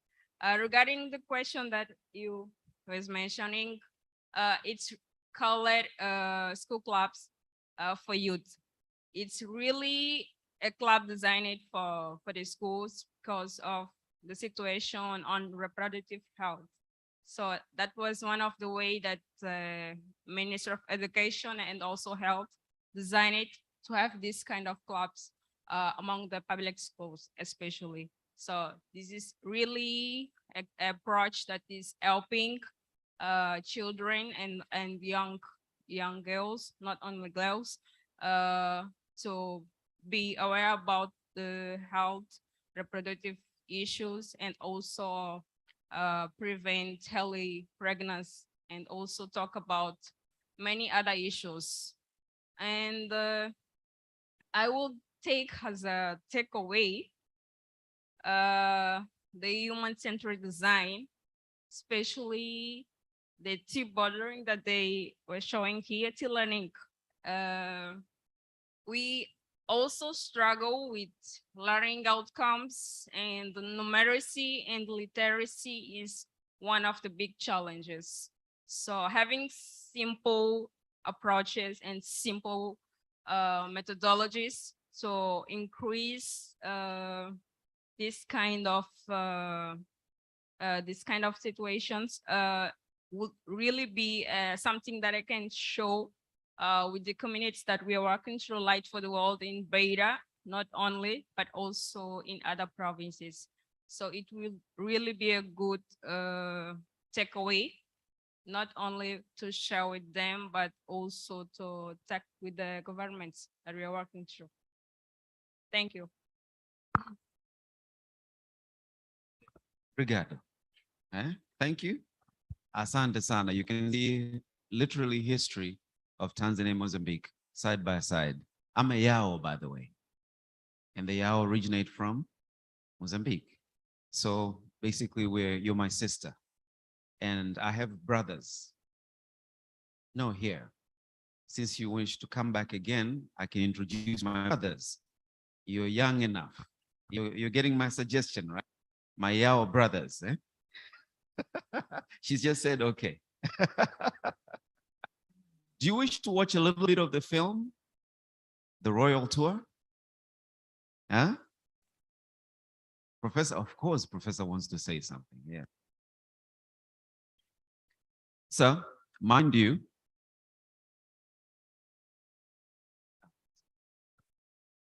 Professor, I was about to introduce the President of the United Republic of Tanzania, Her Excellency Samia Suluhu Hassan. So you have quite an honor to step over and override my introduction. But ladies and gentlemen, initially I'd been speaking about the professor and saying I've seen him since when I was young. And he's continued to be a great resource, an intellectual resource to the people of Tanzania. And today, please, let's put our hands together. Thank you. And today I was saying, I wish all your ideas and thoughts, I don't know how we can capture them, but we've been privileged to have you here today and in the past 3 days. Let me give you this few minutes, just 1 or 2, 3 minutes. Let's hear what you can impart. Karibu sana. This is special from Tanzania. Thank you so much.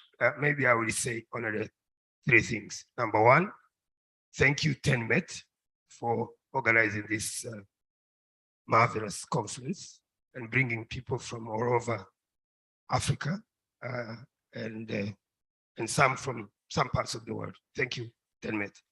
I suspect, of course, you would expect me to have some criticism. Being who I am, I suspect you could have reduced the number of topics and allowed more time for deeper discussion and sharing, because I see a lot of experiences there. 2, thank you, TENMET, also for having the courage to put up a session on the language of instruction issue in Tanzania. I've always argued that this confusion between learning a language and learning knowledge, learning physics, learning mathematics, learning English also as a subject. I've always wondered why, it has escaped our possibility. We Tanzanians who have a language which is African, which is the lingua franca already.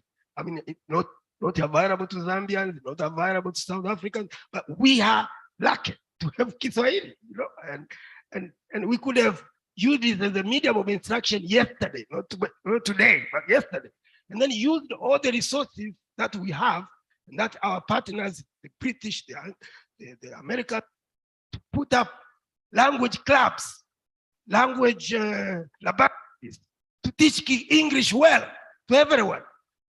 You can teach English well if you invest in teaching English well. My children went to ordinary secondary schools, but their accent in English is better than mine. Why? Because I invested in their learning English at home. I invested in video tapes, audio tapes, books. They started reading books very early. Exposure to literature from Jack London to Ngugi wa Thiong'o, but also to Shakespeare. Julius Nyerere translated Shakespeare to demonstrate that you can turn culture from others, put in their language, and put it in your own language.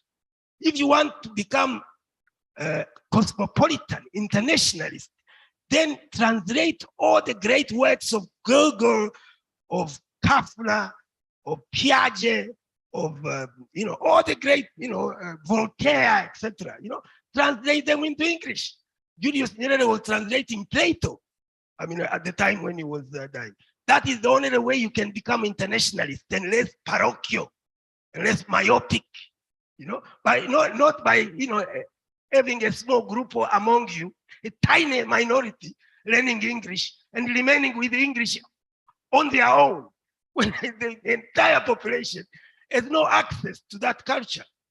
So if you want to be internationalist, use English, use Kiswahili as a language of instruction, and then put a lot of resources in teaching everyone to know how to speak English, how to write in English, how to read in English. And of course, also even Chinese and French. I don't understand why we spend so much time thinking, pretending to be thinking when we are not thinking at all, because you are free. If you have a lot of money, send your child to England or wherever, but allow the people of Tanzania to have access to quality education in Kiswahili. Because it is available, it is there for you. And already you are getting praise from the entire world that you have advanced, but you have not advanced at all, And then finally, let me also thank TENMET for also putting on the table the question of cost of education. Quality education requires thinking about how to manage the cost. And I think one of the ways of managing cost is decentralization. That is why private schools have done better, because they are decentralized. Because the space between the teacher, we have said the teacher is the center of everything. The space between the teacher, the span of control between the teacher and the owner is very short. When the teacher wants to do something, 2 steps away, he has the owner. But in Tanzania, the owner is in Mtumba, in Dodoma. The owner of a primary school somewhere out there in Karagwe is in Mtumba, that's in Dodoma. That's crazy. When I go to the village, I can't contribute to the school in my neighborhood, even if I don't have a child there, because it doesn't belong to the village. It belongs to Ofisi ya Rais TAMISEMI. I think that is the worst way of going around the question of cost. And I'm thinking about cost here, okay? Make people contribute to education, private, public, but make decentralization. Primary schools, secondary schools, even in universities, by the way. Although they are doing it on their own very slowly, okay? But there is, as I think one gentleman from UNICEF was saying, there's too much bureaucracy, even with regard to universities. There's too much bureaucracy to education here, Decentralize, devolve, make people proud of the school in their neighborhood. They will contribute to it even without tax. Maybe I should stop there, because I'm also interested in viewing the royal tour again, if you show it. Our hands to the professor. Huh? So make the schools, make people proud of the schools they went to. The schools I went to in Zambia, Zimbabwe. Where are my Zimbabwean friends? Can I see your hands? Are you in the room? Oh, they left earlier. Okay, I'm still representing them. So this is my daughter. Please stand. All right. And you're going to, she wants to be an MC like myself. And so please greet everyone and introduce the movie that we're going to be watching. It's afternoon, right? Good afternoon, everybody. He asked me to speak a little Chinese. Should I? Wajao Rebecca Liundi. Waheyishi Gonso Realizing Education for Development. What I just said is, my name is Rebecca Liundi, and I work with an organization called Realizing Education for Development. I studied in China, that's why I know Chinese. I am very, very delighted to be in this conference. It was a very productive one on my side, as my organization deals with building libraries in government schools, different areas. And I'm very happy that I've gotten a lot of insights, both in Tanzania and outside, on how the education sector deals with in general. And I've grown up in a family that talks about education, knowledge, and all that. So it was one way or the other an inspiration to me to get into education. So I'm very, very delighted and very, very happy. And I urge every parent to really, really invest in education, because it's everything. My parents decided to take me in China because I was interested in business, but things happen. And now I am in education sector and I'm proud of it. So as he said, I would like to invite you all to watch this beautiful movie. Apparently I haven't watched it and I'm very excited to see it. So I welcome you all. I hope you enjoy it. And this is the Royal Tour. Thank you. I think you'll do well.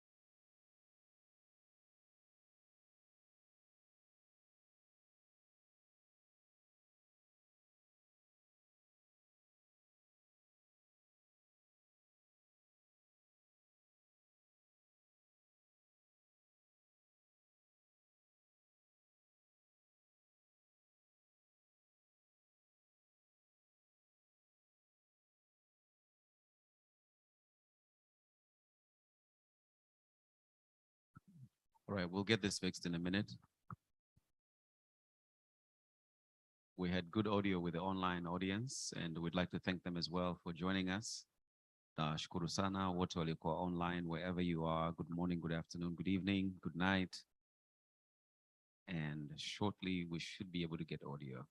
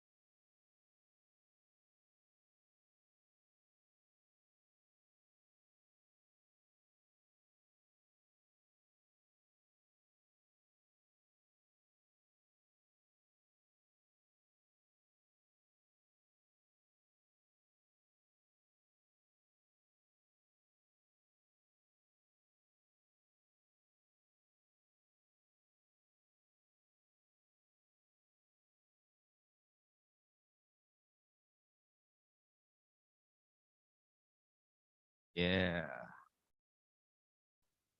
Welcome to the Royal Tour.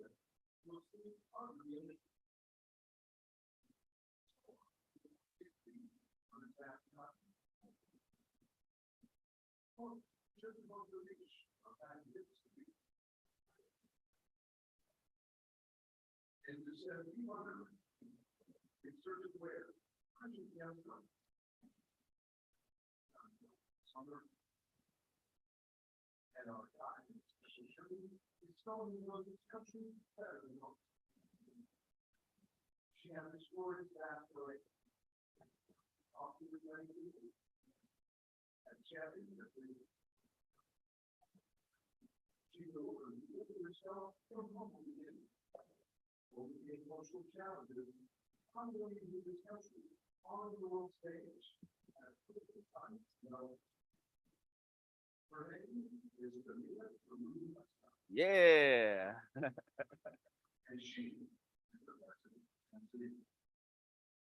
Makofi, makofi wa Tanzania, jamani. That's mama for us.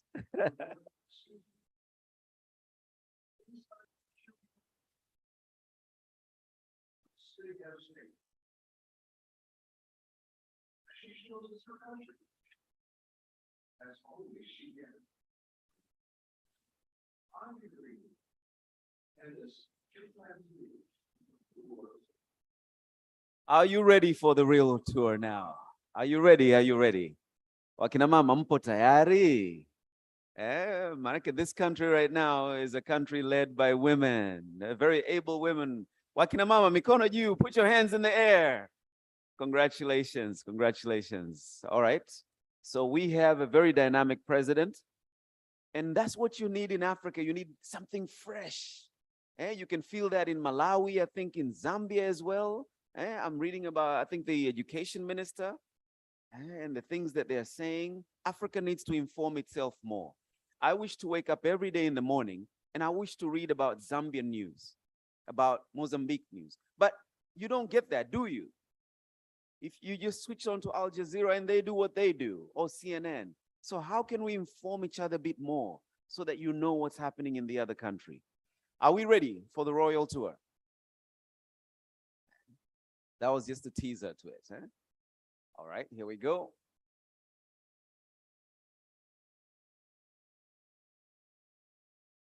And here we go. And Samia Suluhu Hassan and Peter.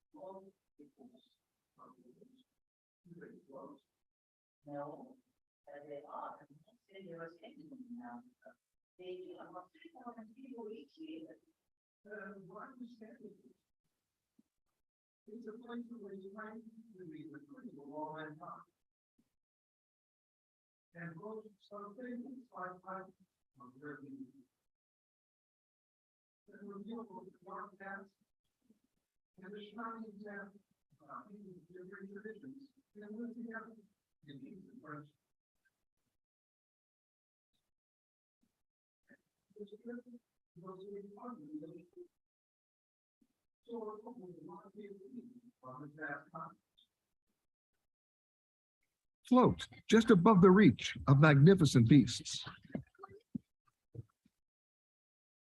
and descend deep underground in search of rare, precious gemstones found nowhere else on Earth. And our guide on this special journey is someone who knows this country better than most. She's explored its expansive terrain, talked to its many people, and championed their dreams. She's a woman who's lifted herself from humble beginnings and overcame cultural challenges to confidently lead this country onto the world stage at a critical time in its development. Her name is Samia Suluhu Hassan, and she is the president of Tanzania. So buckle up. For the next hour, we're going on an exclusive inside the security bubble trip with this sitting head of state as she shows us her country as only she can. I'm Peter Greenberg, and this is Tanzania, the Royal Tour.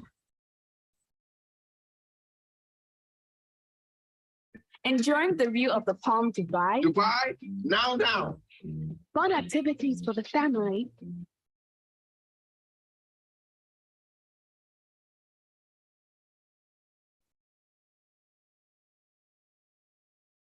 The president wanted to get a much better view and pulled us over. We change it here. We are safe here. But as soon as I climb out of the car, I hear someone caught a glimpse of a lion nearby. And so I promptly climbed right back into the car. Over here? Have you seen it? Yep. I see it all right. It's only about 30 or 40 yards from us. And if it is a female lion, We decide to follow her for a while to see what she's up to. And just a short time later, we're surprised by what she's showing us. Sitting on their thrones are most of the members of her pride. These apex predators here are truly the king and queens of the crater.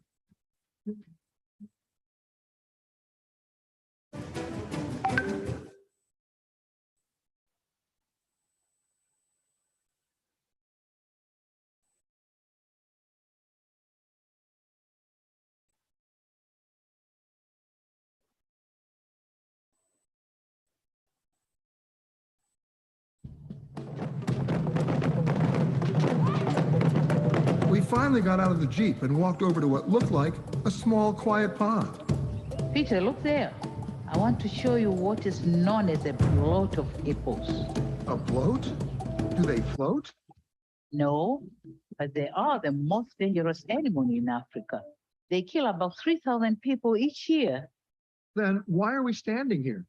Because they stay there in the water during the day and only sneak out at night to eat grasses near the riverbank.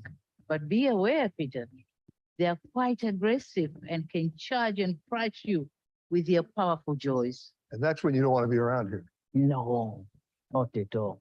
What time do you have? Let's leave. It's time to leave. Yeah, it's time to leave.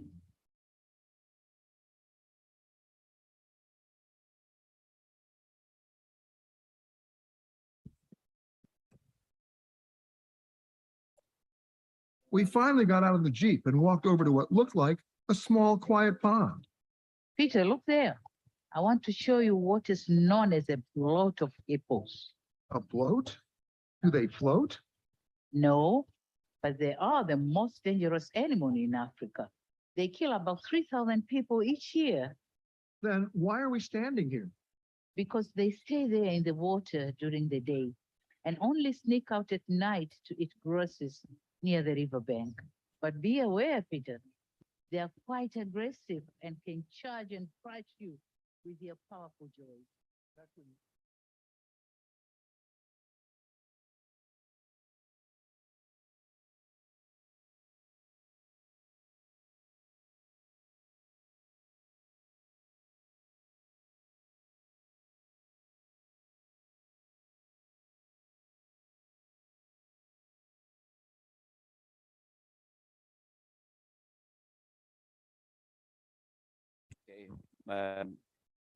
Apparently we don't have popcorn, so it's not going the way I wanted it to go. Do we have the final absolute copy right now? Tumeletewa, has it been brought to us? I understand that it was removed from YouTube, but we only have little pieces of it, and that's what we've been watching. But we've been promised the full-length version by the management here. That should be showing here all the time. Sawa, si vibaya sana. Sio vibaya. Watoto naomba mkae tayari. Tutakachofanya ni kwamba nikifahamu kwamba mgeni wetu rasmi ameshawasili, sisi tutajipanga tayari na tutageukia jukwaa kuu ambapo atakuja kukaa ili tuweze kuwaimbia. Kwa vile hadhira sasa hivi nawafahamu, si vibaya kuwapa mgongo. Kwa tutawaimbia kama ambavyo mmekuwa mnatuimbia mkiwa mmegeukia upande huu. Baada ya hapo mtarudi kukaa. Hiyo sehemu ya kwanza, wimbo wa ukaribisho. Alafu tunapoelekea mwisho kabisa kwenye hotuba ya mgeni rasmi na kufunga, tutaomba mshuke kwa mara nyingine tena ili muweze kutumbia wimbo kuweza kutuaga. Kwa hiyo hivyo ndivyo ratiba itakavyokuwa. So I've just been going over the program a little bit for our children, for our young learners. They'll entertain us twice, a welcome song and a farewell song. and we'll only have 3 bits to the program. We'll welcome the statement, the chairman or chairperson will speak and welcome the guest of honor. And after the guest of honor speech and adjournment, we'll call a few photos and have the kids, our young learners, once again entertain us. All right, any progress? Bado kidogo? Tumeshapata? Okay.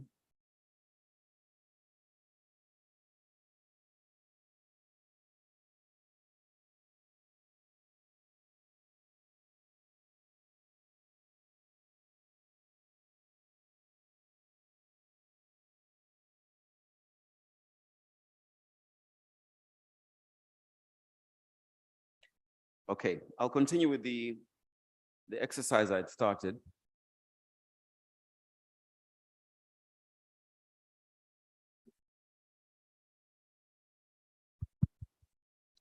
Okay, let me use this one. I'm going to be selective in the room.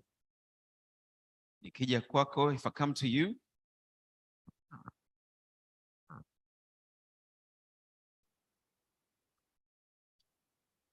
a big hand to all our moderators and presenters.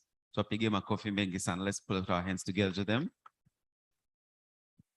And so if you would get away from your tarakilishi, kipakato, may I please request that you also have a word for us. Karibu sana.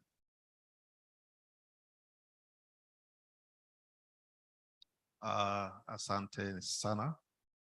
Na mimi nitaomba radhi nianze kutumia ile lugha ndugu kutoka South Sudan amesema. Hoi more uru.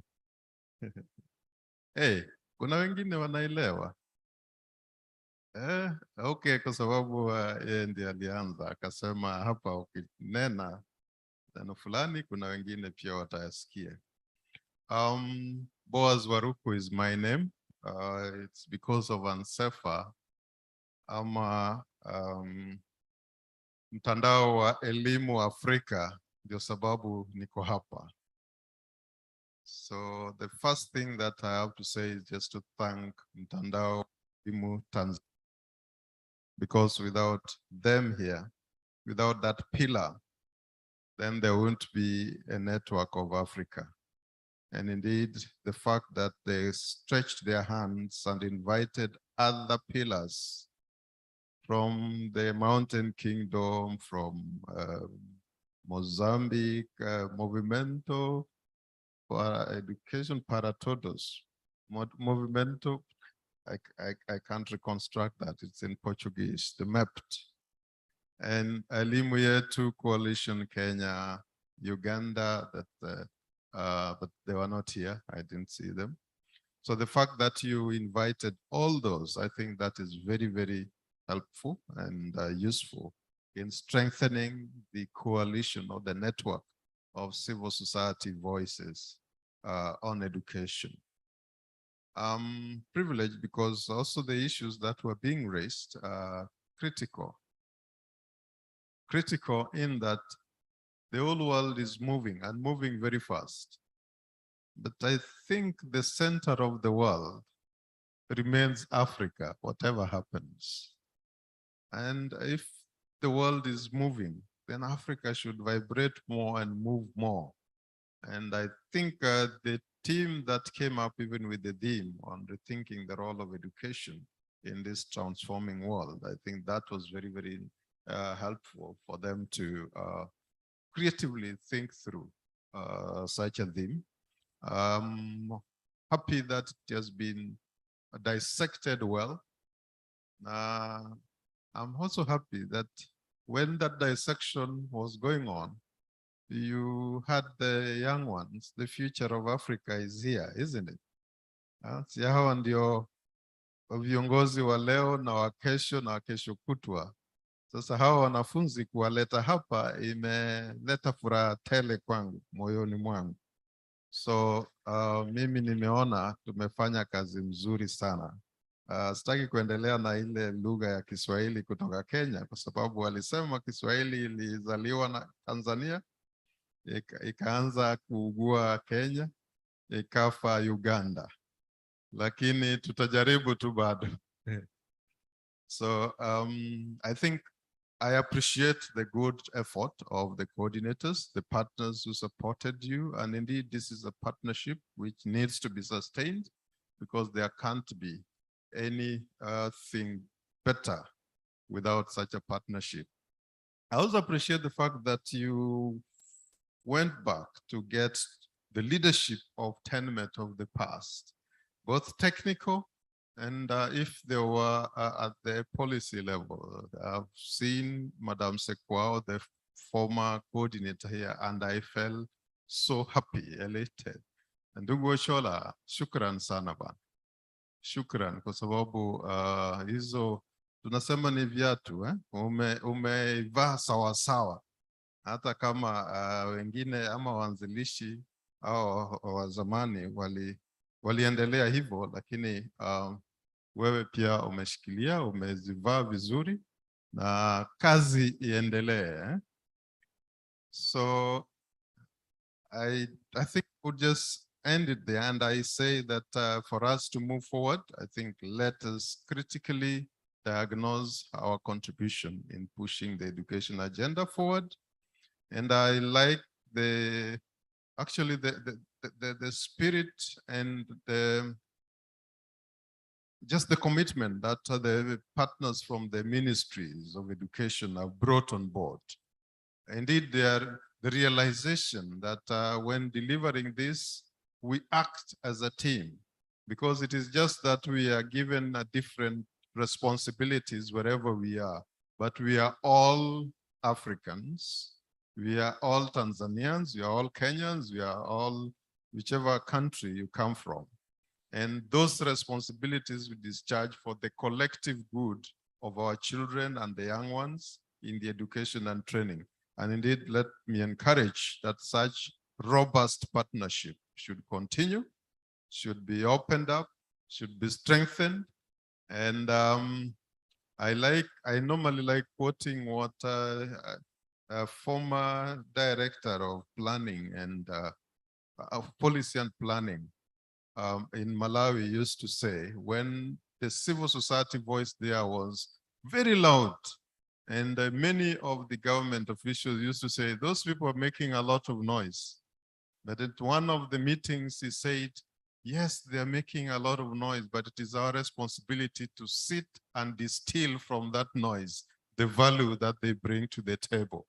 I appreciated that, because at times we may be making noise, but that noise brings a lot of value to the table. And nowadays, we don't just want to be making noise.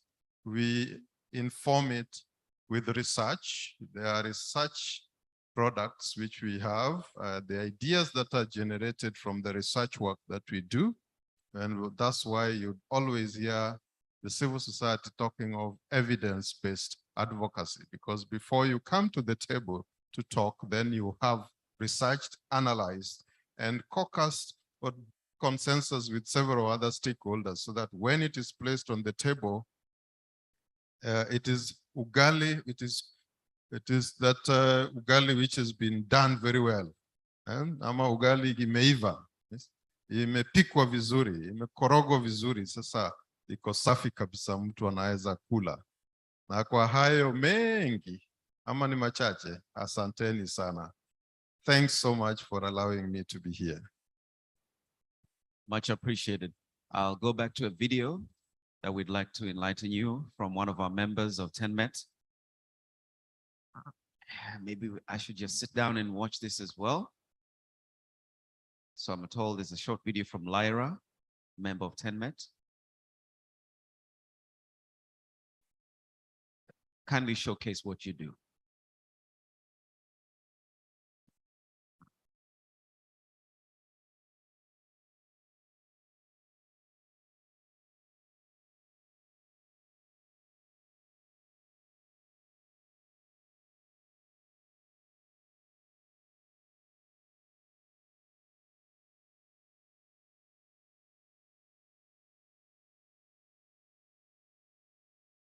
Let's work on the audio.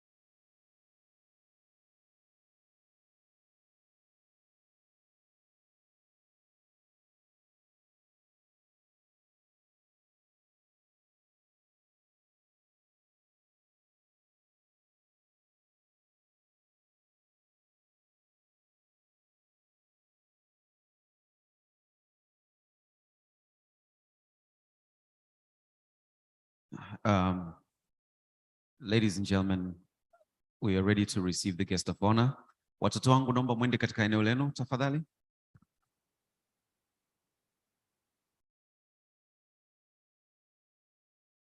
Na naomba mliangalie jukwaa.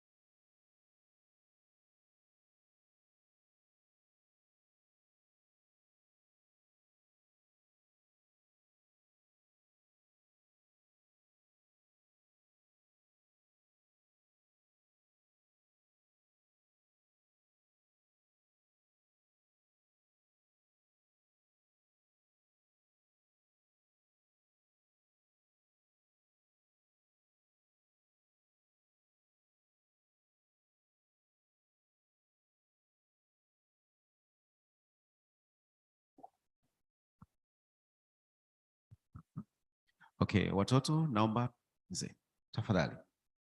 Mwalimu, tuanze.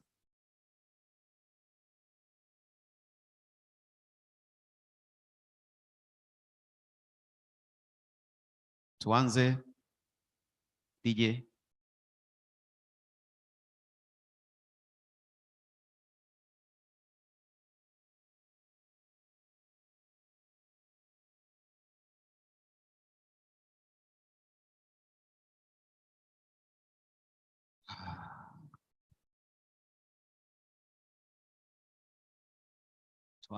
Tuanze.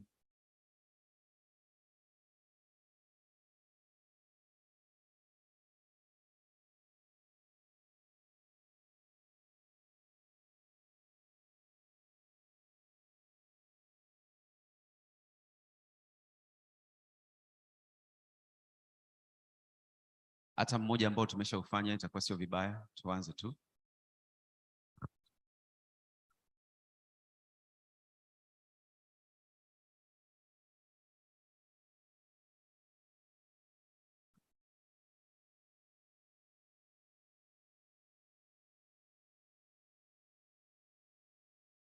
Oh.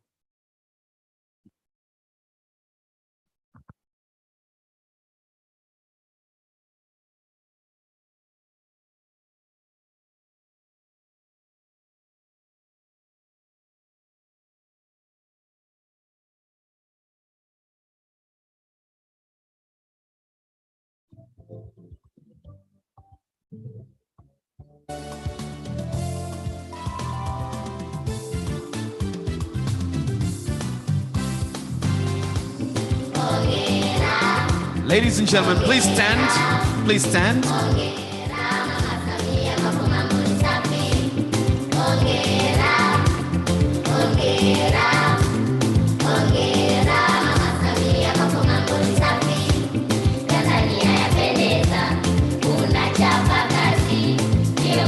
Tanzania ni wachapa kazi, Tanzania yapendeza, unachapa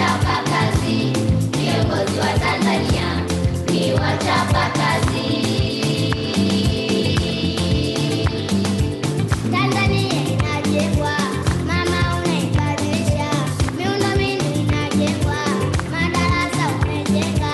Tanzania inajengwa, mama unaibadilisha, miundombinu inajengwa, madarasa unajenga.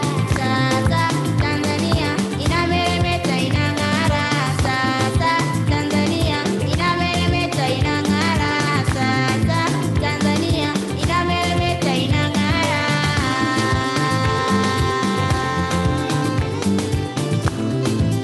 Come on, put your hands together to pick him a coffee.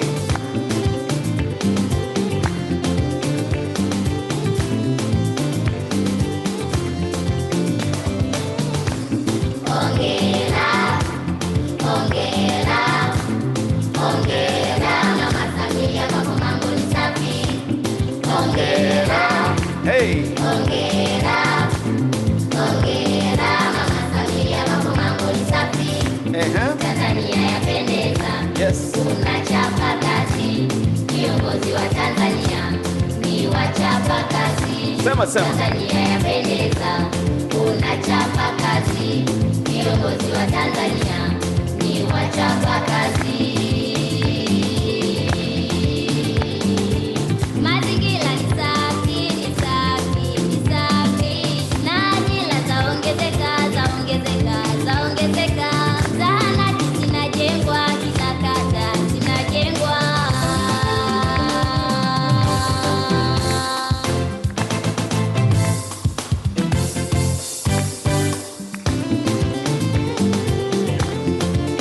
Jamhuri ya Muungano wa Tanzania, kazi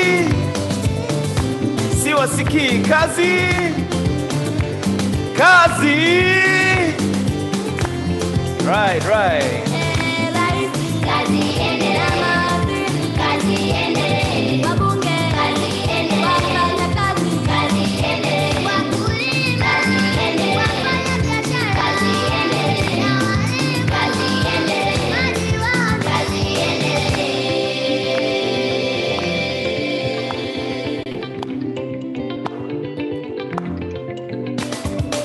Mashirika, kazi iendelee. Serikali, kazi iendelee. Wabunge, kazi iendelee. Wafanyakazi, kazi iendelee. Mashirika, kazi iendelee. Kazi iendelee. Na walimu, kazi iendelee. Madiwani, kazi iendelee.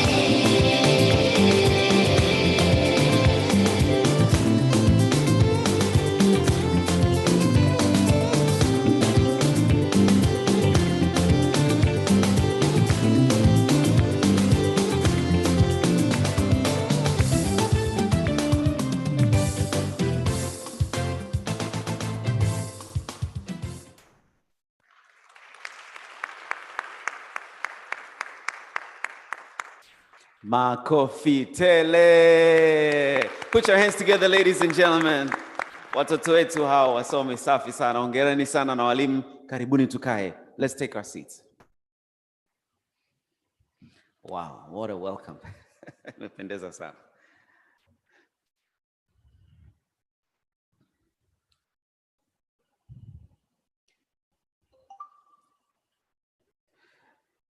We're coming to the conclusion of the second International Quality Education Conference with the theme Rethinking the Role of Education at the Key Moment of Global Transformation.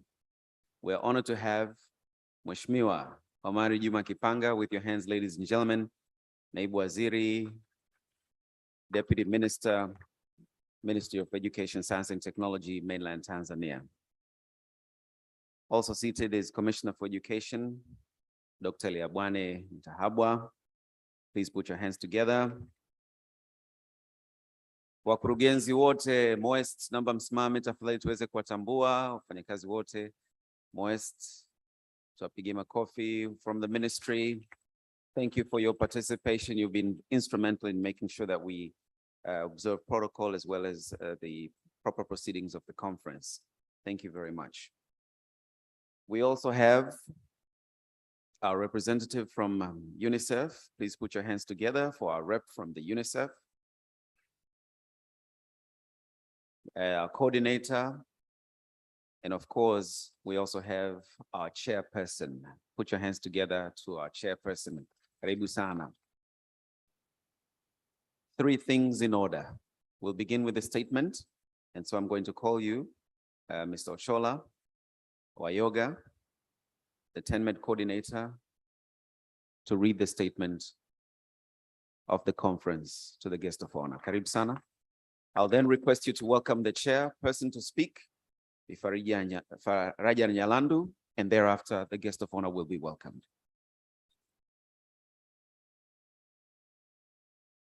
Thank you very much, moderator Taji Liundi. Deputy Minister,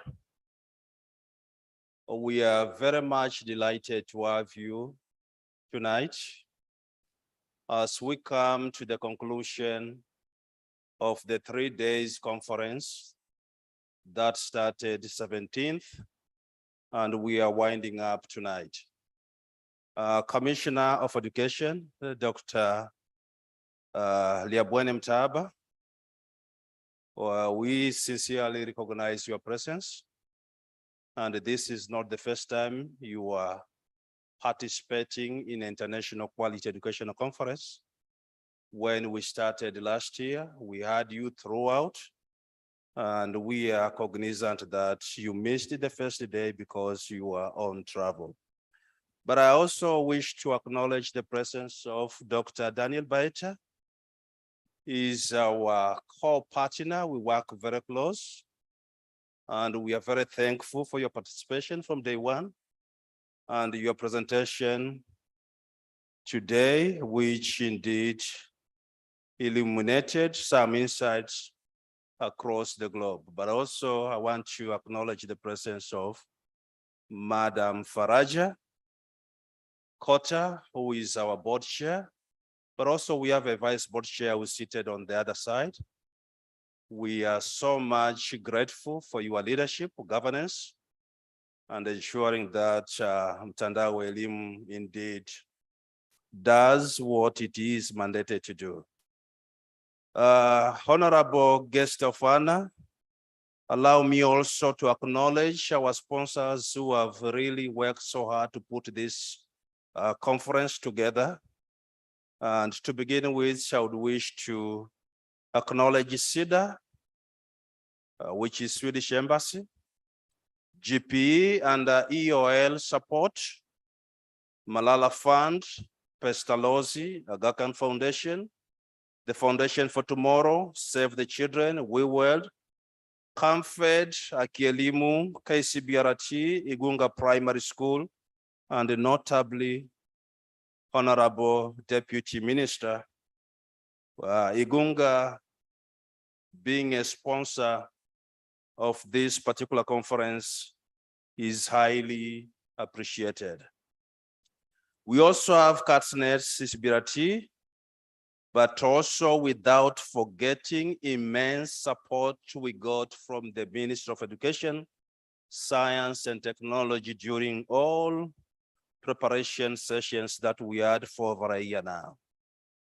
But again, allow me to acknowledge the presence of sister coalitions. We have coalitions like TENMED that has traveled far away, as far as Lesotho, Council of NGOs, they are here. And we just want to thank you for being part of this conference. Also, I would wish to acknowledge the presence of South Sudan Education Coalition, and they are right here. They have traveled from South Sudan, and we really appreciate joining us for these 3 days. We also have Elimu Yetu Coalition from Kenya, and the national coordinator is here from Kenya, Mr. Joseph Wasiongo. We just want to thank you also for being part of this. And lastly, we want to thank Educational Coalition of Zimbabwe. They are traveling this evening. I think most of them have been able to leave to catch up with their flight. So further, I would also acknowledge during the 3 days the presence of permanent secretaries who were here, shared their thoughts on policy issues, regulations, and the governance of education. We had also MPs. We had the permanent secretary from Zimbabwe, Zambia, Zanzibar, but also the occasion was graced by the members of parliament, the outspoken Jumaine Kishimba, who is a member of parliament of United Republic of Tanzania. And also we had Professor Kitila Nkumbo. In the past 3 days, we also were joined by UN agencies and embassies, representatives from African countries, Rwanda, Mozambique, Uganda, Kenya, South Sudan, Zimbabwe, Zambia, Lesotho, USA. All of them were able to join us. So let's put our hands together for each one of you who have been here for the past 3 days.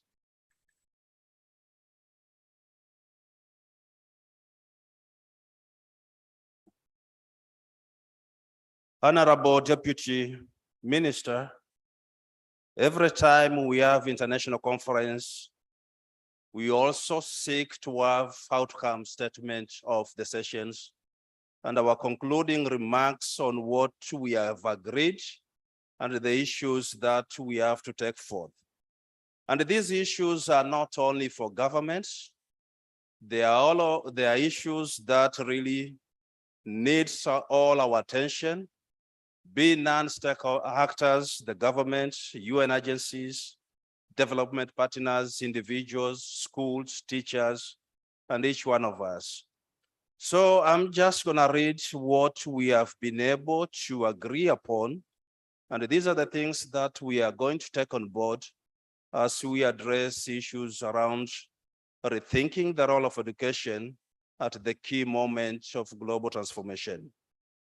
The second International Quality Education Conference, Rethinking the Role of Education at the key moment of global transformation, was held in Dar es Salaam from August 17th to 19th, 2022, owned and attended by participants from educational sector and the allied sectors, representatives of government ministries, departments and agencies, tenement civil education, financing agencies, representatives of diplomatic missions, the private sector, higher education financing agencies, development partners, UN agencies, international financial institutions, members of African parliaments responsible for education sector, committees, students, learners, teachers, innovators, universities, colleges, and educational regulatory authorities.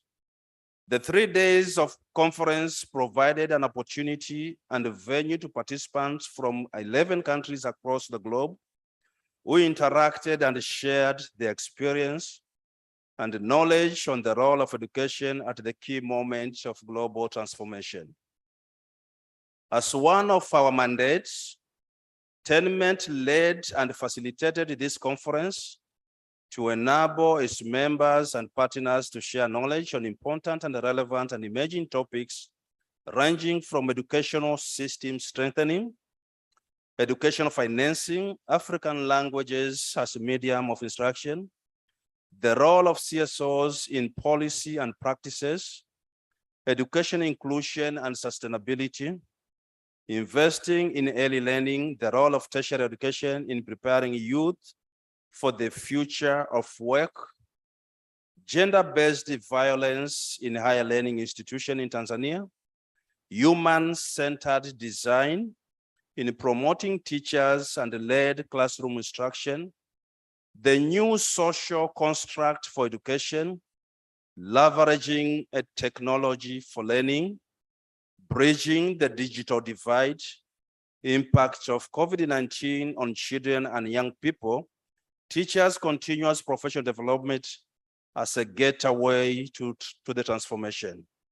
And the theme of this conference was rethinking the role of education at the key moment of global transformation, reminds us the importance of education as a tool to create impactful solutions that will unlock the generational pursuit for quality, equitable, inclusive education. As one of the fundamental human rights and prerequisite for social and economic development as expressed in African Union 2030 Agenda and the UN 17 Sustainable Development Goals, with a focus to ensure inclusive and equitable quality education and promote lifelong learning opportunities for all. This conference enabled participants to identify and discuss the future of education through collective approaches looking at the current status of education at local context and the global level. Participants shared experiences on what works well in the delivery of education, disseminated research findings on different education studies carried out in 2021 and 2022, and explored on innovative approaches to education financing with the local and international perspective. As well, participants and stakeholders showcased their initiatives and intervention in the sector and shared experience on educational policies, influence, and engaging with policymakers. Now, after 3 days of exchanging and sharing ideas, the participants to this conference reaffirm our commitment to the United Nations 2030 Agenda for Sustainable Development, in particular SDG 4, and it is a recognition of education as a fundamental human right. Outcomes of this conference: number one, participants have collectively agreed that rethinking the role of education at the key moment of global transformation will involve sharing insights, data, evidence to inform constructive dialogues between civil society and educational stakeholders, development partners, and government across the continent to create a neighboring environment for collectively dialogues on improving access to free and affordable, inclusive, quality education. Secondly, the conference is cognizant and agrees that the drivers of change that can help our government across the continent to accelerate actions to provide quality, inclusive, and relevant education should include, number one, investing in domestic resource mobilization to finance education. Number two, deliver on the commitment to allocate 20% of national annual budgets and 6% of the GDPs to education. Number three, efficiency, Roman 3, efficient utilization and equitable spending of education budgets.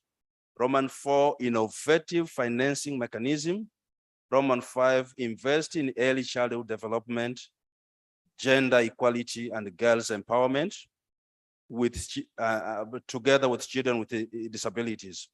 Roman 6, teachers training and learning materials.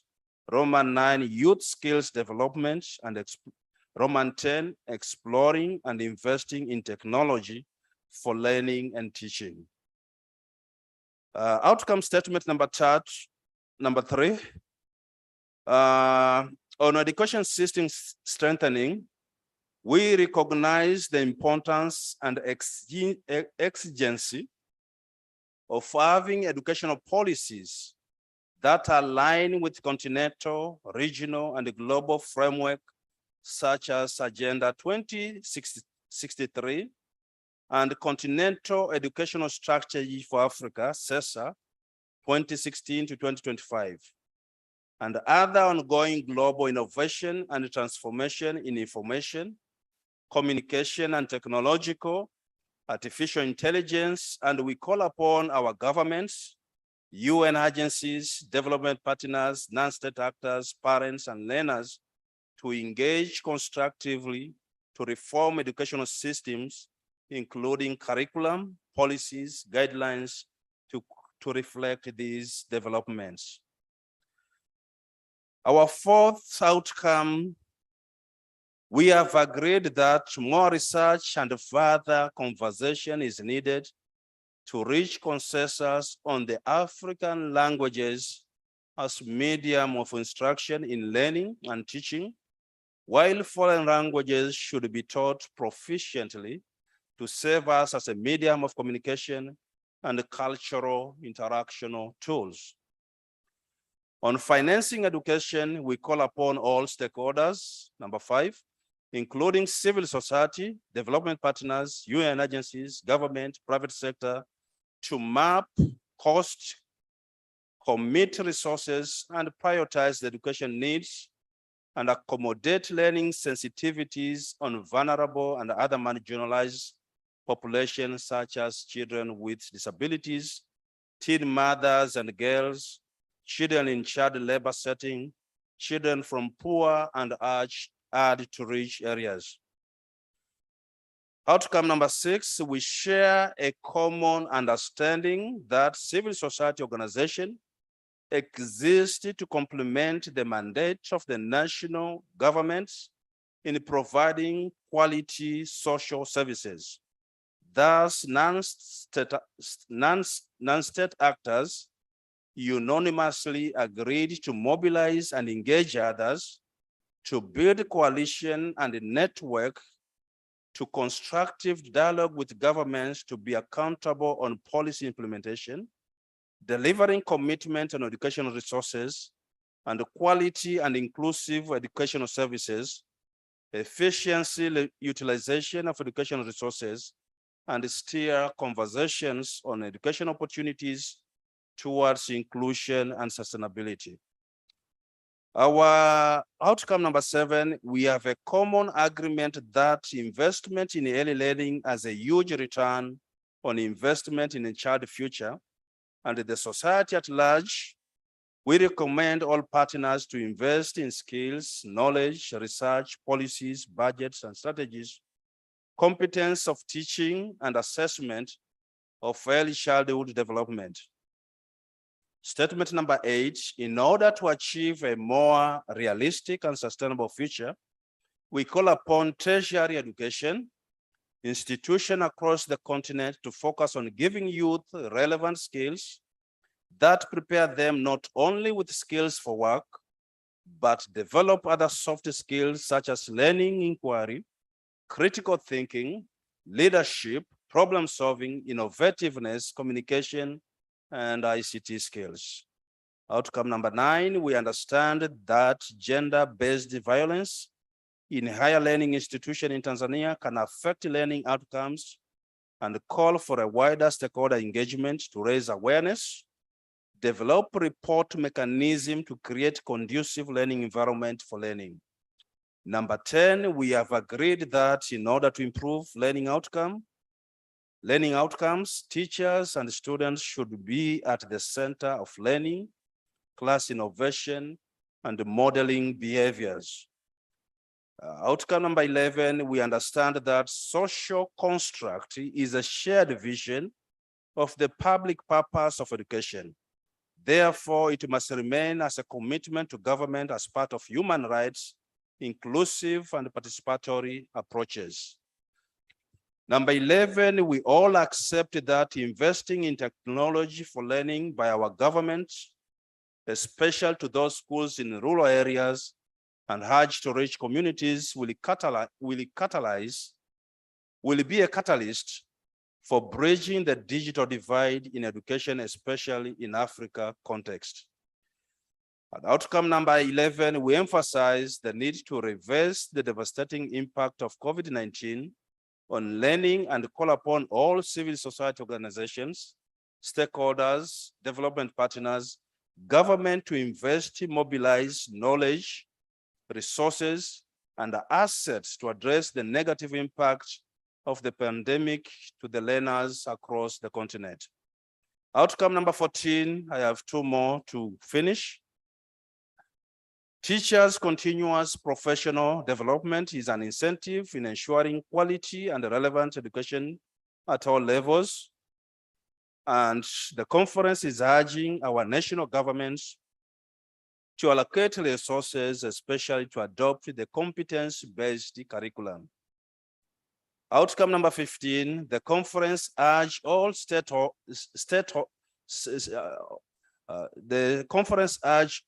stakeholders with particular emphasis to government to provide education that meet learners' expectation by developing curriculum that contextualize the needs of each community and relevant to the environment and challenges. And lastly, the conference agrees that education should not be used to exacerbate inequalities, exclusion of others, but rather a unifying tool to make the world we live in a much more better place.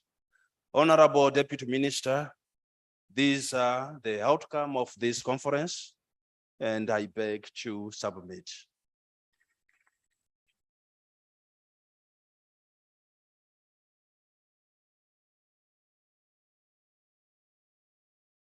Honorable Deputy Minister, we're gonna hand you the copy. And for the rest of participants, we will circulate this outcome statement because as we have agreed, these are applicable across the continent and you can use them to be accountable to ensure educational is improved wherever you came from. Thank you very much for listening and God bless.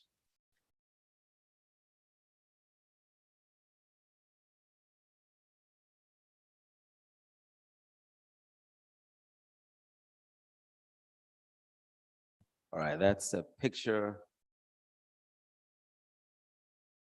for the conference, isn't it? Let's put our hands together.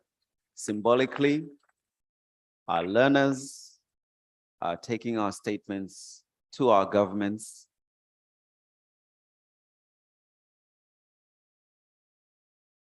Asante sana, nashukuru sana. Madam Chair, you have the honor as well as to welcome the guest of honor. Karibu. Good afternoon, ladies and gentlemen. Honorable guest of honor, Deputy Minister, Mheshimiwa Omari Kipanga, mkuu wetu, Commissioner Dr. Liabwene Mutahaba, Dr. Daniel Baheta, Chair for the Donor Partners Group, Coordinator, Mr. Ochola Wayoga. Thank you for the remarks. And now I have the greatest honor to welcome our guest of honor to give us the closing remarks and to officially close the second International Quality Education Conference. Mheshimiwa, tunakushukuru sana kwa kutenga muda wako kufika hapa.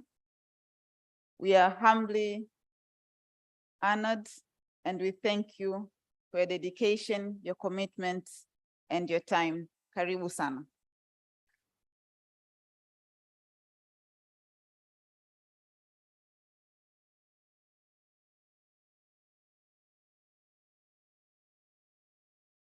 Kae bwana. Elimu oye. Sijasikia bwana. Elimu oye. Handmate oye. Bado hiyo. Jamani, habari za mchana. Mimi hapa nitaongea lugha zote mbili bwana. Nasemaje? Is it okay? Basi nitaongea lugha zote mbili.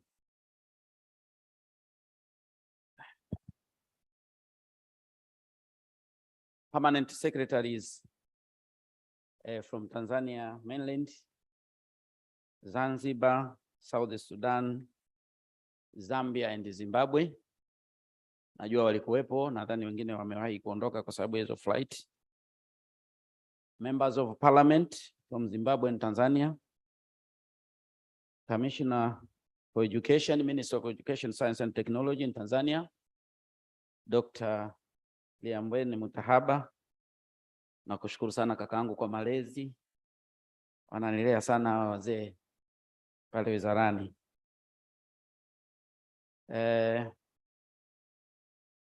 National Education Coalition from South Sudan, Lesotho, Kenya, and Zimbabwe. Development partners from Swedish Embassy, GPE and Education Out the Loud Project, Malala Fund, World Bank, USAID, UNESCO, and the United Nations agencies. Handmate, board chairperson, dada yangu Faraja, representative from all embassies, distinguished foreign and local delegates, all sponsors, students, invited guests, ladies and gentlemen. Na wasalimu kwa jina la Jamhuri ya Muungano wa Tanzania. Asalamu alaikum. Good afternoon. Bwana Yesu asifiwe. Tumsifu Yesu Kristo. Hapo vipi? Hapo vipi? Ndugu zangu, first of all, I would like to thank you, Almighty God, for allowing us to meet here today at Julius Nyerere Convention Center at Dar es Salaam for official closing ceremony of the second International Quality Education Conference. Secondly, I would like to take this opportunity also to convey a sincere and warm greetings from Honorable Professor Adolfo Faustin Mkenda, Member of Parliament, and the Minister of Education, Science and Technology in Tanzania. He would like to attend this meeting, but due to different activity of same weight, he didn't manage to come. So I'm here on behalf of him. Distinguished participants, ladies and gentlemen, at the outset, please allow me to express my heartfelt appreciation for being accorded this opportunity of being guest of honor at this closing ceremony of the Annual Quality Education Conference. I am also pleased to learn that this conference gathered more than 300 delegates from all over Tanzania and beyond to discuss issues pertaining the quality of education at this moment of global transformation. It is indeed a commendable effort to see that during the 3 days, educationists and stakeholders to education gathered together to deliberate how collectively we can further improve the quality of education rendered to our countries so as to have skilled and productive youth in our countries. May I, at this juncture, applaud the Tanzania Education Network for organizing this conference. Makofi mengi kwao tafadhali. Make jambo hili bwana ni jambo kubwa. Kulifanya tu mpaka likakaa vizuri nalo ni jambo kubwa sana. Kwa hiyo tunawapongeza sana ndugu zangu. Na hili ilibidi tufanye sisi serikali. Lakini kwa mapenzi tu yenu mkadiriki kulifanya jambo hili kubwa. Kwa hiyo sisi kama serikali tunawashukuru sana ndugu zangu. Gathering of this nature are crucial in providing space for education stakeholders to share information and to dialogue on the best ways of improving the quality of education in the country and beyond. I am aware that during these 3 days, you have been discussing about education financing, the role of civil society in policy implementation, the use of African languages as a medium of instruction and learning, as well as how we can leverage technology to improve our learning among others. Kwa hiyo hizi topic zilikuwa ni topic muhimu sana na mimi nimepitia yale makabrasha ndugu zangu, mimi naomba niwapongeze sana kwenye eneo hili, makofi mengi tafadhali.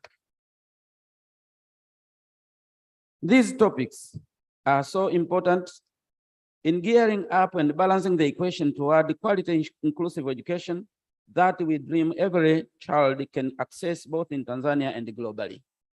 Nadhani wenyewe mmeona jambo hili ni jambo kubwa sana, nitakwenda kulielezea baadaye hata Mheshimiwa Rais namna gani anavyolichukulia jambo hili.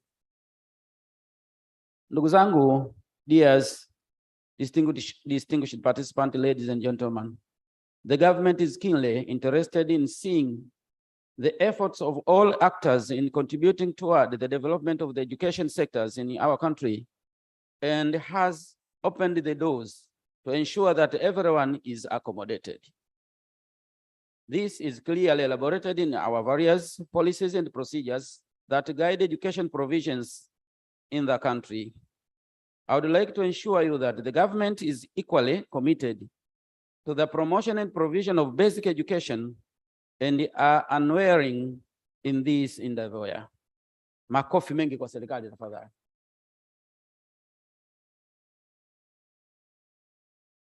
Ngoja nimalizie hii alafu niongee jambo hapa. Distinguished guests, participants, ladies and gentlemen, the theme of this conference is rethinking the role of education at the key moment of global transformation. Iko ndo kichwa cha habari cha mkutano huu, sio? Nadhani kinaonekanika hapa vizuri. I will use the language interchangeably. Can you hear me? Yeah, I'll use the English, sometimes I'll use the Swahili, sometimes I can use even Arabic, French, Chinese. Are Chinese here? Are you here, Chinese? Ni hao. They are not here.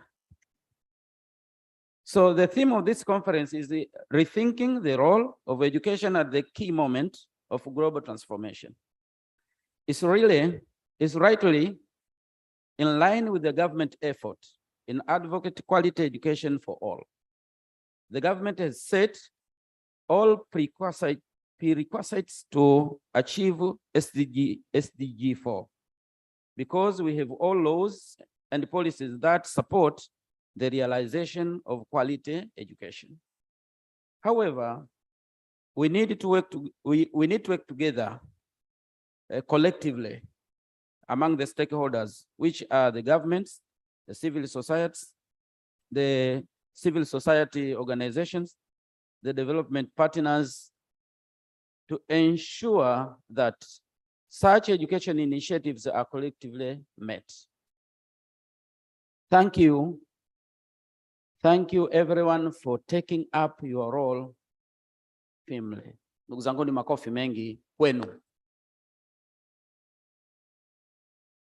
Nimesema hapa tufanye kazi kwa pamoja, serikali, lakini tuna hizi civil society organization, lakini development partners na kila anayehusika na kwenye swala hili la elimu.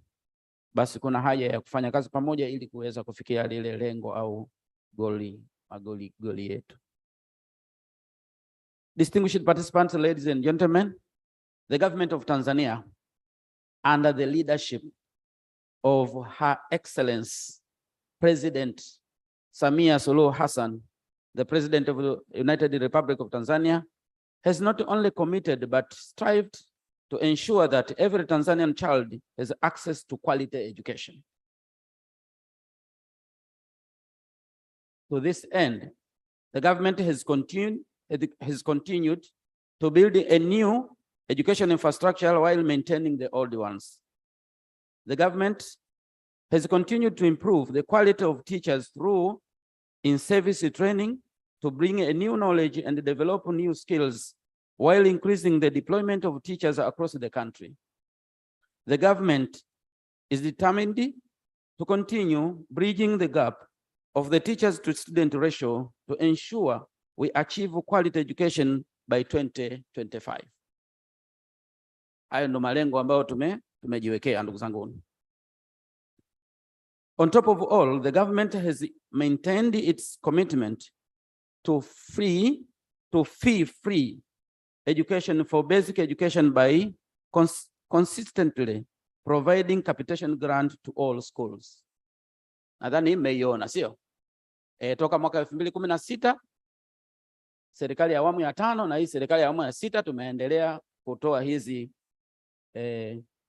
tunaita capitation grant kwa shule zote za msingi na sekondari, na katika bajeti yetu ya mwaka wa fedha huu ambao tumeanza nao sasa, tumekwenda na kidato cha 5 na cha 6. Kwa hiyo tunakwenda vizuri kama serikali. On top of that, following the experience we gained during the COVID-19 pandemic, the government is investing heavily in technology and call upon you to support the government efforts in this area that need heavy investments. Nadhani tuliona tulipopata crisis ya uviko hapa, kulikuwa sasa na haja ya kuweza kufanya zile online study na vitu kama hivyo. Kwa hiyo inahitaji heavy investment especially kwenye vifaa pamoja na miundombinu. Ndugu zangu, distinguished participants, ladies and gentlemen, quality education goes hand in hand with inclusive education and the child protection, ensuring none should be left behind. The government is determined to ensure every child gets a quality education, including children and youth with special needs. Likewise, the government is playing its role to protect and secure children and youth with special needs, so as they exercise their right to access quality inclusive education by attending schools. Nadhani hili tunalifanya kama serikali, na hata ukienda kwenye miundombinu ambayo inajengwa sasa hivi, you can see it can accommodate even those child with special needs. But the government also has been providing the learning gears to these special needy groups. Distinguished participants, ladies and gentlemen, the government, through Ministry of Education, Science and Technology, has continued to take the different initiatives aimed at improving standard and quality of education, particularly basic education levels, with the aim of ensuring that we have an appropriate quality education at all levels, so as to build a literate society that is knowledgeable, with patriotic and sufficient skills to enable and counter challenges of life and shatter the local and international competition. At this point, let me congratulate you for bringing children from Igunga and the chamber to participate in this conference. Makofi mengi kwa watoto tafadhali.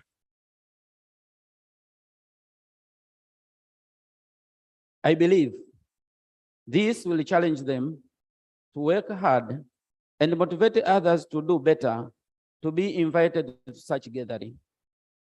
The government, through the Ministry of Education, Science and Technology, will continue working with the civil society organization as we recognize your role in promoting the quality education. Bwana, commitment yetu sisi kuendelea kufanya kazi na nyinyi, sio? Kwa sababu jukumu hili lote lilikuwa ni la serikali. Sasa ninapoingia hizi CSOs, tafsiri yake kwamba tunatusaidia sisi kama serikali. Kwa hiyo ni lazima tu appreciate, lakini lazima tukubali kufanya kazi pamoja na nyinyi, na sisi tuko tayari muda wote. I understand that civil society organizations are better placed to promote issues of access to education, equity, gender equality, and the inclusion of everybody, irrespective of gender, disability, or social status. Civil society organizations have also complemented government efforts in terms of putting in place school infrastructures and facilities, train the teachers, and empowering students. Ndugu zangu, tunawashukuru sana kwenye hii.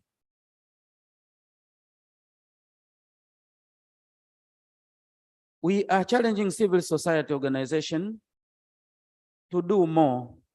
Let's plan together and implement together for our nation goods. Kwa ndugu zangu, mkiwa na mipango yote, uje basi njooni tukae. Mimi nikiwa Mtwara kule, nilikuwa mkurugenzi ya halmashauri ya Mtwara. Sasa kuna wenzetu ambao walipenda au wangependa kusaidia kwenye miundombinu ya shule na vitu kama hivyo. Sasa tukajikuta sisi kama halmashauri, kama serikali, tumepanga kwenda kujenga madarasa 8 pale, na wao vile vile hapo wamepanga kwenda kujenga madarasa 8 on the same year. Kwa hiyo madarasa mengine yale 8 yalikuwa ni redundant. Lakini kama tutapanga kwa pamoja, tunaweza sasa tukaweka mipango yetu vizuri. Pale ambapo penye uhitaji ndio tukapeleka ule usaidizi, na pale ambapo hapana uhitaji tukaweza kuondoa ule usaidizi. Kwa hiyo natoa wito kwenu kwa kusema kwamba we are challenging the civil society organization to do more. Let's plan together and implement together for our nation's good. Lakini sambamba na hilo, keep on investing in service provision and active research to inform our education policies and practices. As you know, our government is open to new ideas and is ready to implement any viable innovation you come up with. We are always available to discuss or contribute ideas for the good of our country. Kwa ndugu zangu, ni karibuni kama mna mawazo yoyote ambayo mnaona chanya kwa mustakabali mpana wa taifa letu, maendeleo ya taifa letu na dunia kwa ujumla, karibuni sana kwa hilo. Ndugu zangu, hapa mimi haya nachomekea. Niseme nisiseme? Elimu oye! Kama mnakumbuka last year, wakati Mheshimiwa Rais akihutubia bunge kwa mara ya kwanza, mama yetu Mama Samia Suluhu Hassan, Rais wa Jamhuri ya Muungano wa Tanzania, tarehe 22 Aprili 2021, katika hotuba yake ile alielekeza Wizara ya Elimu kwamba bado kuna changamoto kubwa sana kwenye mfumo wetu wa elimu, na alitoa maagizo na maelekezo kwamba twende tukaangalie policy, kwa maana sera yetu ya elimu, lakini twende tukaangalie vile vile mitaala yetu ya elimu pamoja na sheria. Tarehe 22 Aprili mwaka 2021. Na ndugu zangu, ni toka tarehe ile sisi kama wizara tumeendelea kufanyia kazi maagizo yale kwa kuhakikisha kwamba tunakwenda kupitia sera yetu ya elimu, lakini vile vile tunapitia mitaala yetu, lakini vile vile tunapitia sheria yetu ya elimu ya mwaka 78. Ndugu zangu, ni kazi hiyo inaendelea. Tumeshakusanya maoni ya wadau mbalimbali, nadhani na nyinyi mlipata fursa ya kufanya hivyo, na yale ni maagizo ya Mheshimiwa Rais, na kwa mujibu wa katiba yetu, Mheshimiwa Rais anapoongea agizo lolote ni sheria. Kwa hiyo lina sababu au lina haja ya kutekelezwa vile ambavyo lilivyoagiza. Kwa hiyo sisi kama wizara tumesimama kwa dhati kabisa kuhakikisha kwamba tunatekeleza maagizo yale na tunakwenda vizuri. Ndugu zangu, naona wakati anawaenda hapa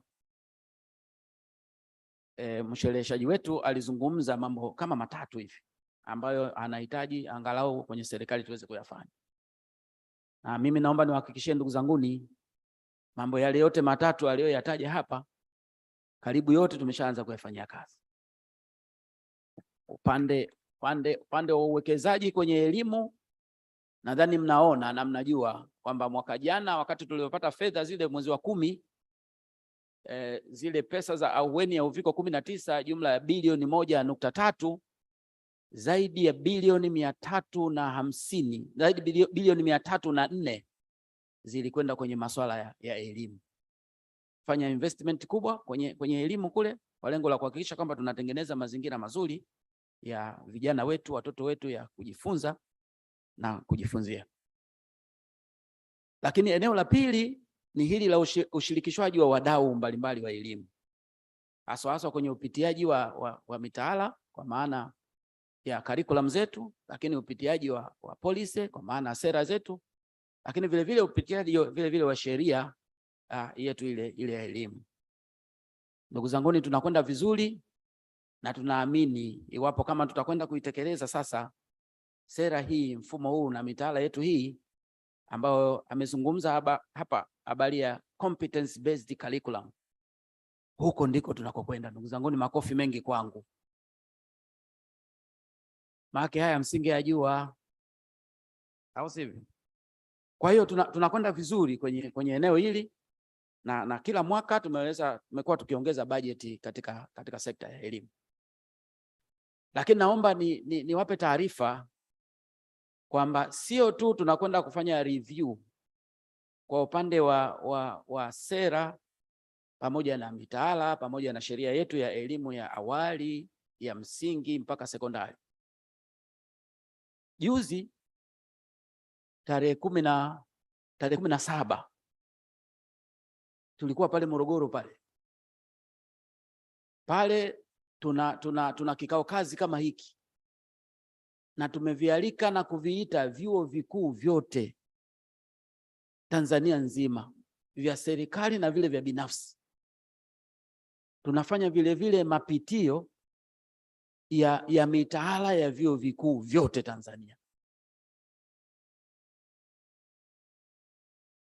Lengo kuu ikiwa ni kuhakikisha kwamba tunakwenda kuwa na mitaala ambayo itakayomfanya mhitimu kutoka ngazi yoyote ile ya elimu akitoka aweze kujiajiri au aweze kuajiriwa. Kwa sababu moja ya changamoto ambayo Mheshimiwa Rais alikuwa ameiaddress tarehe 22 mwezi wa 4 mwaka jana ni eneo hili, kwamba wahitimu wetu wanapotoka kwenye vyuo mbalimbali, wanapotoka kwenye shule zetu, wanakuwa hawana uwezo wa kujiajiri au kuajiriwa. Kwa hiyo ni lazima twende tukaliangalie eneo hilo kwa mapana yake, na kazi hiyo ndugu zanguni imeanza. Serikali imefanya investment kubwa sana kwa upande wa elimu ya juu kwa maana ya vyuo vikuu.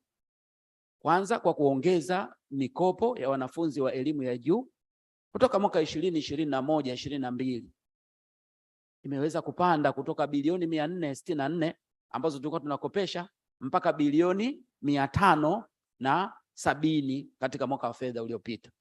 Lakini katika mwaka huu ambao tumeanza nao mwezi Julai uliopita, mikopo hiyo nao tumeweza kuipandisha kutoka bilioni 570 mpaka milioni 770.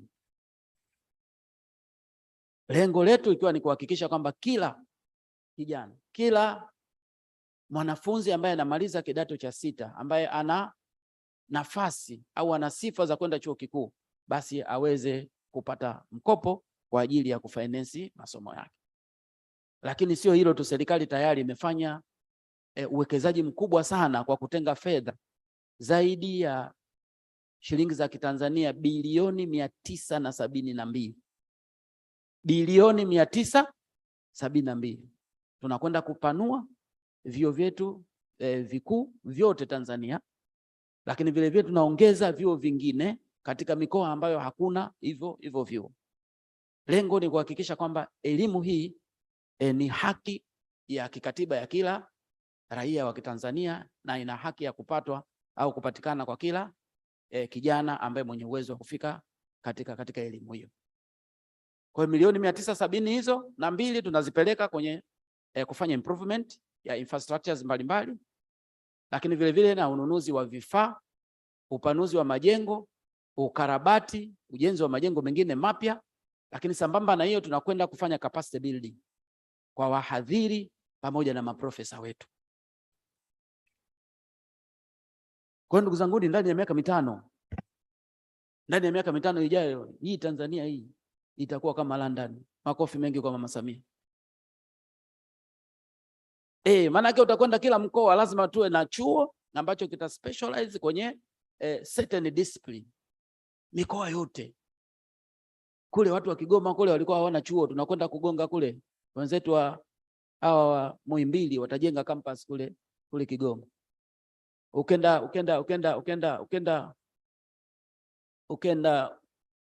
Ruvuma hakuna chuo kule, lakini tunakwenda kugonga chuo kule Ruvuma. Ukenda Shinyanga hakuna chuo pale, tunapiga chuo pale. Ukenda Tabora tunapiga chuo pale. Ukenda Singida tunapiga chuo. Ukenda Tanga ukenda Manyara, mikoa yote ambayo wewe you name it, tutakwenda kujenga vyuo katika maeneo yao ili kuhakikisha kwamba tuna access ya education kwa wanafunzi wetu katika maeneo mbalimbali katika nchi yetu. Mama Samia oye! Mama Samia oye! Na mie oye! Ndugu zanguni, distinguished participants, ladies and gentlemen, let me conclude. Let me conclude my speech by wishing you a safe journey back home. May Almighty God protect you throughout the way and reach safely.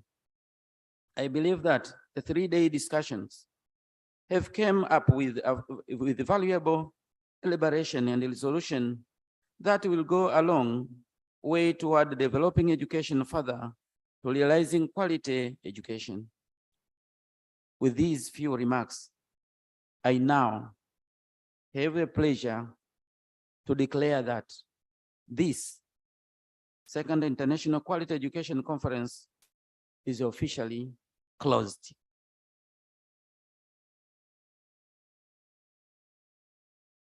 Jamani, asanteni sana kwa kunisikiliza na Mungu awabariki sana. Thank you for listening and God bless you all. Thank you.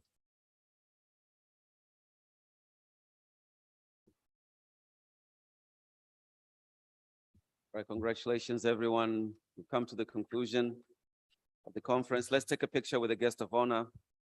Please take your seats.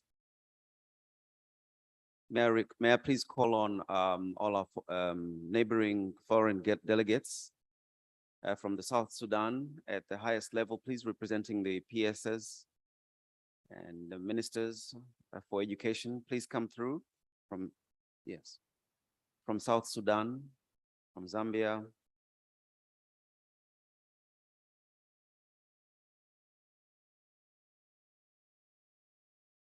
So we only have 2 at the moment.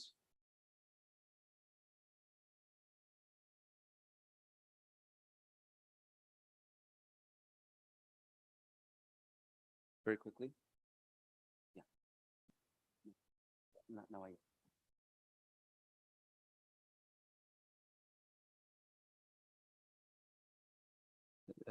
Zimbabwean delegation is left.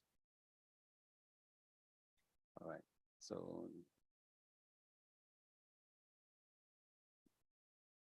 All right, so if you, all right, so please. And then as this picture is being taken, I'm going to call now all our foreign delegates to come through in all your capacities, please. So please remain. And our South Sudanese friends, Lesotho, from Kenya. Madam over there from, yes, please come through.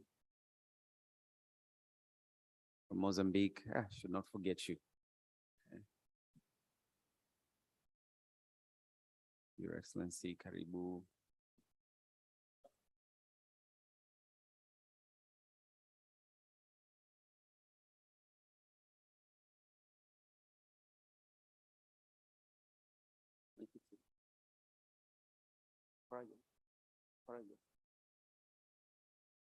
She knows how to pose.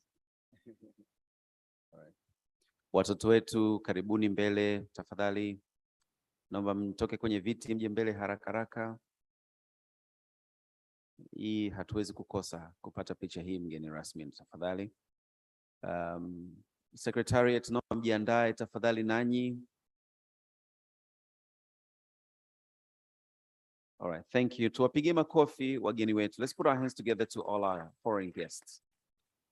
Thank you. Karibuni watoto.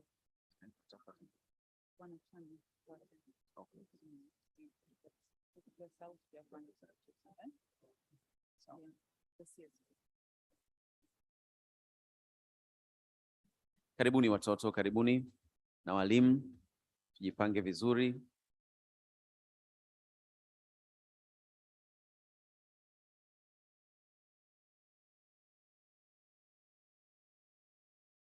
Asanteni walimu kwa kuja mbele. Njoni, tujiunge na watoto wetu.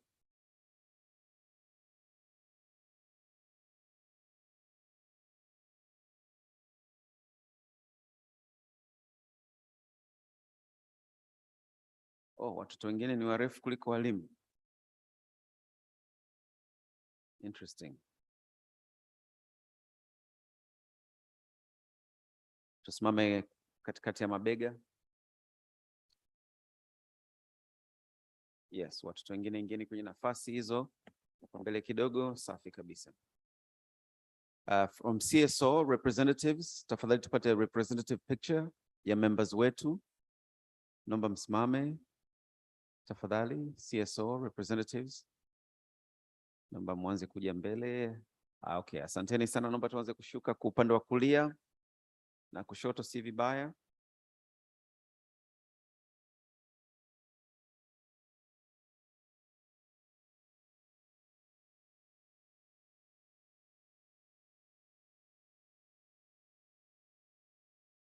Members wetu.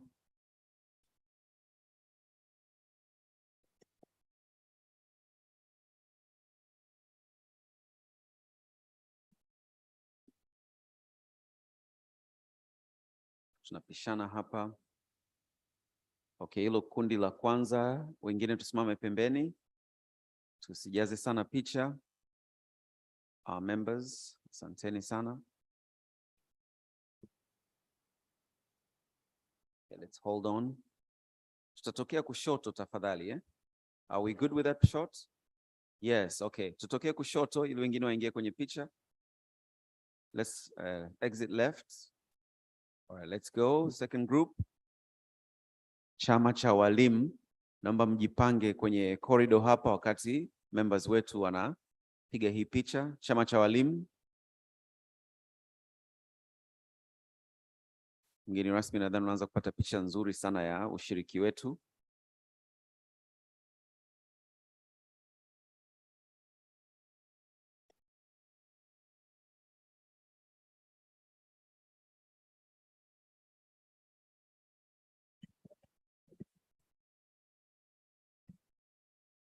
Tujipigie makofi members wote, tumekuwa na mafanikio. Haya, tuna exit left tafadhali ili tupishane. Karibuni walimu. Tuwapigie makofi mengi sana walimu wetu tafadhali. Ushiriki wao umekuwa ni mkubwa sana. Asanteni sana kwa kushiriki.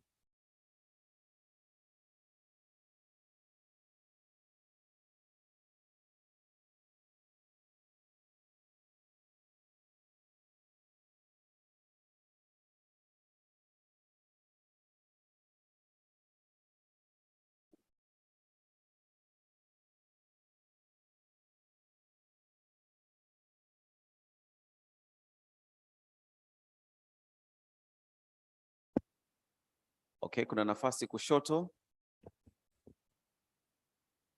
Members of the board na mwisho kabisa secretariat. Board members, mko wachache najua, lakini naomba mjiongee taratibu kwenye ngazi hapa. Na secretariat kwa ujumla, naomba mjiandae mwanze kushuka kwenye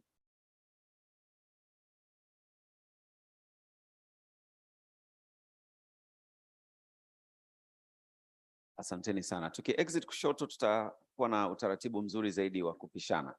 Na board members wetu tafadhali tuwapigie makofi mengi sana. Mnajua kwamba mambo haya yanapita kupitia bodi. Busara zao, jicho lao. Sisi secretariat huku ni umakini wetu na ndio ambao nawakaribisha kwenye picha sasa. Jamani, msije mkaniambia kuna kundi limesahaulika. Nani hao? Nani?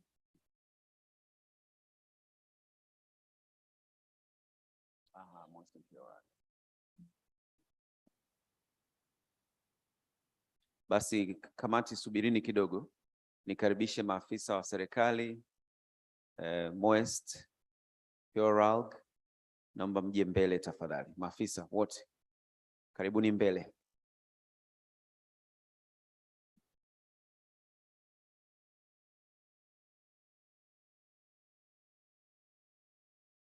Karibuni mbele. Asanteni sana, tuwapigie makofi sana sana sana. Tumeona ushiriki wenu, miongozo yenu, encouragement yenu, na hizi ni wizara za elimu, sayansi, teknolojia, na pia kwa upande wa Zanzibar wapo elimu ya amali.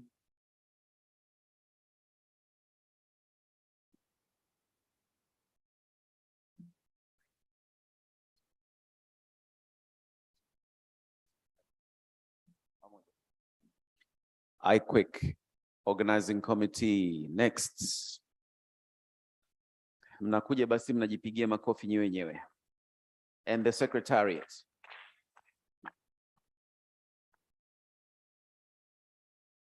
Suti tatu siku tatu. Si mchezo. Na MC mkamsahau kwenye kitambaa cha suti. All right. Did my best. Let's put our hands together to the Organizing Committee and the Secretariat. They've made it happen.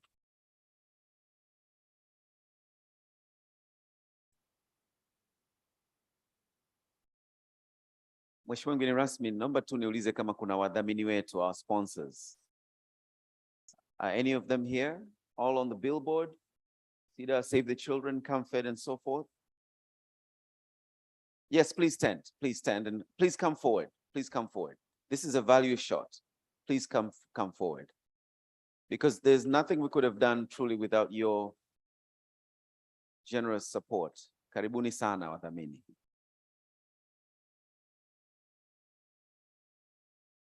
Watoto wetu naomba mje hapa mbele, mjipange tena ili tuweze kumwaga mgeni wetu rasmi. And I don't get a picture because I don't have a particular group. It's okay. Lakini tuwapigie makofi. Let's put our hands together to all the technical staff at the back. Online was fantastic.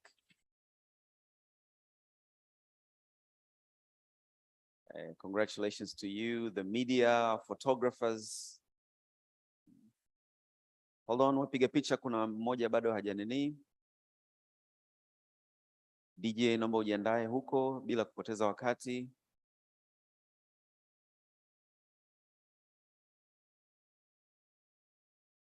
Okay, asanteni sana. Nawashukuru. Mnavyoshuka watoto naomba mjipange.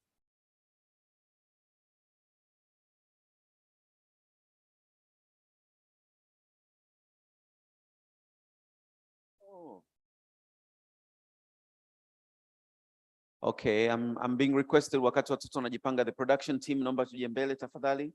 Bluefin for the application. Please, let's come forward. Come forward.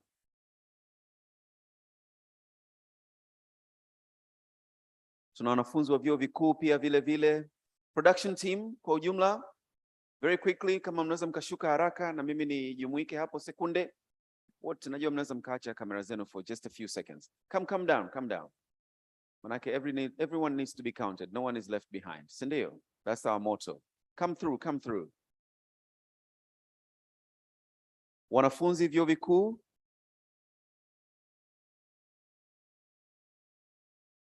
Production team, come through.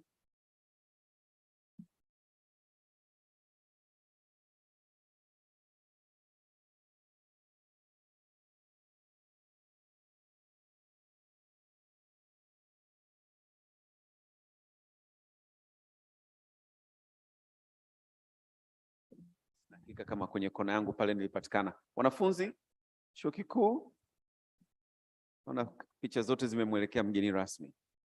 Si vibaya. All right. Watoto mpo tayari? Mpo tayari? Mnataka kurudi kwenu wapi? Mmesema Igunga. Mpo tayari kurudi au tukae siku 2-3 zaidi? Twende beach kidogo, twende Dar es Salaam Zoo, twende Zanzibar.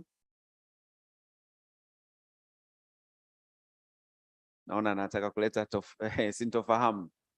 DJ, twende na wanafunzi wangu, asanteni sana. Naomba tusimame tafadhali. Let's please all rise. Let's stand. Sing along with our children. Yeah, show your neighbor this. Show your neighbor that and tell them it's been a good one.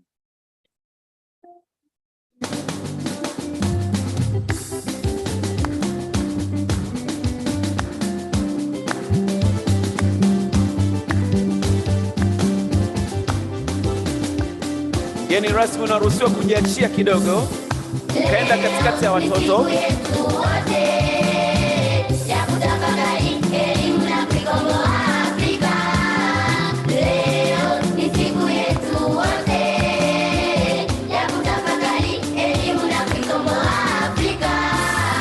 Leo ni siku yetu wote.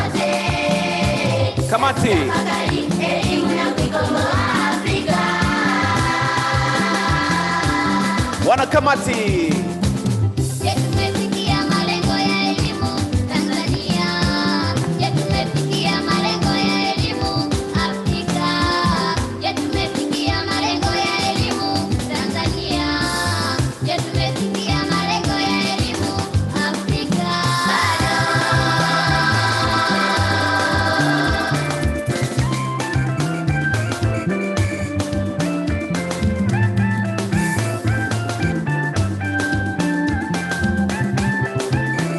Ustaz, join our children.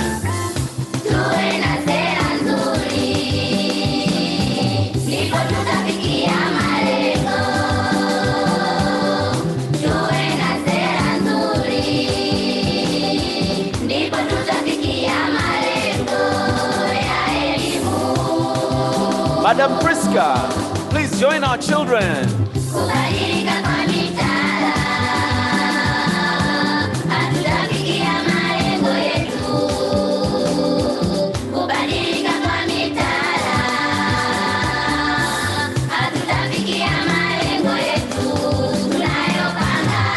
Barbara, come on, join our children.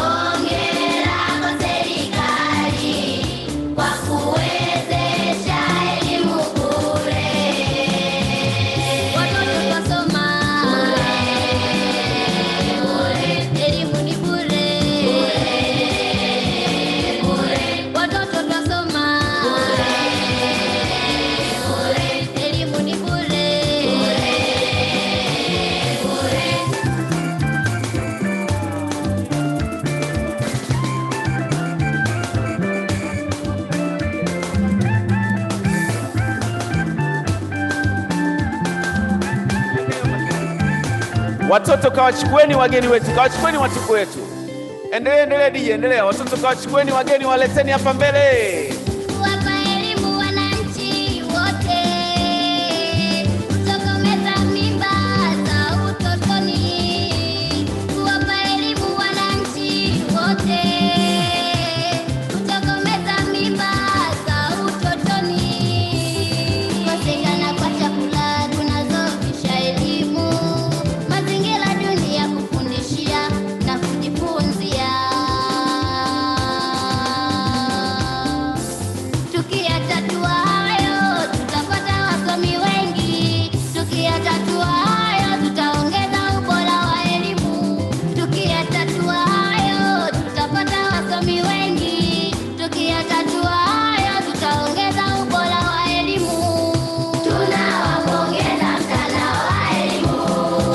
Njoo mbele.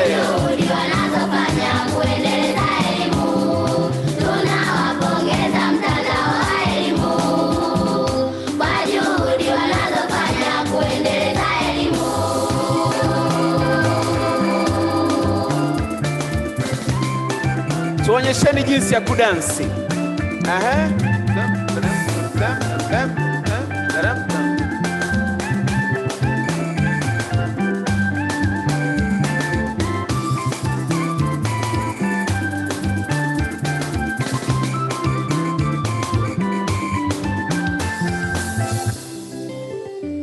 Makofi, makofi, makofi, mengi, mengi, mengi sana makofi.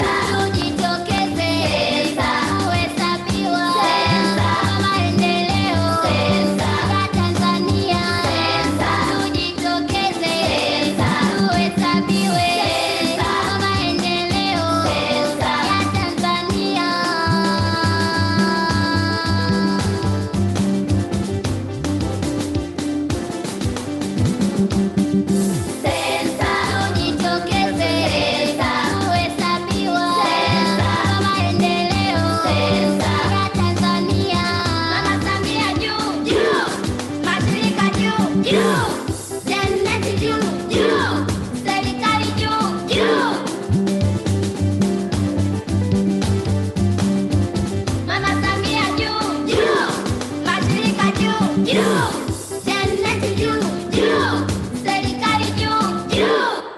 juu zaidi.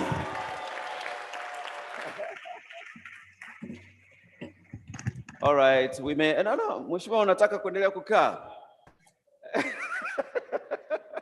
Please, kazi iendelee. Makofi mengi sana, kazi iendelee. Nenda kazini Mheshimiwa, bado kuna masaa kama 3 hivi ya kazi. Ndio.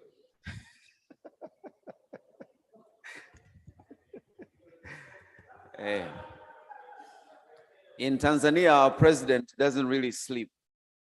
So I'm telling him there's a lot more hours of work to do. Let's put our hands together. Thank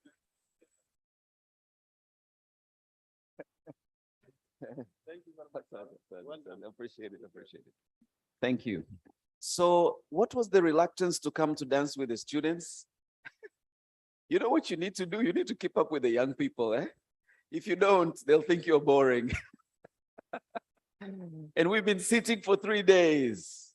We've done well. Congratulations to all of us. All right, I'm going to ask the Secretariat to make any announcements. There are usually announcements on COVID, certification and compliance. Some of you may, if you really want to stay, don't show them your certificate. They'll give you a hotel room for 2 more days. No, I'm just kidding with that one. We have to be quite serious. If you're still in Dar es Salaam, please enjoy yourselves. It's quite safe. Talk to maybe a neighbor, somebody you've met, about where to go. If you're still young at heart, there are no places for people with who are old at heart in Dar es Salaam. I can tell you the truth. Anyone over 60, if you're 60. 60s, okay. Nani hapa yuko 60? Professor unaendaga wapi? Mimi sijui kukuona kwenye bendi. I've never seen you at the band. You're always at a symposium at the University of Dar es Salaam. You're on TV. Unakwenda kuenjoy wapi? Beach kule naona tu vijana tu wanauza miogo. No, but we've done well in Dar es Salaam. There are places you can visit, enjoy yourselves. Secretariat, are there any official announcements to make? No? Are we good? Everything is fine?